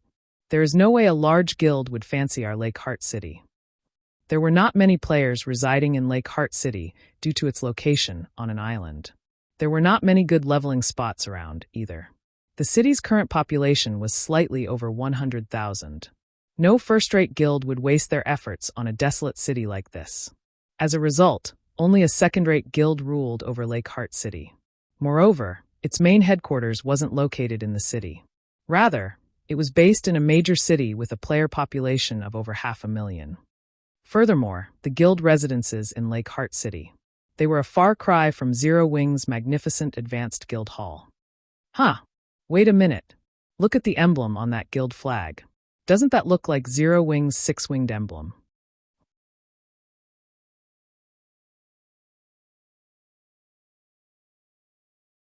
Chapter 988, The Seven Treasures' First Appearance. Upon hearing Zero Wing's name, the players on the street turned to look at the flag flying from the guild hall's roof. It really is a six-winged emblem. What? Starmoon Kingdom's #1 guild is actually starting a branch guild here. Many people felt chills crawl down their spines, excitement overwhelming them as they stared at the guild flag. None of them could believe their eyes. Although Lake Heart City was in the Black Dragon Empire, the empire neighbored Starmoon Kingdom. They were up to date about the nearby kingdoms. They also frequently purchased a copy of the God's Domain Experts list. Everybody knew about Zero Wing's guild leader, Black Flame. Moreover, the ruler of the Black Dragon Empire's imperial capital, the Dragon Phoenix Pavilion, had suffered at Zero Wing's hands. With such a powerful guild appearing in Lake Heart City, how could they contain their excitement? Since Zero Wing is coming here, does this mean we'll have a chance to join Zero Wing? I guess so. When a guild develops in a new city, it normally recruits some of the local players to expand gradually. I heard that the benefits Zero Wing offers are awesome. They are even better than what first-rate guilds offer. In other guilds, I heard that only core members get to use the guild hall's private rooms. On the other hand, one only needs to be an elite member in Zero Wing to rent a private room and accumulate the double EXP buff. I've always wanted to join Zero Wing. Unfortunately, it costs too much to teleport from the Black Dragon Empire to White River City. Now though, I don't have to worry about teleportation fees. Anticipation filled these independent players' hearts as they ogled Zero Wing's new guild residence. To ordinary players, traveling to other countries was too expensive. Even if they spent their entire fortune traveling to White River City, there was no guarantee that they would be accepted into the guild. Furthermore, they had long since familiarized themselves with Lake Heart City and its surroundings. If they started developing in an unknown city, their leveling speed and daily income would decrease drastically. In addition, unlike in Lake Heart City, they wouldn't have companions to rely on in White River City. Now, however, times had changed. Shortly after Zero Wing's branch guild had appeared, news of this matter quickly spread throughout the city. Some rejoiced, while others grew worried. To independent players, Zero Wing's appearance was good news. To the local guilds, however, nothing was good about this development. When the Crimson Castle Guild, the second-rate guild ruling over Lake Heart City, received the news, it had held an emergency meeting among its upper echelons. Why has Zero Wing suddenly shown up in a backwater city like Lake Heart City? If Zero Wing really intends on developing here, they will target the high-resource areas we usually occupy. What's there to be afraid of? Even if Zero Wing is powerful in Starmoon Kingdom, this is Lake Heart City. This is our territory. We are far more familiar with the city's surroundings than Zero Wing. Even if a war breaks out between our guilds, the winner isn't set in stone. Crimson Castle's upper echelons discussed the situation heatedly. Although the leveling areas around Lake Heart City were not particularly beneficial, once players familiarized themselves with the area, their leveling speed would increase. Moreover, unlike other cities, there were very few guilds in Lake Heart City. This allowed Crimson Castle to obtain plenty of raw materials very easily. There is no need to get too worked up about this. I have heard that the situation in Starmoon Kingdom isn't very stable. Zero Wing won't focus too much on conquering Lake Heart City. Moreover, the Dragon Phoenix Pavilion has a grudge against Zero Wing. If we report Zero Wing's arrival to the pavilion will seek vengeance, the dignified, middle-aged man in the guild leader's seat said as he watched the arguing players before him. In a deep tone, he said, "During this period, keep an eye on Zero Wing's members. Report everything to the pavilion." Hearing their guild leader's order, the Crimson Castle's upper echelons fell silent and nodded in agreement. As their guild leader had said, Zero Wing had used the Dragon Phoenix Pavilion as a stepping stone to become famous, leaving the pavilion's prestige in tatters. After that incident, the Heavenly Dragon Pavilion's 9 Dragons Emperor declared that he would not let the matter rest. Although dealing with Zero Wing in Starmoon Kingdom was difficult for the Dragon Phoenix Pavilion, It was a different story in the Black Dragon Empire. The Black Dragon Empire was the pavilion's territory. It would be child's play to take care of a measly branch guild. While Crimson Castle hashed out a plan to deal with Zero Wing, Feng spent 300 gold to bind the guild transfer scroll's coordinates. Afterward, Zero Wing's members in White River City could simply purchase Lake Heart City's guild transfer scrolls to travel to the city directly. The guild transfer scroll was one of a guild's greatest benefits. Unlike NPC City's teleportation halls, which charged a steep teleportation fee, players only needed to purchase the corresponding guild transfer scroll to reach their desired guild residence. However, such a major benefit came with restrictions. Players were only allowed to carry one guild transfer scroll at a time. Moreover, the scroll had a very long cooldown. The transfer scroll's prices also varied depending on the distance between the destination and where it was purchased. Regardless, it was still cheaper than using the teleportation halls. If a guild had enough guild residences, it could easily replace teleportation halls. When Feng finished binding the coordinates, he looked at the time. Glancing up at the already dark sky, he called up his system interface, intending to log off for the day and rest. Now that he had established Lake Heart City's branch guild, he needed Aqua Rose to transfer the batches of selected members. As for Raven's monster-repelling issue, Feng had already instructed Flying Shadow to handle it. Originally, he had intended Fire Dance to carry out the task. However, Fire Dance was currently busy leading Zero Wing's members in raiding the Undead Gorge and did not have time to spare. So, he used his next best option, Flying Shadow. Flying Shadow was Zero Wing's second-best assassin. Not only was his movement speed quite high, but he could also move about rather secretively. He wasn't easy to detect. When it was time to repel the monster invasion, Flying Shadow could use the monster repellent scroll without anyone noticing, which would reduce the chances of Raven discovering the scroll. Although the monster repellent scroll was very rare and few people knew about it, seeing as Quiet Melody, the Sacred Temple's vice-temple master, had purchased so many in Blackwing City, Feng deemed it wise to use the scrolls discreetly, hiding the scroll's function. In any case, Zero Wing only needed to repel the invasions. It was not obligated to reveal its means of doing so. After clicking the logout button, while Feng waited on the logout timer, he habitually used the Golden Stigmata's detect skill. The quest to find the 7 treasures was truly sinister. With God's domain being so massive, how was he supposed to locate them? Fortunately, he had been given a very long time limit to complete the quest. Hence, Feng routinely used the detect skill once a day. If not for the skill's one-day cooldown, his search for the 7 treasures would have proceeded much faster. After using the detect skill, Feng heard the sound of a system notification. System, the Golden Stigmata has detected the 7 treasures' energy waves. Do you wish to track the energy waves? Why would the 7 treasures be here? Feng instantly tensed. He had never imagined that he would come across the 7 treasures' energy waves in Lake Heart City.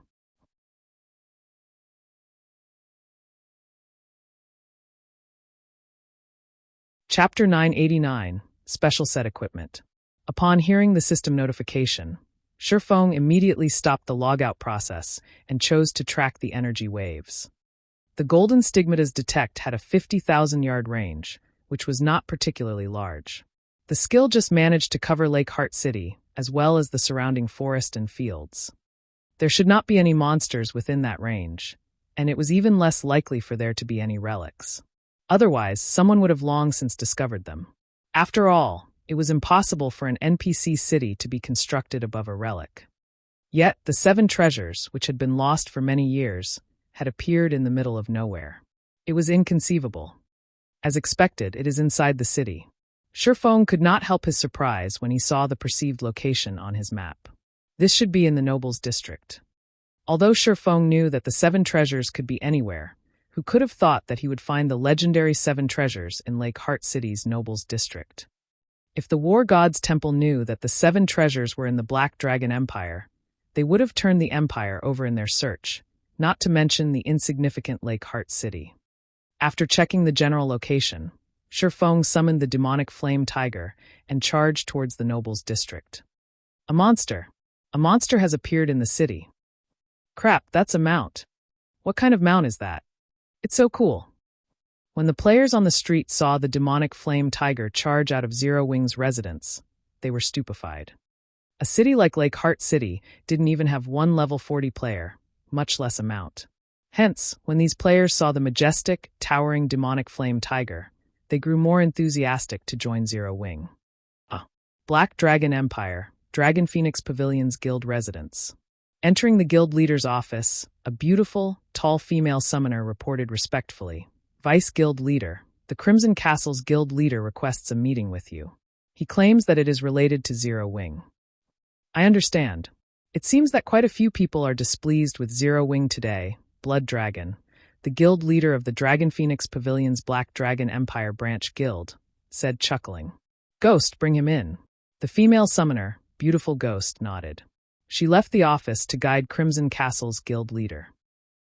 Inside the Dragon Phoenix Pavilion's reception room, a robust man, standing about 2 meters tall, waited patiently. This man was none other than the Crimson Castle's guild leader, Crimson Fox. "Why haven't they met with me yet?" Crimson Fox was frustrated as he stared beyond the window pane at the Dragon Phoenix Pavilion's members going about their business. Sure enough, the pavilion deserved to be called a super first-rate guild. Despite only being a branch guild's residence, he saw plenty of experts moving about the hall, with many of them radiating a significant pressure. Among these experts, he envied a few players' equipment. The Crimson Castle could never compare to a guild like the Dragon Phoenix Pavilion. Crimson Fox had originally intended to send one of the guild's upper echelons to the pavilion. However, when he thought about the violent and arrogant temper of the pavilion's vice guild leader, Blood Dragon, he felt that it would be safer if he visited the guild personally. Once he reached the pavilion's guild residence, he firmly believed that he had made the right decision. His guild's representative would never have been allowed through the pavilion's gates. Moreover, not long ago, he received another message from his subordinates, stating that Zero Wing's demonic flame tiger had appeared in Lake Heart City. The upper echelons of God's domain's various guilds were no strangers to the demonic tiger. After all, the demonic tiger was known as the best mount in God's domain. Many even suspected that it might be a fine gold mount. Besides, this powerful mount's owner was none other than Zero Wing's Feng. Those who understood Zero Wing knew that Feng's position in the guild was definitely among the top 3. He might even be second only to Zero Wing's guild leader, Black Flame. Such an important figure in Lake Heart City stressed Crimson Fox. Anyone capable of leading a large guild was no idiot. With a figure like Feng visiting the city, it was clear how important Lake Heart City was to Zero Wing. If they did not remove Zero Wing as soon as possible, it would only be a matter of time before Crimson Castle fell from the position of the city's ruler. While Crimson Fox occupied himself with these thoughts, the reception room's wooden doors swung open. A tall beauty then entered the room. This woman was the female summoner Beautiful Ghost, who had reported to Blood Dragon. When Crimson Fox's eyes met Beautiful Ghost's, he shuddered. Alarm bells rang in his mind, warning him to be careful of the woman standing before him. "You're Crimson Fox? Follow me," Beautiful Ghost said. After sparing Crimson Fox a glance, she turned and left the reception room with an air of indifference. Her eyes hadn't contained a hint of respect when she looked at Crimson Fox. Rather, they held contempt, as if she had been watching an ant. If not for Blood Dragon's orders, she would not have paid any attention to the man at all. Although Crimson Fox wanted to respond, after a moment of hesitation, he chose to shut his mouth. Aside from the fact that he was on foreign soil, this female summoner was already stronger than him. Not only was she level 39, but her equipment also radiated the unique glow of dark gold items. Moreover, the red-blue robes, headwear, and other equipment were clearly pieces of a set. In other words, Beautiful Ghost wore a dark gold set equipment. In comparison, he only had individual pieces of level 35 dark gold equipment. A level 35 dark gold set equipment? As expected of a super first-rate guild. Crimson Fox smiled bitterly. He had no choice but to endure this woman's contemptuous look. After all, she had more than earned her arrogance. However, Crimson Fox did not know that Beautiful Ghost's dark gold set equipment was not a level 35 set. If Feng were present, he would have instantly recognized the equipment. This was the level 40 dark gold set equipment, Life Summons. Only level 40 and above field Great Lords had a chance of dropping these set pieces.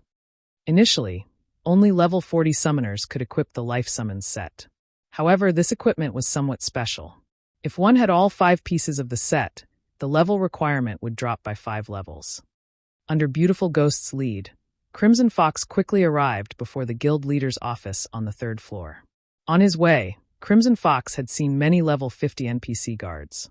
Without someone of relevance as a guide, even the guild's elite members would not be allowed near the guild leader's office. Upon entering the office, Crimson Fox involuntarily shuddered.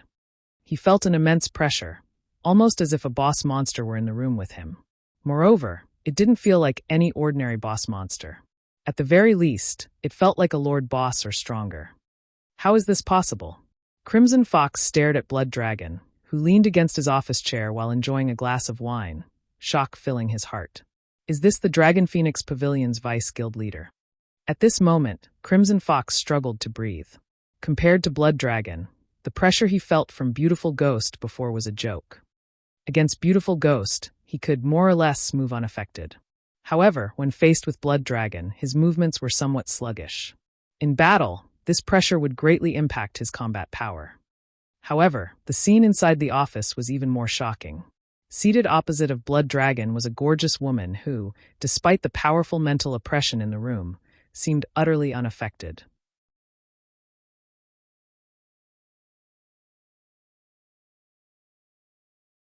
Chapter 990, Empire's Overlord. Who is she? Crimson Fox's attention unconsciously drifted to the leisurely woman.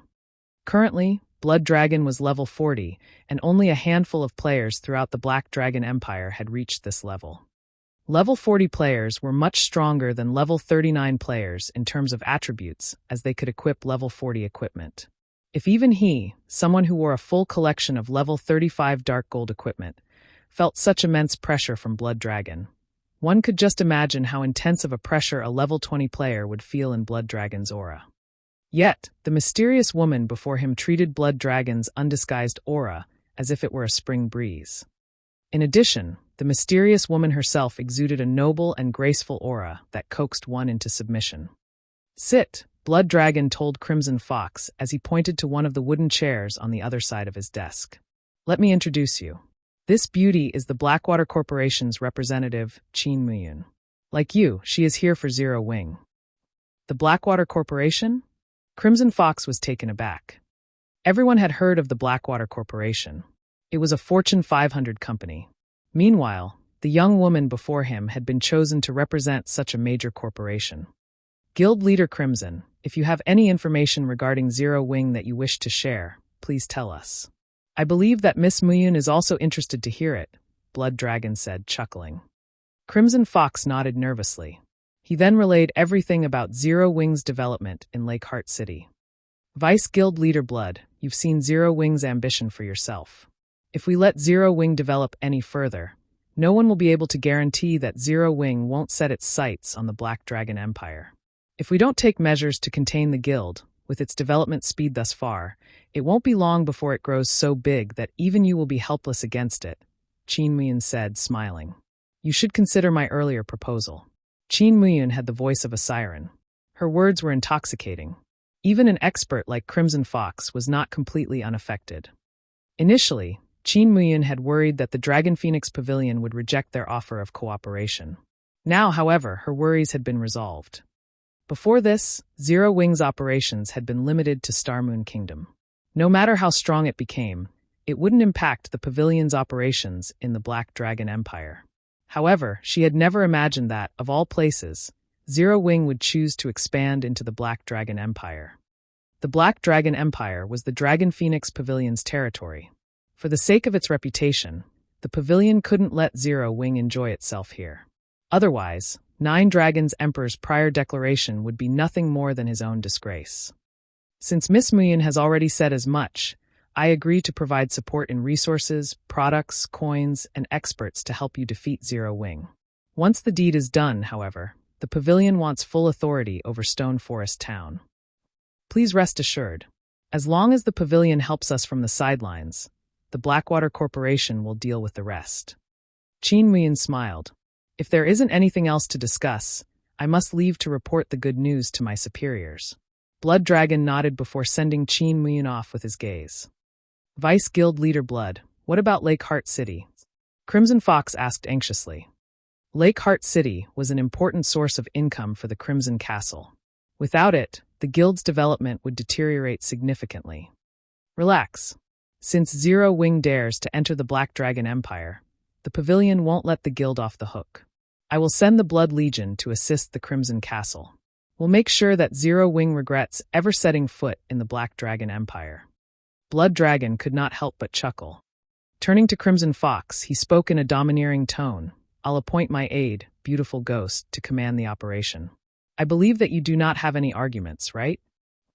Of course, Crimson Fox said excitedly. The Blood Legion was a legion of expert assassins that everyone in the Black Dragon Empire knew about. Not only did these experts possess excellent equipment, but every one of them was also adept with ambushes in the fields. Although the Blood Legion was not the Dragon Phoenix Pavilion's strongest force, it was the one that the various large guilds feared the most. Even first-rate guilds were afraid of the Blood Legion. Out in the fields, even a single expert assassin was a force not to be reckoned with. Knowing that a team of 1,000 expert assassins waited for them, who would possibly be bold enough to venture out to grind monsters. Even if a guild dispatched a small army of players to hunt down the Blood Legion, its efforts would be futile. It was precisely this reason that the various large guilds paled at the mention of the Dragon Phoenix Pavilion's Blood Legion. Only a super first-rate guild with a powerful foundation was capable of compiling such a force. For a first-rate guild, even forming a team of 100 expert assassins was impossible. Now that the pavilion intended to dispatch the Blood Legion, Zero Wing's members should not even consider leaving Lake Heart City. If they did, they should not dream of returning alive. If this persisted, Zero Wing would not survive in Lake Heart City. Eventually, it would be forced to withdraw. I'll leave the rest to you, Blood Dragon told Beautiful Ghost. Vice Guild Leader, do not worry. I will gather the men right away. It will only take a few days to eradicate Zero Wing from the Black Dragon Empire, Beautiful Ghost said very confidently. In Beautiful Ghost's opinion, their opponent was merely Zero Wing's branch guild. Dispatching the Blood Legion was simply making a big fuss over nothing. Lake Heart City's Nobles District. Not many players wandered down the street of Western European buildings, only NPC nobles. When Feng arrived before a luxurious mansion atop the demonic flame tiger, he noticed a team of 20 players gathered at its gates. He also spotted a few familiar figures among the team members. These people were none other than Thoughtful Rain, Blue Bamboo, Gunfire, Death Wind, and Autumn Goose. Big Brother Feng, why are you here? Blue Bamboo noticed Feng and the towering demonic flame tiger immediately, surprise flashing in her eyes. Hearing Blue Bamboo's exclamation, Thoughtful Rain and the others turned towards the demonic tiger by the entrance. Feng was even more shocked by the sudden development than Thoughtful Rain and her companions. He had only arrived before this mansion due to the 7 treasures. At this point, the Golden Stigmata's tracker pointed to the 7 treasures' exact location. He had never expected to find Thoughtful Rain and the others here as well. However, after Blue Bamboo had noticed him, the rest of the team turned and glared as if he were their greatest enemy, killing intent filling their eyes. Suddenly, the shield warrior Death Wind scattered the heavy atmosphere as he approached Feng and asked pleasantly, Brother Feng, what a coincidence. Are you here for a quest as well?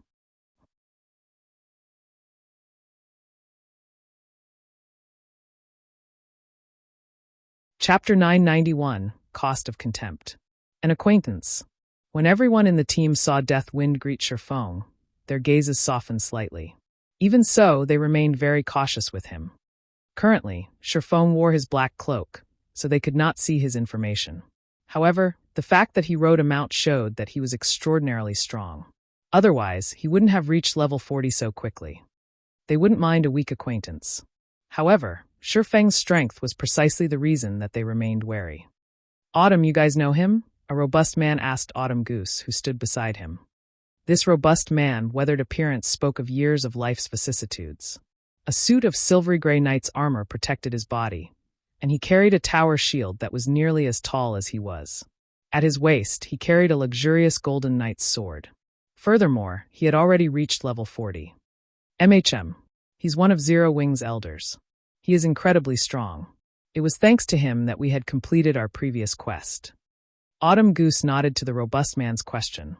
She did not try to hide anything, as the man beside her was none other than the commander of the Wind God's spear, Fallen Wind. If we can convince Feng to help us, we'll have a much higher chance of completing this quest. Hearing Autumn Goose's words, Fallen Wind could not help but re-examine Feng. Although Autumn Goose seemed approachable on the surface, she was arrogant to the bone. In her eyes, very few people were worth Autumn Goose's recognition. Autumn, aren't you giving him a bit too much credit? Isn't he just some expert a large guild nurtured? How strong could he possibly be? If we take him with us, he'll probably only hold us back, a frosty youth in brown leather armor said dismissively. Aside from Wind God's Spear's brilliant battle records and the multiple confrontations they have had with several large guilds, their several new experts were already many times stronger than first-rate guilds' pampered experts. As for the members here today, they were the creme de la creme of the Wind God's Spear. Every Wind God's Spear member here was a top-class expert with a list of illustrious achievements. How could someone like Feng possibly compare to them? To further his point, the youth had never seen Feng's name on God's Domain's experts list. Disregarding the cold youth's words, Autumn Goose looked directly at Fallen Wind and said, "Commander, I believe that Big Brother Death Wind will also support my point." At Autumn Goose's strong recommendation of Feng, Thoughtful Rain's beautiful eyes sparkled with anticipation. Although she did not understand why, whenever she was with Feng, she felt indescribably safe. She didn't even feel like this when she traveled with someone as powerful as Fallen Wind.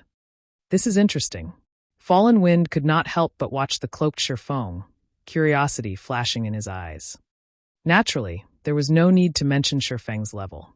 However, the swordsman's combat standards were unknown. Generally, one could judge a person's strength based on the aura they radiated. The stronger a person was, the stronger their aura was. Such a phenomenon was due to the confidence they gained from experiencing countless battles. Yet, even after observing Feng for a long moment, Fallen Wind could not sense any aura that hinted at Feng's strength. As to whether or not Feng concealed his aura, this was unlikely. After all, even experts would find it extremely difficult to conceal their aura completely unless their mental fortitude had reached a certain level. However, experts capable of doing so were generally in their 30s or 40s. Some only reached this refinement in their 50s. To put it simply, it was impossible for a youth to have enough control to hide their aura. However, both Autumn Goose and Death Wind seemed to admire Feng. This was strange indeed. Autumn, let's pass on asking him this time. If the opportunity presents itself, we can invite him in the future.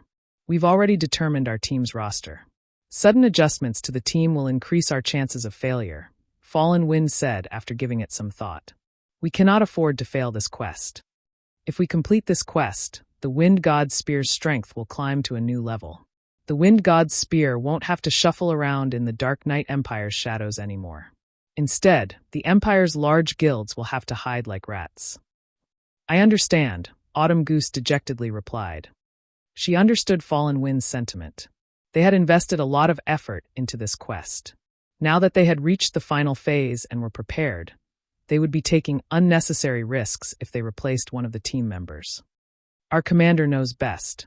If we allow a half-assed expert into the team, I'll constantly have to worry about him dragging me to the grave, the cold youth said, nodding. When Thoughtful Rain and Blue Bamboo heard Fallen Wind reject Autumn Goose's proposal and ordinary blades, the cold youth ridicule, they were annoyed. However, as they were members of Zero Wing, they did not find it appropriate to intervene in Wind God's Spear's internal matters. Yet, ordinary blades' disrespect of Feng made them somewhat angry. Commander Fallen, I apologize, but Blue and I won't be participating in this operation. After all, this is the Wind God's Spear's affair. It wouldn't be proper for us to take part, Thoughtful Rain announced. They had simply tagged along for this quest due to Fallen Wind's invitation and their friendship with Autumn Goose and the others. Now that Zero Wing's elder had been belittled, how could they, members of Zero Wing, remain on the team? Ordinary apologized to Miss Rain and Miss Blue. Fallen Wind growled as he glared at the frosty youth. How could he not understand the meaning behind Thoughtful Rain's words? The sudden development stupefied Ordinary Blade. He was simply trying to make himself look good before Thoughtful Rain and Blue Bamboo. How had things ended up this way? What was going on here? Miss Rain and Miss Blue are members of Zero Wing. Fallen Wind softly reminded the boy. This was the first time Ordinary Blade had met Thoughtful Rain and Blue Bamboo. In addition, as the two women were participating in the quest as individuals, they had not worn their guild emblems. Hence, Ordinary Blade had not realized that the duo was from Zero Wing.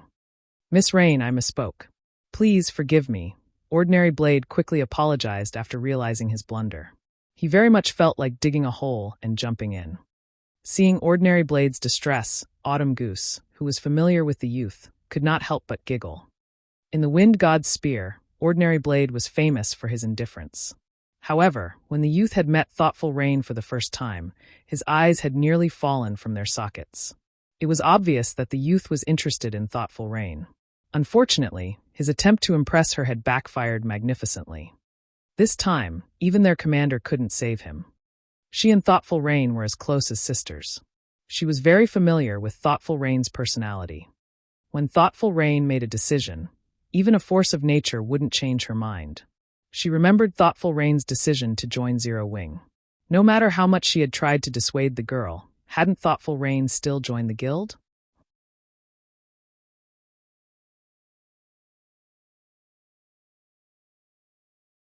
Chapter 992, Legendary Difficulty. Thoughtful Rain's resolute refusal gave Fallen Wind a headache. Ordinary Blade truly knew how to give him trouble. Thoughtful Rain was a God's Domain player who had come into contact with virtual reality games just recently. However, when Fallen Wind watched the battle video Autumn Goose sent him, which showed a duel between herself and Thoughtful Rain, a shiver had crawled down his spine. If not for Autumn Goose telling him about Thoughtful Rain's situation, he would not have even imagined that God's Domain was her first virtual reality game. Within just a few months' time, she had actually managed to grow to a point where she could hold her own against Autumn Goose. Her improvement speed was simply godly. Compared to Thoughtful Rain, those players who were held up as geniuses in God's Domain were simply garbage. Recently, Autumn Goose had been improving very quickly, and right now, her strength already ranked steadily within the top 10 of the Wind God's Spear. Although the Wind God's Spear was only an adventurer team, its members were all battle maniacs and extremely proud. Members of the team would frequently spar with each other. They would also often pick fights with members of large guilds. As a result, their strength increased continuously every day. Rather than passing their time leisurely in God's Domain, they desperately sought all sorts of means to improve themselves. Hence, ranking within the top 10 of the Wind God's Spear was a challenging proposition, not to mention maintaining a position there.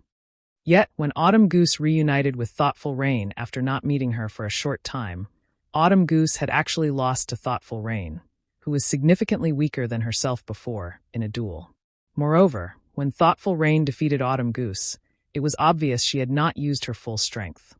Fallen Wind found it truly hard to fathom what heights Thoughtful Rain's combat power had already reached. However, he estimated that she should be able to rank within the top 5 of the Wind God's Spear. In contrast, although Ordinary Stranger was very talented and his improvement speed was very fast, he only ranked within the top 20 even now. Losing a combatant like Thoughtful Rain would greatly hamper their quest. Just as Fallen Wind was about to say something, a crisp voice suddenly came from within the mansion, echoing throughout the entire courtyard and making everyone's souls tremble. What a lively day it is today. I never thought that even an important person from the War God's Temple would be willing to pay me a visit. However, since you've already arrived, I'll have to ask you to remain and head to another world to enjoy. After the sound of this voice dissipated, a magic barrier enveloped the entire mansion. What's going on? This sudden development threw everyone for a loop, Fallen Wind in particular. Their quest had tasked them to visit Countess Katie Green of the Black Dragon Empire. The Countess would then bring them to a secret location. However, based on the words she had just spoken, it was clear that she was trying to make them suffer. While everyone was panicking, Feng remained relatively calm. It was very obvious to him that the Countess's words were intended for him. Otherwise, she would not have mentioned War God's Temple. While Feng and everyone else were thinking of how to deal with their current predicament, their vision immediately filled with darkness. Every one of them transformed into a streak of light and disappeared from the luxurious mansion. It was as if none of them had ever appeared there. The NPC guards patrolling the streets did not even sense the existence of the barrier magic array. What is this place? Why have my movements turned sluggish? Commander, I can't use my return scroll. Me too. As soon as everyone could see again, they discovered that the scenery before them had changed. Their bodies also felt leaden. Many in the team could not help but grow anxious at this situation. Meanwhile, this sealed space had only a set of open, pitch-black stone doors, a few hundred meters in height, standing right before them. Beyond these doors was a wide and spacious passage, the walls of which boasted countless carvings of gods and demons, the images depicting the ancient war between gods and demons. This passage led directly to a towering temple in the distance. Upon seeing the massive stone doors, a name immediately appeared in Feng's mind. The Trial of God. To players, the Trial of God was an opportunity. It was extremely difficult to encounter one. Previously, Blackie and the others had only managed to enter one due to luck. However, great rewards also came with great risks. Maybe it was also due to their luck, but Blackie and the others had encountered only a 4-colored trial. It was also precisely because it was only a 4-colored trial that they had managed to deal with the challenges and safely clear the Trial of God. However, the Trial of God before him right now was no 4-colored trial. Generally, players could determine the rank of the trial they were taking through the transfer gate in the outside world. However, after entering a trial, there was still another method to determine its rank. And that was the size of the trial gate. Trial gates that were around 10 meters tall signified that one was undertaking a 1-colored trial, after which came 20 meters, 30 meters, 50 meters, 100 meters, 300 meters, and 999 meters. Meanwhile, the trial gate before them was clearly over 100 meters in height, perhaps around 300 meters in all. In other words, this was a 6-colored trial, and its difficulty could rival legendary quests. Shortly after Feng realized that this place was the Trial of God, Fallen Wind and several other experts came to the same conclusion. Immediately, their expressions turned very gloomy. Why is it a 6-colored Trial of God? As calm as he was, even Fallen Wind's mouth twitched involuntarily when he noticed this fact. The Trial of God was no secret in God's domain. With so many players playing the game, there were bound to be quite a few players who had encountered it. As more and more players discussed the trial on the official forums, details about the Trial of God became public. After the others heard Fallen Wind mentioning the Trial of God, they promptly looked it up on the official forums. However, once everyone understood what exactly a 6-colored trial was, their hearts grew very heavy. "Commander, what should we do now?" many members of the Wind God's Spear asked worriedly. There were only 2 methods to leave a Trial of God. One was to clear the trial, while the other was to give up on it. There was no third possibility. Those who died inside the trial would be resurrected and forced to continue. Those who completed the trial would be showered in glory, their strength increasing significantly. However, those who chose to give up would have to pay a heavy price. Moreover, the higher the rank of the trial, the greater the price exacted. If one forfeited a 6-colored trial, the consequences were unimaginable. There was a great chance that their account would be crippled permanently. Hence, most players who encountered a Trial of God would first determine the trial's difficulty before deciding whether or not they should challenge or distance themselves from it. In their case, however, they had been forcibly transported to this place. They did not even have a say in the matter. To the Wind God's Spear, if the trial had the difficulty of only an epic quest, they would still be confident of clearing it. However, for a trial whose difficulty approached that of a legendary quest, they had no confidence whatsoever that they would succeed. After taking a deep breath, Fallen Wind said, "Calm down. Since we've already entered the Trial of God, what we need to do now is think of a solution to clear it. We don't have any other choice." As soon as Fallen Wind finished speaking, numerous silver-armored knights with glowing red eyes started emerging from the walls of the passage. In the blink of an eye, the entire passage was packed full of knights, every one of them charging towards Feng's ground. Undead Fanatic, Dark Creature, Elite. Level 50 HP 200,000/200,000. This scene caused everyone's scalps to go numb. "Form a defensive formation," Feng shouted hurriedly. At this time, everyone finally reacted. Currently, everyone no longer considered whether they could succeed or not. Instead, they wondered how long they could survive. When the tide of undead fanatics reached the team, the MTs at the front felt greatly pressured. Despite these undead fanatics being elite rank only, they possessed great strength. Not only was every one of their attacks capable of pushing the MTs back, but it also caused nearly minus 1,000 damage even when blocked. With multiple undead fanatics attacking at the same time, the MTs lost HP by the thousands. The healers standing at the rear simply couldn't keep up. Although everyone from the Wind God's Spear was doing their best to retaliate, their attacks inflicting several thousand damage to the undead fanatics, there were simply too many monsters. No matter how much they attacked, their efforts did not seem to be making a difference. When the team was close to succumbing, a streak of light suddenly cut across the monsters. A large number of undead fanatics in a cone-shaped area died instantly. Everyone was stupefied by this scene. At this time, everyone could not help but shift their gaze towards the cloaked Feng, the origin of this phenomenon.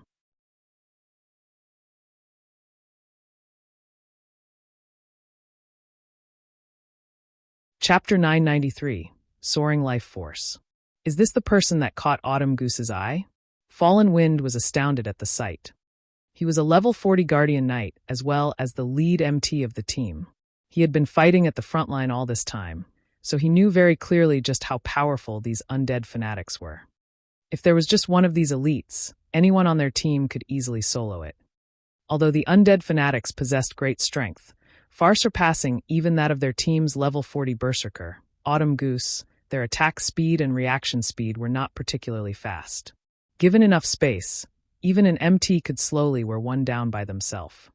However, it was terrifying if they had to go up against over 10,000 of these elite monsters. The tide of undead fanatics surrounding them gave them no room to maneuver whatsoever, so they had no choice but to clash directly against these elites.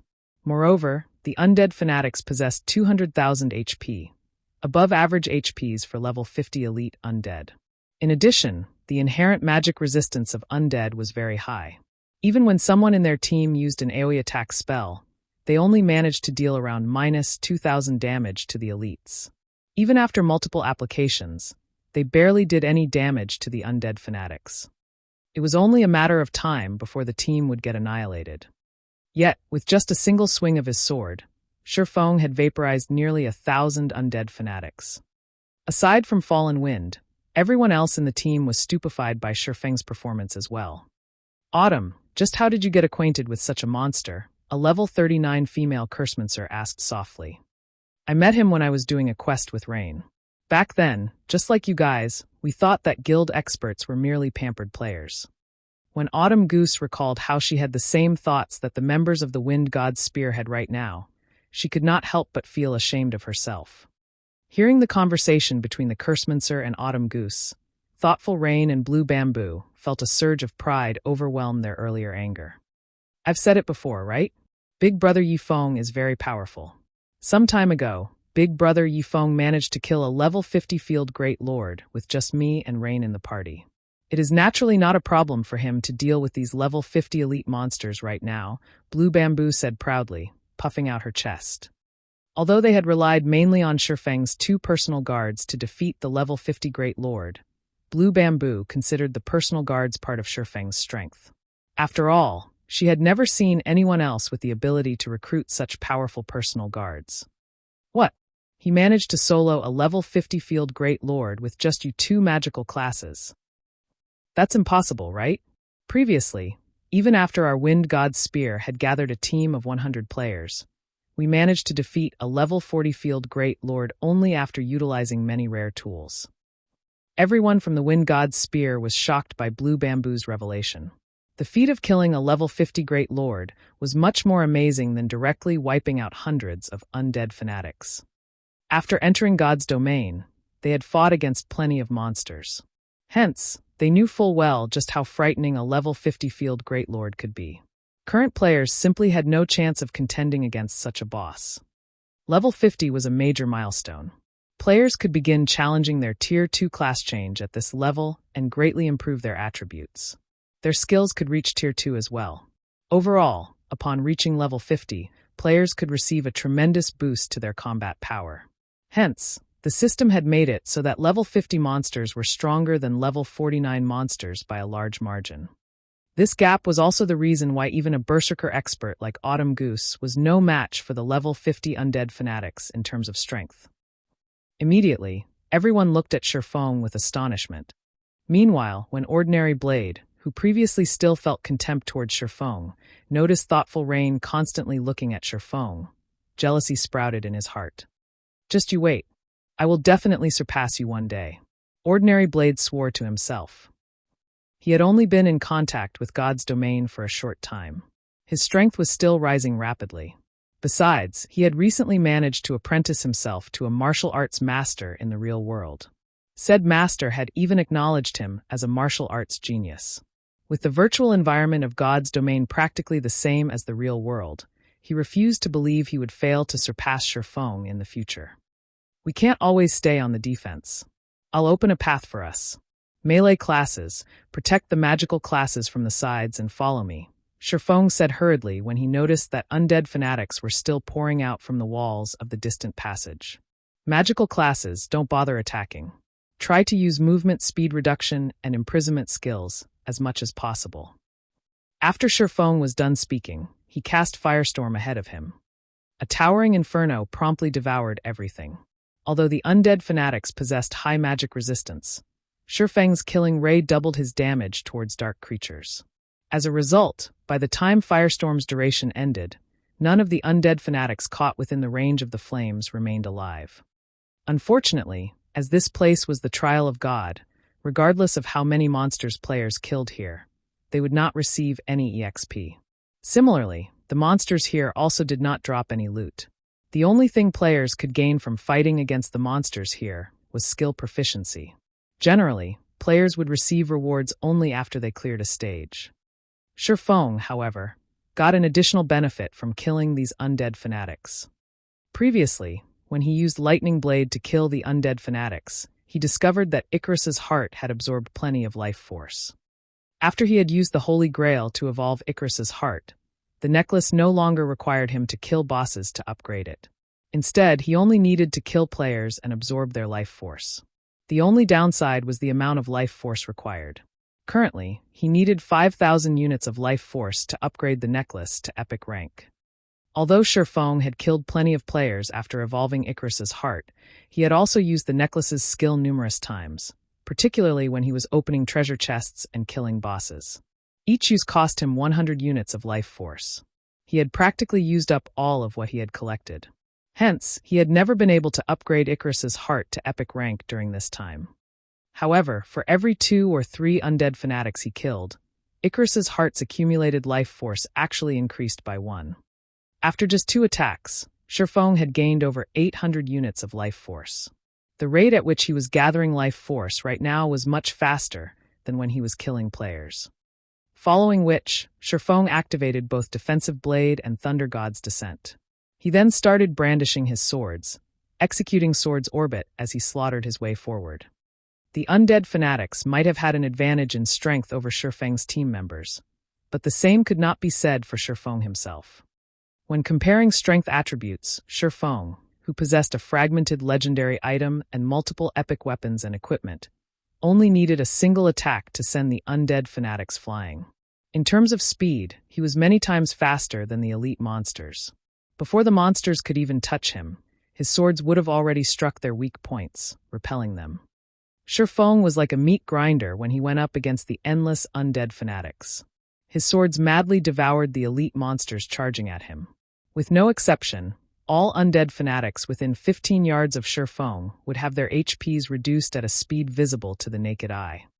In the blink of an eye, numerous undead fanatics had their 200,000 HPs depleted completely. Following which, Icarus's heart's accumulated life force rapidly increased. In just a few moments, the counter had crossed the 1,000-unit threshold. Autumn, is he really a player? The members of the Wind God's Spear following behind Feng gulped involuntarily. They could not bring themselves to believe what they were seeing.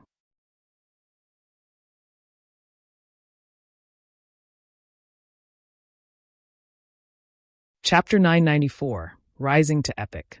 Everyone had already seen for themselves just how strong Feng's basic attributes were. Even the level 50 undead fanatics were no match for him in terms of strength. He could easily send the elites flying with a casual attack. However, being able to make it so that not a single monster could get within 10 yards of himself was impossible just by relying on attributes. Combat techniques and experience played important roles as well. While players could improve their basic attributes through equipment upgrades, combat techniques and experience could not be easily improved. This was also the Wind God's Spear's greatest point of pride. The various large guilds were all busy raiding dungeons to upgrade their weapons and equipment. They did not place much attention on improving their techniques and accumulating combat experience. Hence, the Wind God's Spear would manage to safely break away the encirclement of the Dark Knight Empire's various large guilds time after time and continue existing with relative ease until now. Previously, when the members of the Wind God's Spear witnessed Feng killing hundreds of undead fanatics with one attack before, the most they felt was shock. After all, that was something he achieved through relying on powerful items and skills.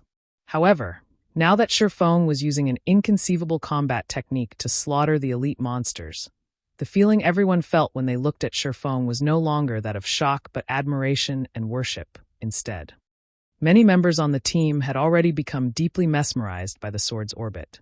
If not for the undead fanatics constantly charging at them, they would definitely place all their attention on observing Feng's technique. With such a sword technique, I'm afraid that even one sword of the 8 sword heroes can't compare to him. When Fallen Wind looked at Feng, his eyes blazed with the urge to fight.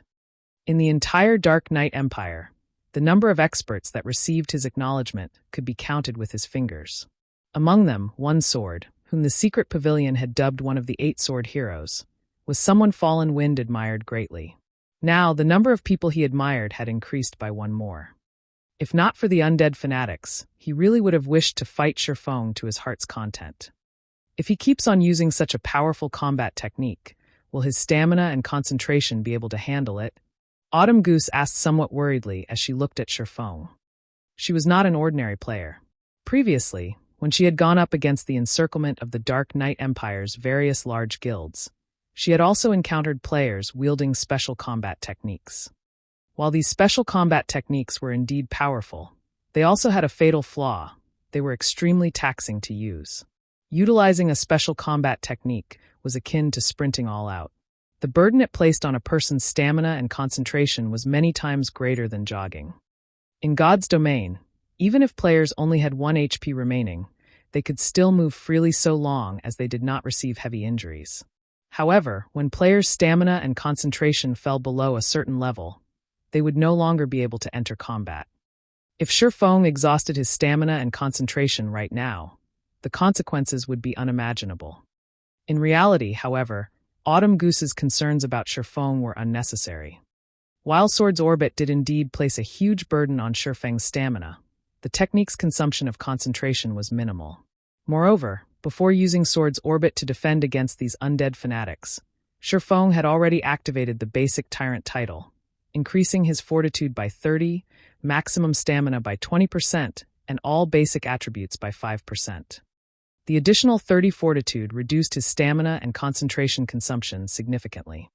Coupled with the increase to his maximum stamina, Feng could persist for much longer than Autumn Goose thought.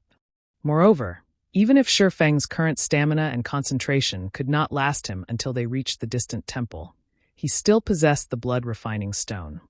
The Blood Refining Stone was something he obtained from the Blood Refining Passage. It could absorb the life force of powerful monsters and turn this into blood energy. He could use every 100 points of blood energy he accumulated to produce a drop of life essence. When consumed, the life essence could increase a player's stamina and concentration recovery speed rapidly for 2 hours. Moreover, the effects were stackable up to 3 times. This was an item Feng always kept on his person. Although not every elite or above monster provided him with blood energy, after long periods of accumulation, he now had 827 drops of life essence. He did not need to worry about running out of stamina and concentration anytime soon. Time passed quickly. Whenever everyone thought that Feng's stamina would not hold up, Feng would consume life essence. However, the recovery speed provided by a single drop was not enough. Only after consuming 3 drops would his recovery speed exceed his consumption speed. As Feng continued slaughtering the undead fanatics, the amount of life force Icarus's heart accumulated increased rapidly. 2,000 points. 3,000 points. 4,000 points. By the time the team arrived before the dazzling Golden Temple, Feng had long since accumulated 5,000 units of life force. Without hesitation, Feng upgraded Icarus's heart.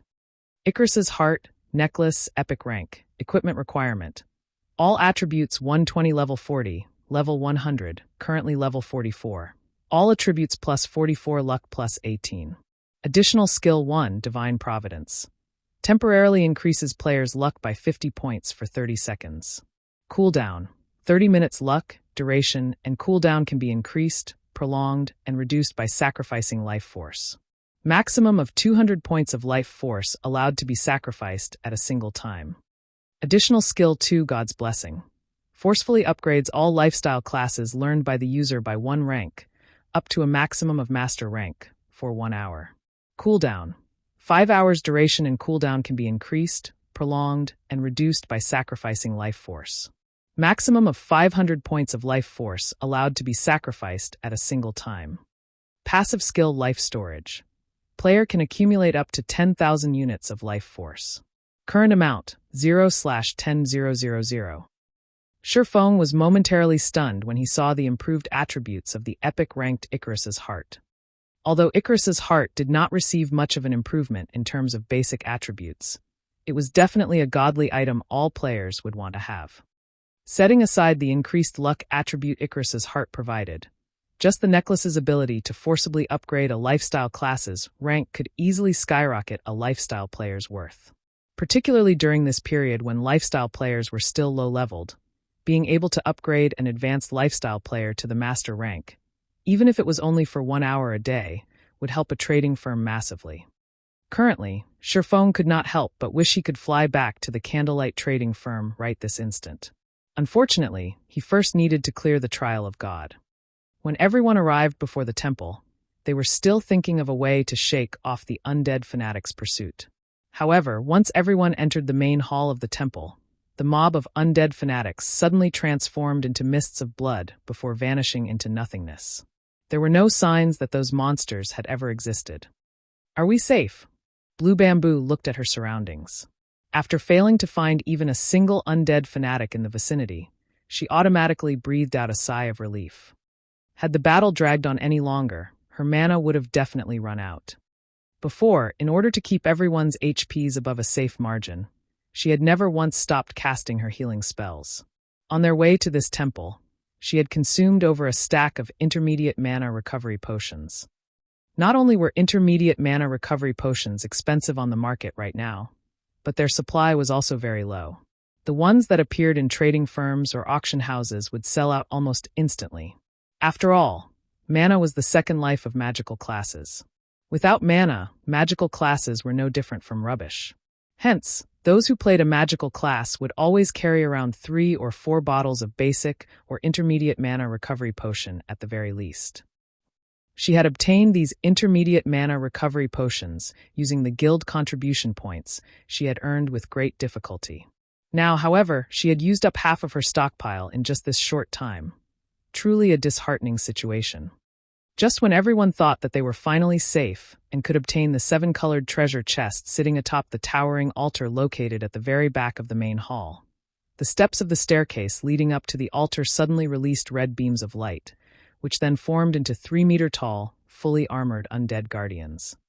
Undead Guardian, Dark Creature, Chieftain, level 50 HP 2, 400,000/2, 400,000. Although there were only several hundred undead guardians standing on the staircase, a far cry from the endless flood of undead fanatics from before, everyone could clearly sense that these undead guardians were many times more powerful than those elite monsters. Currently, 3 undead guardians stood on each step of the staircase, and if the team attempted to lure any one of the chieftains, no doubt the other 2 undead guardians would follow. In other words, the team had to go up against 3 undead guardians simultaneously at the very least. Their team's average level was 10 levels lower than the Undead Guardians. In addition, each level 50 Undead Guardian could most likely rival a level 40 High Lord in strength. Only their HPs were lower. With so few players on the team, going up against 3 level 40 High Lords at the same time would be extremely difficult. It seems we won't be able to clear this stage without defeating those Guardians, Feng said. He could not help but wet his lips as he looked at the 7-colored treasure chest sitting atop the staircase. This was not his first time challenging a trial of God. However, having a lucrative reward like the 7-colored treasure chest appearing in the first stage of the trial was definitely a first for him.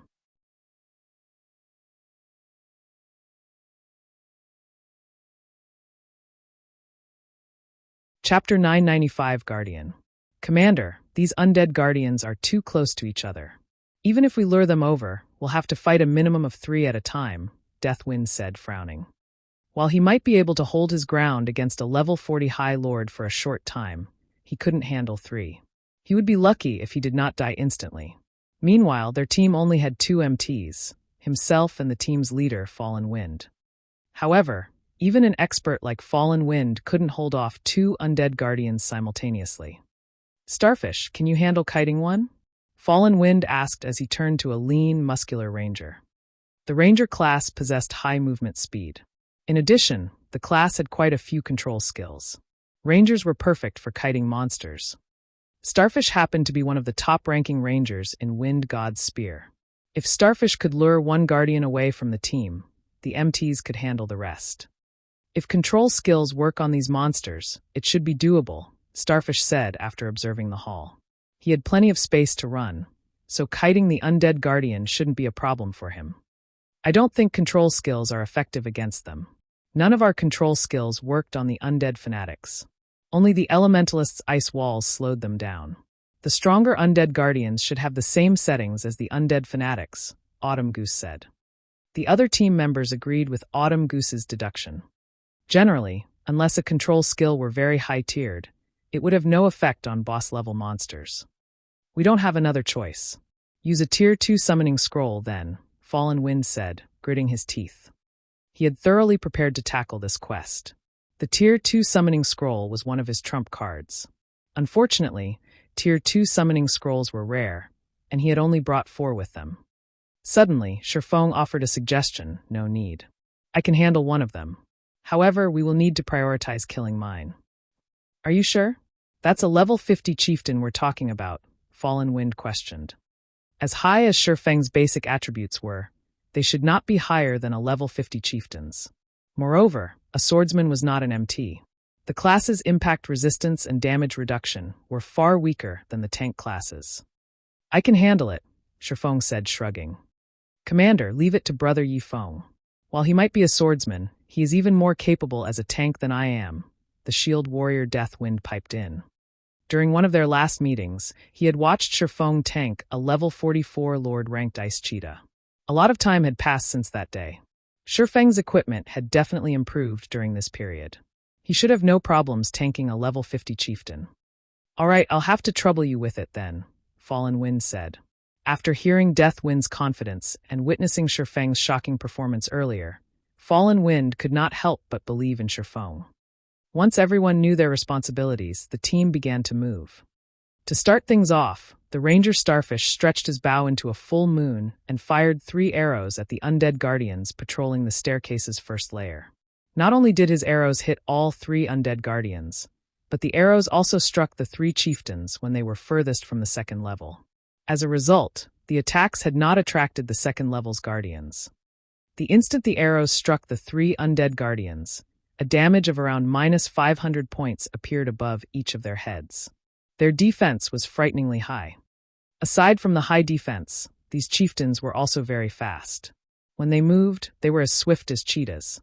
If not for Fallen Wind using Justice Roar in time, pulling the 3 undead guardians aggro, Starfish would not have been able to escape. As the 3 undead guardians turned towards Fallen Wind, Deathwind used charge from another side. The shield warrior then slammed his sword into the nearest undead guardian. Pung.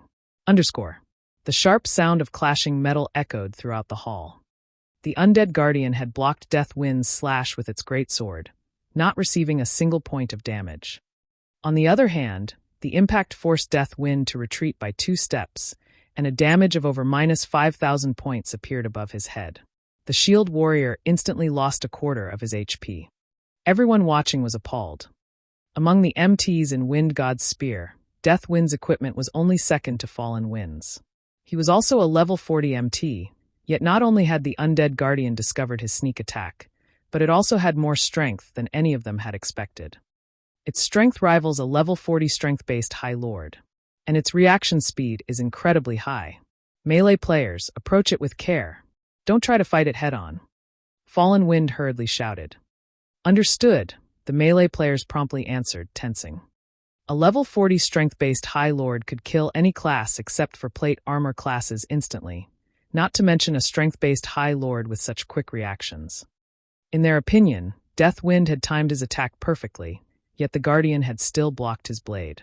If they crossed weapons with the chieftain, they would lose far more than 5,000 HP. Just before the other 2 undead Guardians reached Fallen Wind, a streak of red light struck one of the chieftain's sides. -43,246. The terrifying critical damage rendered everyone speechless. Starfish's attacks had only dealt around -500 damage, yet this attack had inflicted over -40,000. Moreover, the impact had sent the undead Guardian flying, its body slamming into the ground. Instinctively, everyone turned towards Feng, the source of the attack, mixed feelings filling their hearts as they looked at the swordsman. Its magic resistance sure is high. Feng frowned at the undead Guardian that he had hit. Others might not realize it, but the skill he had used was Flame God's Fury, a Shurkill skill.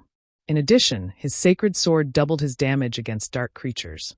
Yet his attack, even after achieving a critical hit, had only inflicted over -40,000 damage. One could just imagine how high the undead Guardian's defense and magic resistance were. Feng's terrifying damage instantly drew the undead Guardian's aggro. Raising its great sword, the chieftain leaped into the air and landed before Feng. Suddenly, crimson flames burst from the undead Guardian's originally silver greatsword as it swung the weapon at Feng in a horizontal arc. Tier 1 skill, Flaming Cross Slash. Crap! This monster actually knows a Shurkill skill. Seeing the towering pillar of fire, the other players realized that this was many times stronger than the Berserker's Flame Slash. They could see how much range the attack had from the height of the flames. This attack was impossible to dodge. Coupling this skill with the Undead Guardian's horrific strength, even an MT like Fallen Wind would be hard-pressed to survive the attack. You want to compare brute force? Feng chuckled. He then activated Flame Burst. Suddenly, the sacred sword in Feng's hand released a blinding light. As if he wielded a miniature sun, he swung Killing Ray at the incoming pillar of fire violently.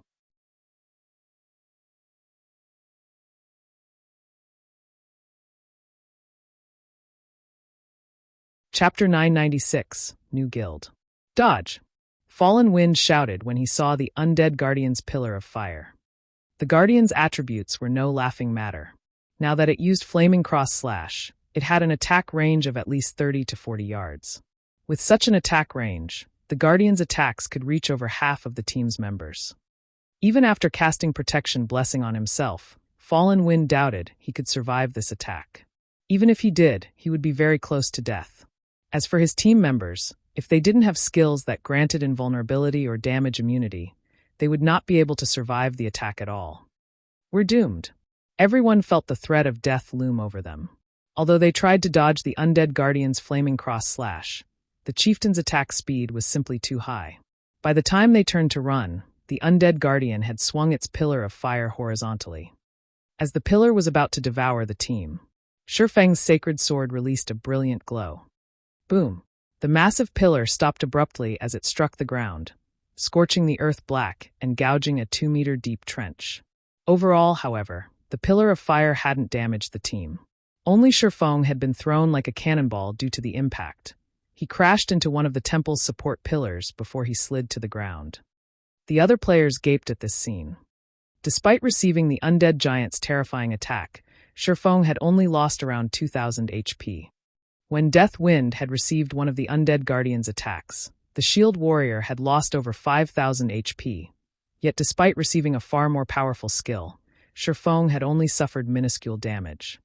Although most of the players hadn't seen exactly what had happened, Fallen Wind had. As the undead guardian's attack had descended, Feng struck at the chieftain's greatsword, sliding the blades along each other and altering the weapon's trajectory slightly. In doing so, he forced the chieftain's skill to an abrupt end. Not only had he managed to save half of the team from instant annihilation, but he had also reduced the impact on himself significantly. However, this feat was easier said than done. The undead guardian had immense strength and top-class attack speed and reaction speed. Finding the perfect location to strike against such a powerful monster's attack was harder than threading a needle. Feng's counterattack had been far from risky. Had he deviated in the slightest, he would have failed to save his team members and paid for his mistake with his life. While Fallen Wind was confident in achieving a similar feat, he wouldn't have been able to do so as easily as Feng. So that is the rumored flowing water realm? After seeing Feng's powerful deflection technique, a flash of inspiration struck Fallen Wind. Feng's attack had also blown away the roadblock that had hindered his progress. When Feng had executed Sword's Orbit, Fallen Wind could only tell how powerful Feng's combat technique was. He could not understand the technique's underlying principles. However, the technique Feng used to counter the undead giant's attack had fully displayed the properties of the flowing water realm, which helped Fallen Wind finally understand why he had been stuck in the refinement realm all this time. Reaching the refinement realm required precise control of one's body. The flowing water realm, on the other hand, required precise control over the opponent's body. Until now, Fallen Wind had focused too much on his own body, so he hadn't truly observed his opponents and understood them.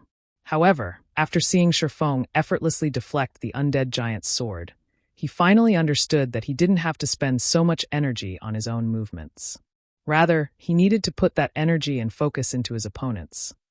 Although this situation had only changed his views slightly, Fallen Wind's aura began to change rapidly. Unlike his previous battle-ready state, his aura relaxed, contained. "Commander, be careful!" Autumn Goose shouted a warning as she noticed Fallen Wind slipping into a daze. There was still an undead guardian looming before Fallen Wind. If the Guardian Knight did not deal with the chieftain properly, it was very likely to kill him. Just as the undead guardian before Fallen Wind swung its greatsword, the Guardian Knight lifted his massive tower shield. Pung! The descending greatsword slid across the shield smoothly before smashing into the ground. Although the blade had scored a deep trench in the ground, Fallen Wind had only been forced back a step, a damage of over -2,000 points appearing above his head. The impact had only taken 1/10 of his HP. "Commander, did you?" Autumn Goose's jaw dropped in shock. She couldn't believe her eyes. Although it wasn't as refined, Fallen Wind had used almost the same defense technique that Feng had employed. Seeing Feng easily handle his undead guardian in the distance, Fallen Wind bitterly commented, "Sure enough, it's difficult. However, the flowing water realm really is something. It's no wonder why I couldn't defeat one sword. This is the most I can handle for now. I'll have to adapt to this new sensation." Now, he could barely estimate the undead guardian's attack trajectory to defect it. Even so, it made his fight against the chieftain a lot easier. Fallen Wind's sudden rise in strength alleviated the healer's burden slightly. They could now shift more focus to keeping Deathwind alive. Meanwhile, the rest of the team launched their attacks against Feng's guardian. As the seconds ticked by, the undead guardian's HP decreased. 70%, 60%, 50%. No matter how much the undead guardian retaliated, Feng neutralized one of its attacks after another. Finally, after a pained shriek, the undead guardian, which had 2,400,000 HP, exploded into a blood mist and vanished from the large temple. The players released sighs of relief. After the undead guardian disappeared, Icarus's heart absorbed a large amount of life force, climbing from 0 accumulated units up to 30. Although we won't find any loot or gain any EXP here, this is a good place to collect life force. Feng was somewhat surprised when he saw his stored life force. After Icarus's heart had risen to epic rank, its description no longer stated whether life force could be collected from players or monsters. It simply stated that it was capable of storing life force. In other words, he should be able to gain life force from both. Unfortunately, it was unlikely that he would gain anything from lower-level players and monsters. Learning that the undead guardians would provide so much life force, it would be a waste if he did not take advantage of this situation to farm them properly. Following which, Feng rejoined the battle and dealt with the remaining undead guardians gradually. Unknowingly, 2 days passed outside the trial. The team finally defeated all of the undead guardians and arrived at the top of the staircase. "We're finally here." Feng breathed a deep sigh of relief. Contrary to expectations, the temple's undead guardians could respawn. A few new ones would appear every once in a while. The team had fought day and night, afraid that they wouldn't keep up with the chieftain's respawn rate. Only after 2 days did they finally reach the top of the staircase. Unknowingly, Feng had also filled his life force storage. Once he returned to the candlelight trading firm, even forging the magic light set equipment would be a trifling task. Meanwhile, God's domain had undergone massive changes. Particularly in Starmoon Kingdom, something had happened that had shocked the entire kingdom. The first-rate guild Ouroboros officially disbanded, and a new guild had absorbed its members. This new guild was called Blackwater. Furthermore, as the Blackwater Guild appeared before the public, 4 second-rate guilds and over a dozen third-rate guilds merged with Blackwater. Blackwater had also formed a strategic alliance with Heaven's Burial and declared all-out war against Zero Wing.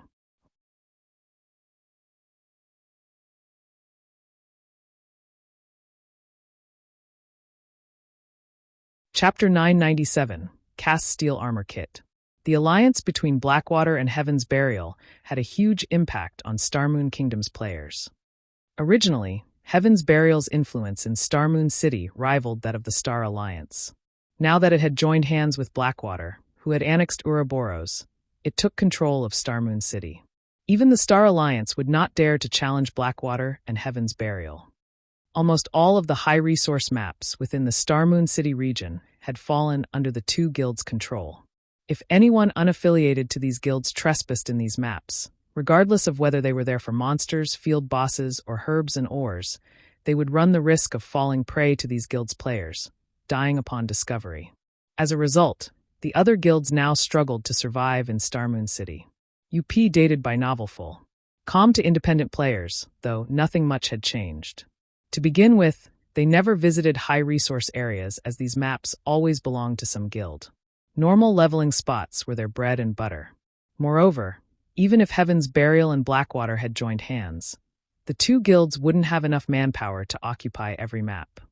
The various large guilds were trying to monopolize high-resource areas because they could send their members there to level quickly, maintaining their level advantage. At the same time, they could harvest plenty of raw materials. Large guilds had no interest in monopolizing normal areas. Aside from obtaining Ouroboros, the Blackwater Guild had annexed many other large guilds as well. In one night, Blackwater had taken control of nearly 30 NPC cities in Starmoon Kingdom. When Aqua Rose notified Feng of the news, he too had been surprised. He had never expected the Blackwater Corporation would actually be this swift and decisive. Moreover, it had annexed so many guilds without self-imploding. The corporation's guild could still function in an orderly manner. In fact, it had already begun to recruit new members in the various NPC cities. Usually, a guild needed to spend quite some time to stabilize its rule after taking over an ordinary NPC city before it could begin its recruitment. Even Zero Wing was no exception. The fact that the Blackwater Corporation had achieved such a feat showed just how frightening its foundation was. This sudden development gave Aqua Rose a massive headache. Just when Zero Wing had earned its title as Starmoon Kingdom's #1 guild and was about to expand, in came a giant like the Blackwater Corporation. Blackwater even publicly declared war on Zero Wing, stating that it would not rest until only one of their guilds remained. Sadly, this was only the beginning. Their guild members were dying like flies in the fields. As Blackwater grew stronger, field battles between Zero Wing and Blackwater's members occurred more frequently. This would definitely affect their guild members' leveling speed. However, Blackwater's actions had not particularly surprised Feng. In the past, despite the Blackwater Corporation joining God's domain so late in the game, and with only half of the strength it had during its peak, it had nurtured its guild to become a super guild. The main reason for its success was its powerful foundation. It also had an advantage that other corporations lacked. Now that the Blackwater Corporation had joined God's domain at its peak, this performance was no surprise. While Feng rested at the top of the staircase, Aqua Rose contacted him again. Guild leader, a short while ago, Blackwater's Blackwater Trading Firm and Heaven's Burial's Heavenly Trading Firm have begun to drop their prices. They have also introduced two new, highly competitive products. One is the cast steel armor kit, and the other is the mana mixture. Although they aren't selling these items in high quantities at the moment, many of Candlelight's customers have begun to turn to the two trading firms for products, Aqua Rose reported worriedly. Should we lower our prices as well? After all, we have more advanced lifestyle players than these two firms combined. Our production cost is slightly lower than theirs. Within these 2 short days, the Blackwater Corporation had rendered Aqua Rose speechless. Every move the corporation made disregarded cost. Blackwater was simply using overwhelming force to deal with Zero Wing. Now, it had begun to move on the Candlelight trading firm. If Zero Wing lost this revenue source, it would only be a matter of time before it fell to the Blackwater Corporation. Now that she was in this predicament, Aqua Rose had to admit that, while guilds with starting capital were amazing, guilds with both strength and capital were incredible. Blackwater even produced its own armor kit and potion.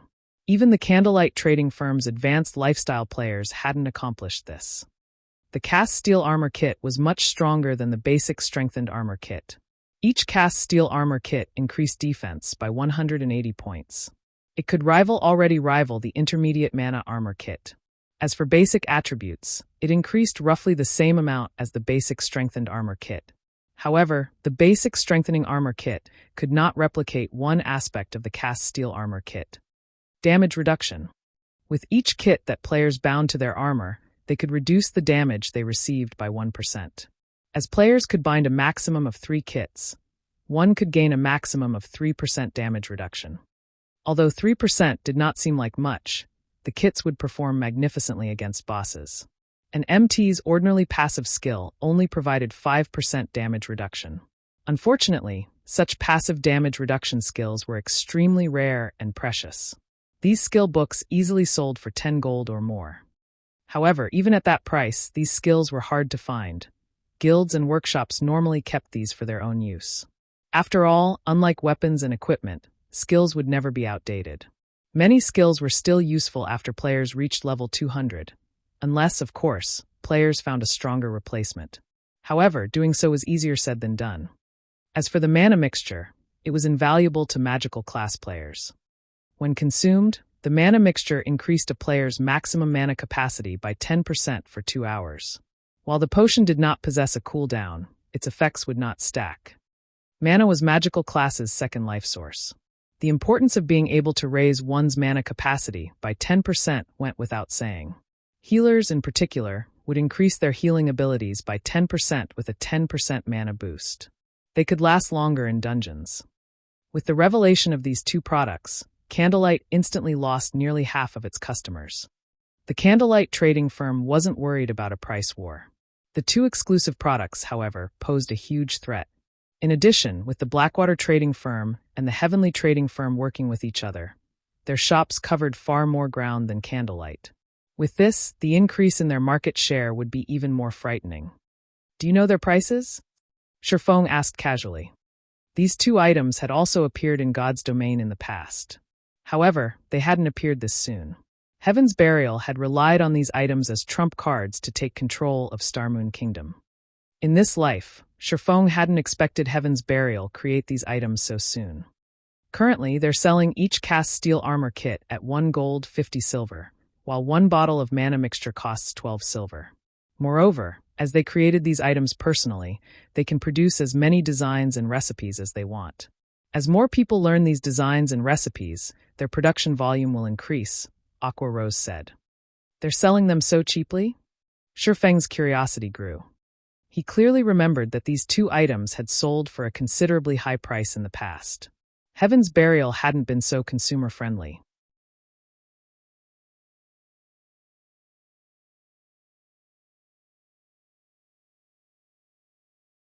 Chapter 998, Confidence. Cheap.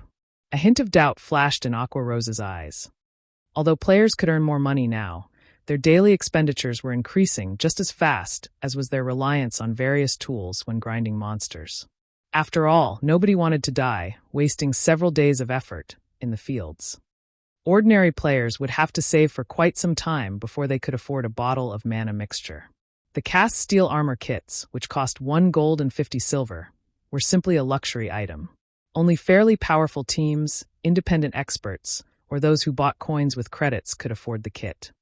What is their sales volume? Feng simply chuckled at Aqua Rose's confusion, not bothering to explain. Both the mana mixture and the cast steel armor kits were considerably good items at this stage of the game. They were also player creations, so they could be mass-produced. However, how could such valuable items not have drawbacks? If one pointed out these items' greatest drawback, it would have to be the items' required crafting materials. There were also the low production success rates to consider.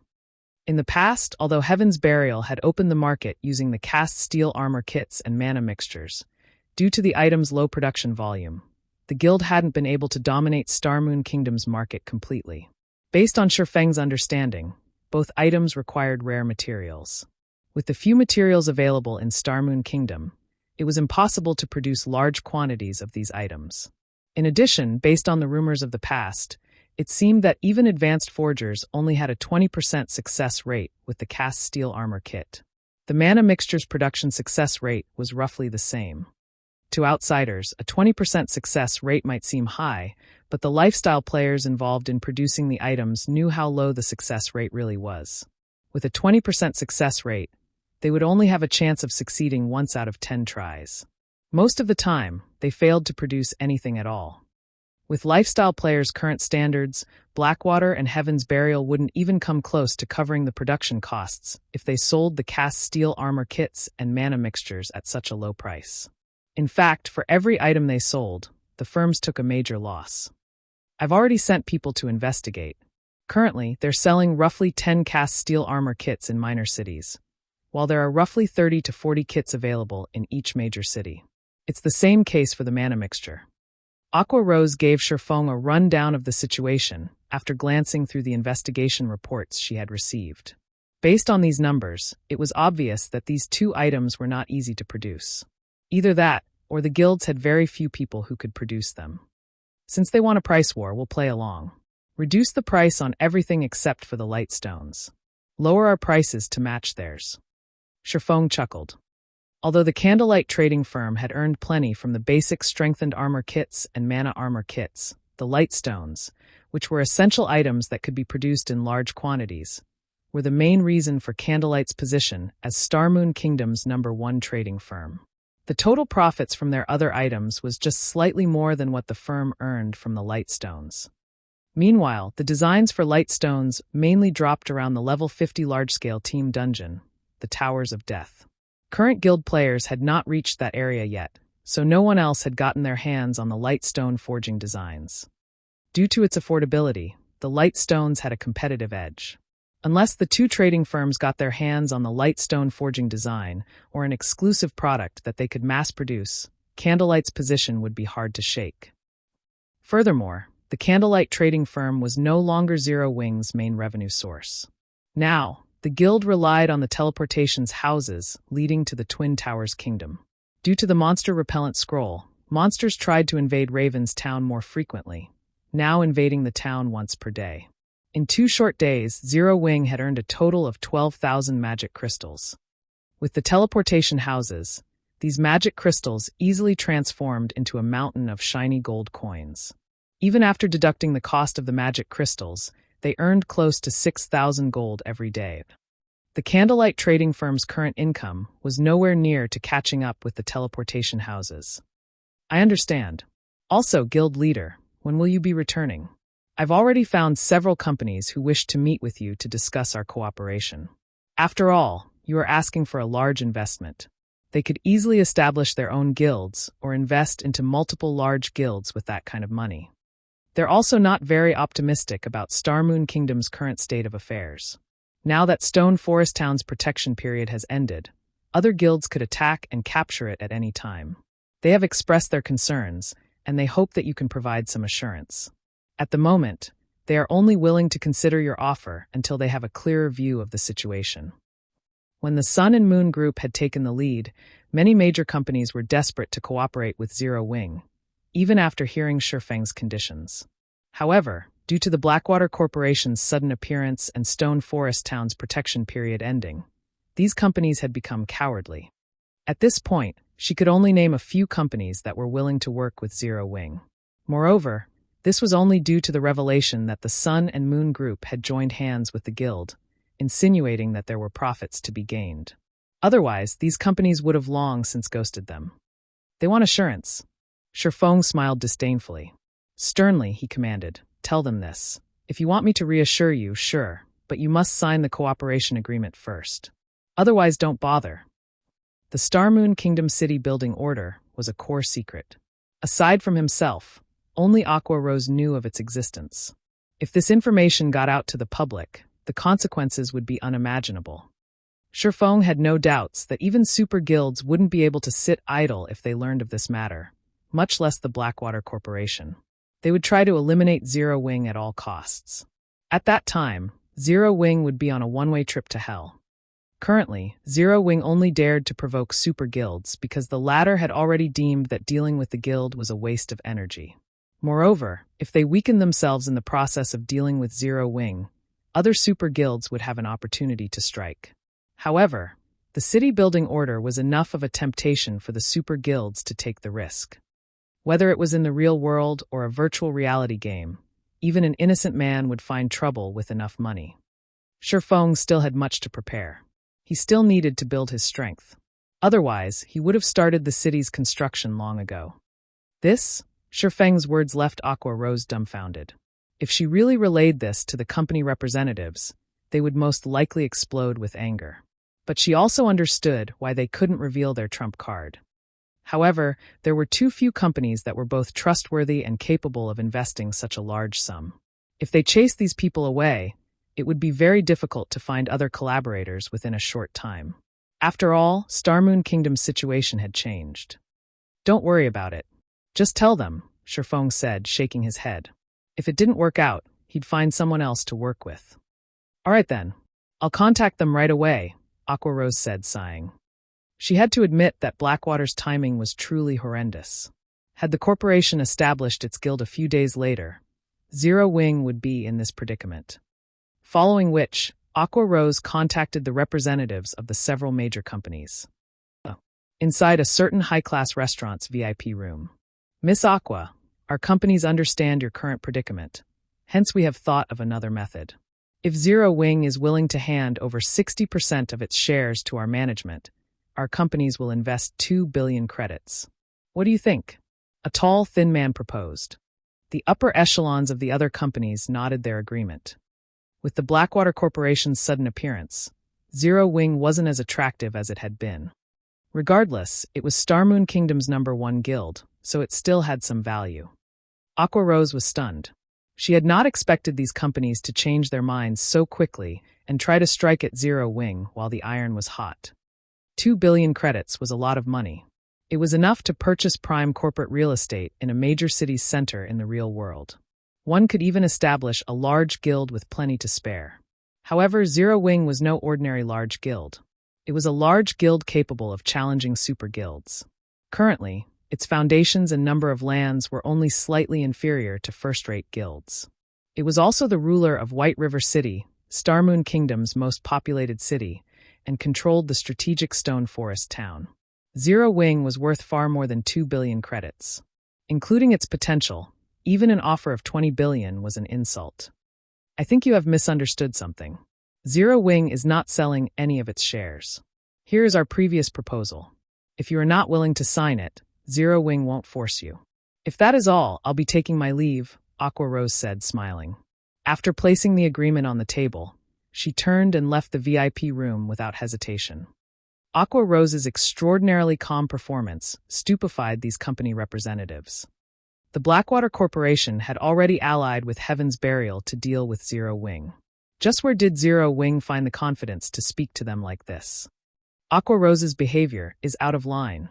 She dares to treat us like this. Has she forgotten that she approached us, not the other way around? Now, she isn't even willing to offer any guarantees. Does she think Zero Wing is a super guild? Humph. I want to see just how long Zero Wing will last. Once Zero Wing's funds run out, it will come running back to us. That's right. We're not in a rush. I refuse to believe that anyone other than fools or spendthrifts would be willing to work with Zero Wing.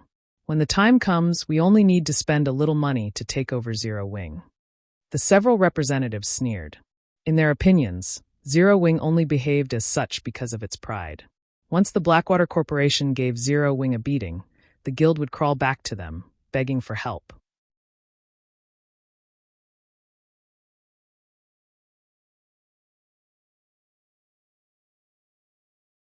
Chapter 999, Divine Treasure Chest. Starmoon City. After dismissing Ouroboros, Blackwater took over the guild residence. Compared to Ouroboros' residence, Blackwater's was far more lively. Among the players moving about the residence, quite a few were only between level 10 and level 20. However, not a single person looked down on these low-leveled players. These players' auras were different from ordinary players. They all felt hostile. Their bodies were also tall and robust. Despite such low levels, even level 30-plus ordinary players avoided them. Who are these people? They've just joined the Blackwater Guild, yet despite such low levels, they have been inducted into the guild's Blackwater Legion, which the guild has been heavily cultivating. You might not know this since you've just joined Blackwater, but they are all experts from the Blackwater Corporation. Although their levels are low, their combat standards are very high. A few elite members even challenged them to a level-adjusted match. In the end, these people defeated the elites in 2 or 3 moves. A few of them are even stronger than Ouroboros' original experts. What? They're actually stronger than Ouroboros' experts. Of course. In Ouroboros, I was also an elite member. To convince us that joining the Blackwater Guild was the right decision, the Blackwater Corporation had allowed Ouroboros' experts, who were displeased by the change, to challenge its experts. In the end, Blackwater's experts won every match. Afterward, Ouroboros' experts were demoted from core members to elite guild members. Elite members like myself were demoted to normal members. If we want a promotion, we have to take Blackwater's new test. And here I thought that the Blackwater Guild lacked experts after forcefully taking over Ouroboros. I never thought that it would have so many experts so soon. Once these experts catch up in levels, won't the Blackwater Guild easily become the #1 guild in Starmoon Kingdom? I know, right? Initially, I had been rather worried about the sudden change. Now, however, it seems that remaining in the guild was the right decision. Blackwater has more potential than Ouroboros ever did. Even the Star Alliance's members avoid us in the fields. Many Blackwater members discussed their guild's situation as they relaxed in the residence. They were quite confident about Blackwater's future. Blackwater's residence, guild leader's office. Entering the guild leader's office, the bald, middle-aged man greeted Abandoned Wave respectfully before reporting. Guild leader, there's movement in Zero Wing. Aside from the light stones, they've lowered their prices to match ours. Moreover, not long ago, I've received news that discussions between Zero Wing's vice guild leader, Aqua Rose, and several major companies have failed. With this, Zero Wing won't receive any major funding. Only the Sun and Moon Group remains a problem. There is nothing to worry about with the Sun and Moon Group. They have their hands full with Twilight Echo. Furthermore, now that more players are reaching level 40, guilds are in urgent need of funds to supply their members with mounts. Sun and Moon doesn't have much to spare for Zero Wing. What we need to focus on now is exhausting Zero Wing's funds and forcing the guild to take the first swing. After that, we will deal Zero Wing a fatal blow. Abandoned Wave laughed. He then asked, how is the material delivery going? The Dragon Phoenix Pavilion has already sent the materials. They will last us a relatively long time.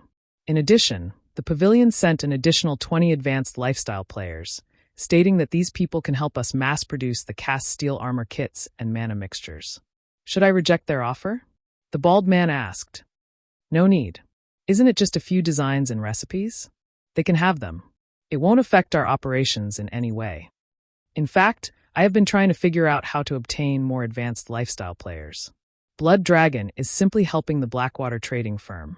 With this, it will be much easier for the Blackwater trading firm to corner more of Starmoon Kingdom's market. Abandoned Wave shook his head and laughed coldly. However, we can't let the pavilion learn those designs and recipes for nothing. Have the pavilion sign an agreement. After learning the designs and recipes, they have to remove Zero Wing's branch guild from Lake Heart City immediately. I don't want Zero Wing to have any chance of making a comeback. Understood. I'll get it done right away. The bald man bowed before leaving.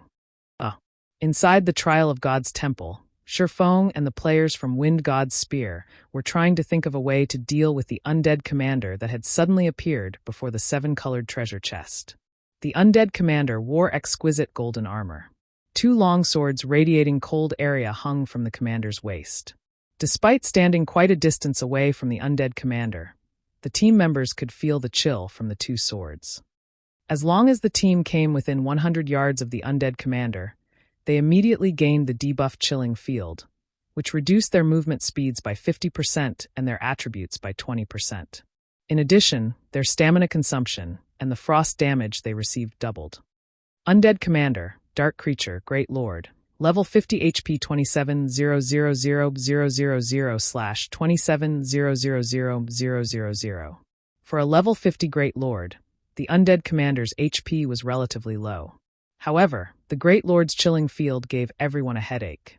Their levels were already lower than the Undead Commanders, but now that their basic attributes had decreased by 20%, they were even less of a match for the Great Lord. They also had to deal with double the frost damage. Even a level 40 MT like Fallen Wind couldn't tank the Great Lord. If nobody could tank the Undead Commander, they would have no way of clearing this trial. Sure enough, a seven-colored treasure chest isn't easy to obtain. Feng smiled bitterly as he observed the undead commander. In the Trial of God, every stage would provide rewards. This reward came in the form of treasure chests. However, depending on the trial's rank, the treasure chests would differ. Generally, the best that would appear in a 4-colored trial was a 5-colored treasure chest. The best in a 6-colored trial would be a 7-colored chest. Based on rumors Feng had heard, a 7-colored trial's top reward was a Yin-Yang treasure chest, also known as the Divine Treasure Chest. According to the official forums, the Divine Treasure Chest was even superior to a legendary treasure chest. Unfortunately, no one had ever managed to open a Divine Treasure Chest, even after a decade in God's domain. The 7-colored treasure chest before him was definitely the highest-ranking treasure chest Feng had ever encountered. Commander, should we use a Tier 2 summoning scroll and give it a try? Autumn Goose suggested as she watched the 3-meter-tall Great Lord. No matter how she thought about it, they could not handle the undead commander without a Tier 2 summoned creature. With their current level, the Tier 2 creature they summoned would also be level 50. In other words, they would have a level 50 Lord tank. Although she did not think that a Lord could survive against the undead commander for long, they had 4 Tier 2 summoning scrolls. Fortunately, if they died here, they wouldn't lose an entire level like they would in the outside world. Like dungeons, they would only lose 10% experience if they died in the Trial of God. They could afford to try. I guess that's our only choice. I'll use the summoned creature to test the undead commander's strength first. If it seems doable, we'll start the raid immediately, Fallen Wind said after giving it some thought. Otherwise, they would have to give up on the trial and pray for a lenient punishment. You're tuning in to the Blee Maze Sword of Destiny YouTube channel.